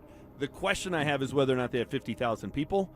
Do we want to hear the question again? I think they use that number because my guess is, Mike, their population's like 51,000 people. Right. No, what do you guys think? And Greeley's more than 50,000 because they got multiple high schools. Yeah, and I just don't think they're north. I mean, if you're going to try to get away with this question saying they're north of Fort Collins, I mean, it's got to be entirely north. And there are parts of Greeley that are most definitely due east of Fort Collins. And I don't know that they said they're north of Fort Collins. Let's hear the question one more time. All right, one more time. All right, guys, for your curveball question, I'm doing Colorado geography. Besides Fort Collins, what is the most northern city in Colorado to have at least 50,000 people in population, according to the 2020 census? Wait a minute. Besides Fort Collins, northern town. With 50,000 Did it say it's north of Fort Collins? No, never did. No. I do believe Steamboat's north of Fort Collins. I think it's pretty far north. I think it's way up in the far northwest corner of the state. Well, it doesn't matter if it's north of Fort Collins. Yeah, It's north of Greeley, right? but the question is, if it's north of Greeley, it's north of Loveland. Yeah, but is it okay? All right, it's Steamboat.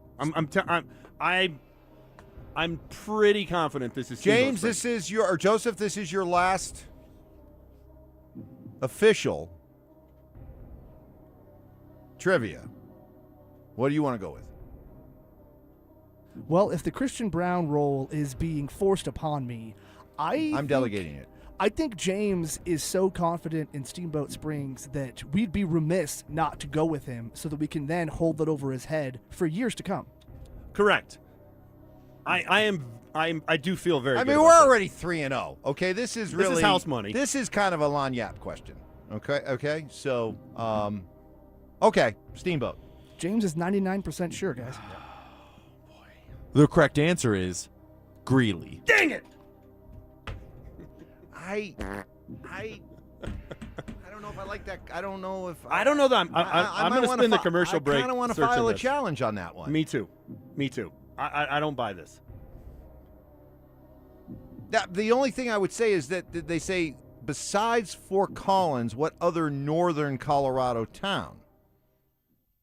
Okay, they did not say north of Fort Collins. So here's the problem. So if you just want to say, all right, Fort Collins is a northern town, give us another northern town. Well, if Greeley is due east of Fort Collins, then it's a northern town. Here's the problem. But Steamboat only has 15,000 people. It wasn't even close. Now, I would throw the challenge flag that Greeley is north of Loveland. I think they're at the exact same. They're the same exit on the highway. It's 257. All right. Fair enough. Now, I guess if you go to Loveland and then the main downtown is down, and if you go to Greeley, downtown's up. That's on me, fellas. That's 100% on me. Nope. That's on me. Nope. Because just like Christian Brown said, I didn't do a good enough job getting my guys ready to go for this series. I didn't do a good enough job overruling you on Steamboat. That's on me. But still, 3-1. Good job, everybody. Trivia for the drive will be coming up later today. They'll get their 4 questions that we put together for them. They'll do that around 4 o'clock. So look forward to that. One more segment of Is It Just Me's. We'll see what we can clear out before we turn things over to Dover and Cecil next. Summer is calling, and we're sending you to the lake in style. Download the Denver Sports app to enter our Day at the Lake contest for your chance to win everything you need for that perfect lake day. You get 2 paddle boards, 2 chairs, a cooler, pop-up tent, and Bluetooth speaker. Oh, and did we mention you also get a $250 gift card to fill up that cooler?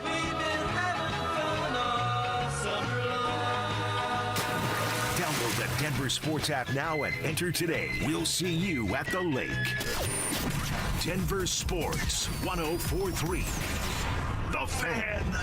Mark Schlereth here from my friends at Mountain High Appliance. This Memorial Day, your dream kitchen upgrade starts at Mountain High Appliance. Memorial Day savings are happening now through June 3rd at all Mountain High Appliance showrooms. Save up to 40%, plus get $750 in exclusive local rebates and shop with confidence thanks to their price match guarantee. Right now, stainless steel kitchen packages start at just $19.99. Stainless steel dishwashers start at $369 and freezers start at only $199. Look for even bigger savings. Head on over to the Denver Clearance Center and save up to 70% on all your favorite brands with professional delivery and installation. Trusted local appliance experts going to give you the information to make the right choice for your family. Visit Mountain High Appliance Showroom today in Littleton or Louisville, or stop by that clearance center in Denver. Shop in person or online at mountainhighappliance.com.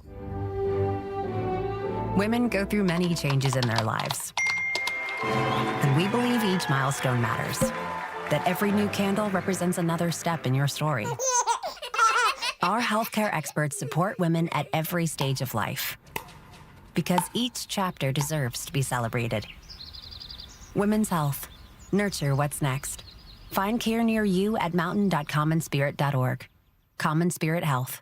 Human kindness lives here. Your medication for enlarged prostate is working. That's what you tell yourself. You're up 3 times a night instead of 5. The urgency is manageable. The stream's not great, but it's fine. That's the problem. Fine. Enlarged prostate, or BPH, doesn't pause because the medication takes the edge off. The prostate keeps growing. The bladder keeps working harder. And over time, those changes can be harder to reverse. But surgery? Not for you, right? Aquablation is not the surgery you're picturing. It's the only ultrasound-guided, robotic-assisted therapy for enlarged prostate. Don't wait until things become unbearable. Find an Aquablation urologist near you. Call Aquablation Denver at 720-637-9567. 720-637-9567. That's 720-637-9567. All surgical treatments carry risks, and results may vary. Side effects may include urinary symptoms, mild pain, ejaculatory dysfunction, or infection. In rare cases, complications to the urethra and rectum may occur. Aquablation therapy may not be right for everyone. Talk to your urologist to learn more. Visit aquablationdenver.com. In a city full of choices, your savings destination is Groove Toyota, the oldest family-owned Toyota dealership in the Denver Metro. Over 300 new Toyota Tacomas, only $399 a month lease. Visit GrooveToyota.com. $399 a month Tacomas, built for the Rockies. Priced for you. Buy today in person or at GrooveToyota.com. Start here, go anywhere. Closed and lease for 36 months with $32.99 due at signing. 0 security deposit on approved credit. Call 720-961-4465 for complete details. Offer expires 6/126. True Green, the easiest way to get a golf course quality lawn. Don't wait. Sign up at TrueGreen.com and get your first application for $9.95. Let the pros do the work so you can enjoy your weekend. Hurry, offer ends 5/21. Restrictions apply. See site for details. Imperfect analogies. But Mark is not inferring that Bo Nix is a serial killer. Poor communication. Normally your phone by this time of the day, you haven't had it on a charger in 3 days. It's somewhere buried in a bag. And emotional outbursts. It would have been magical. And I would have gave the bird to Payton and down the sideline, give him the double bird as I'm running by him. Yeah, take this! You missed me! It's Stokley and Evans with Mark Schlereth on Denver Sports 104.3 The Fan. So it's probably going to have about as much success as what I'm about to say. But you know how, like in baseball, sometimes, like if a manager doesn't agree with a call and they can file a protest? Yeah. And they'll have to come out and say the Rockies are playing the rest of this game under protest, you know? And it never gets overturned. I kind of wonder if we need to file a protest charge with the trivia question that we just had. No. So the question was, what? Do you have the question handy? Joseph, play the question, because here's where the chat. It's worded tricky. It's worded tricky, but I don't think it's worded entirely fair. But go ahead. All right, guys, for your curveball question, I'm doing Colorado geography. Besides Fort Collins, what is the most northern city in Colorado to have at least 50,000 people in population, according to the 2020 census? Okay. Now, here's the mistake we made initially. We were automatically thinking of a town north of Fort Collins. Okay? Yes. That was our mistake. Which I told you guys, Loveland and Greeley are not north of Fort Collins. They are not. So here's the problem. Their question's inferring that, like Fort Collins, Greeley is a northern city in Colorado. But it's south of Fort Collins. It is south of Fort Collins. It's south and it's east. Here's the other thing. And Loveland's also south of Fort Collins. Yes. So what makes that necessarily then, what makes Greeley and Loveland northern towns in Colorado? Well, they're north of here. Well. And if you started at the Wyoming-Colorado state line and just started working south, the second town you would hit that had at least 50,000 people is Greeley. Okay, but I went Fort Collins was I one. went to school at Syracuse, okay? Yeah. And that is never referred to as northern New York nor southern New York. It's always referred to as central New York. So why can't there be a central Colorado? I think we're kind of in central Colorado. Well, if you're south of Fort Collins, doesn't that make you more central than north? See what I'm saying? Kind of. But here's why I am throwing a challenge. Legitimate challenge, legitimate file for protest, or sour grapes? I think you're fighting demons with yourself here on this one, Mike. I know, maybe a little bit. Well, Mike, I think you're the only one that thought it had to be a town north of Fort Collins. Yes. Yeah, but then once I accepted the idea that it could be on the same plane as Fort Collins, I was fine with that. But then it comes to find out that it is south of Fort Collins. Here's why I'm throwing the challenge flag. Because I said Loveland and Greeley are at the same latitude. You get off on exit 257. You go left, which is west, you get to Loveland. You go right, which is east, you get to Greeley. I said they both have 50,000. So which one's further north? They're at the exact same point. Listen to this little technicality, right? So Greeley's got 115,000 people. Loveland's got 85,000 people. So they both qualify. The latitude of Loveland, 40.3955 degrees north. The latitude of Greeley, 40.4233 degrees. So which part of the town are you talking? Are we talking about where City Hall is? I mean, literally, we're talking a few feet here. It's a few blocks. We have people saying, duh, Greeley has the University of Northern Colorado. Well, I think we ought to be considering a name change. So I think because I think it should now be called the University of Central. A really good point. I think it should now be the University of Central. But Colorado. I think the answer could be Just my 2 Loveland cents. just as easy as it's Greeley. They're at the same point. So I Googled them both on maps, and Greeley's northern border is Highway 392, and Loveland's northern border is 71st Street. So you're right, James. It's a few blocks, but Greeley is more north. So, but it's due south of Fort Collins. Now, here's the problem, though. Here's why our protest fails. It is 100% south of Fort Collins. That I knew. The reason our protest fails is because Steamboat doesn't have 50,000 people. No. But I would have gone with Greeley if I knew it was north of Loveland by 3 blocks. That's why I think this is a bogus question. The answer could have been Loveland or Greeley. You guys, they are get off the location. They are asking a northern town. Fine, but I'm saying what makes Greeley a northern town? I'm not with you on this. I think it's a northern town. Well, then if you're fine with it being called a northern town, then it's the correct University answer. of Northern Colorado's there. That's the correct my answer. kids all play in these NOCO leagues, which is Northern Colorado. Yeah. I'll be in Longmont tonight. I'm in Loveland all the time. I'm in Greeley all the time, and Windsor. They're all in that same group. So I would call NOCO like Fort Collins, Timnath, Wellington, Windsor, Greeley, Loveland, Longmont. Anything north of Longmont is Northern Colorado. Like people are saying anything north of I-70 no is Northern Colorado. No, that's I'm not in true. Northern Colorado. Thornton, Thornton. I'm Broomfield. Yeah, That's Broomfield, Thornton. No, come on now. We do have North Glen. up there. Right. Home of the Norse. Come on, guys. I'm from Arvada. Clearly northern Colorado. Right. Exactly. Right. It's north of Longmont and north is considered northern Colorado. Look, that part wasn't the bogus question. We're not demanding it. We're not taking credit and giving ourselves a correct answer. We're just pointing out some of the cloudiness of the question. That's all. But no complaints. 3-1. We're happy with 3-1. 40.39. We'll take that L. We'll take that L on the way out. 3-1. I'll take that L. 0.03 of a degree of latitude is the difference between Loveland and Greeley. I'm not going to let this go. Wow. But technically it is further north. You know what? Technically it is. James, I never thought this would happen with you here, but what are we talking about?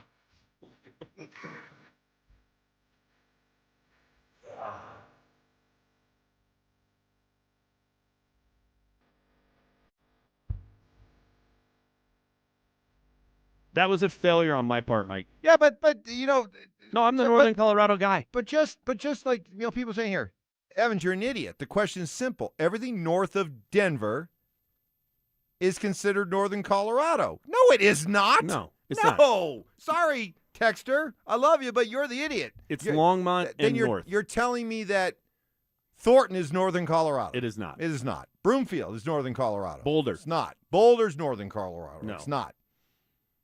Do you believe? Is Brighton? Is Brighton north of us? Yeah. Is Brighton northern Colorado? No, come on. Come on, people. You know what I would say? How about anything north of C470? Now because then you're getting Longmont, you're getting Erie, you're getting Meade. Yeah, I don't feel like I'm in northern Colorado till I get to Buc-ee's. I feel like Lafayette is roughly where northern starts. Buc-ee's is my North Star. Johnstown. Johnson's Corner. I have a new North Star that I follow when I'm going north. Have you been to the Buc-ee's? Buc-ee's, yes, I have. Woo! That place is something else. That is something else, man. That is nuts. Yeah. It's kind of cool. I mean, I got to admit. First time we had been camping up north.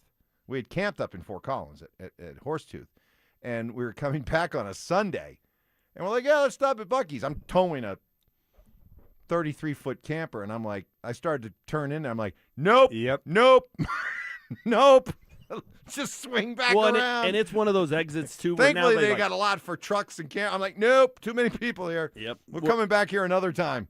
This is probably a stupid question. Is there only one Buc-ee's in Colorado? In the state of Colorado? Yeah, I think so, yeah. I go south, so I'm not a They were going to put a traveler. second one in Larkspur, and the city of Larkspur shot it down.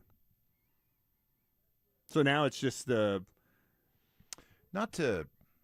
kind of respect Larkspur. Larkspur has kind of a... Why? Because they have the Renaissance Festival? I kind of get a little bit of a snooty. And they have it's kinda Jellystone? Larkspur is kind of like a Boulder South type view. Really? You know, I kind of think they have a pretty inflated view of themselves in Larkspur. Oh, I believe. Right, that's what I'm saying. And That we believe. can't have a Buc-ee's. You know what in Larkspur is? Right? Larkspur's always the spot when you're driving to or from Colorado Springs where there's traffic for no reason. Right. That's right. Like, why is it a yellow or red line on my map all of a sudden? I'm hearing from a land. We'll get out of here with this. I'm hearing from some land surveyors. Okay. And they would know. Yes. So in land surveying terms, the south line of the north zone of Colorado runs through Aurora and Denver. What? That's what the surveyors are saying. So that technically, basically anything north of Denver is northern Colorado, which that doesn't make sense. That doesn't make any sense at all. I mean, maybe outside the metro area, but Broomfield's part of the metro area. Thornton's part of the metro area. Longmont's the start of northern Colorado. I agree. We'll go with that. That's fine. Yeah, but 3-1. Sorry, fellas. Good job. I blew that one. Nah, That's you're in my wheelhouse. Northern Colorado. I should have got it.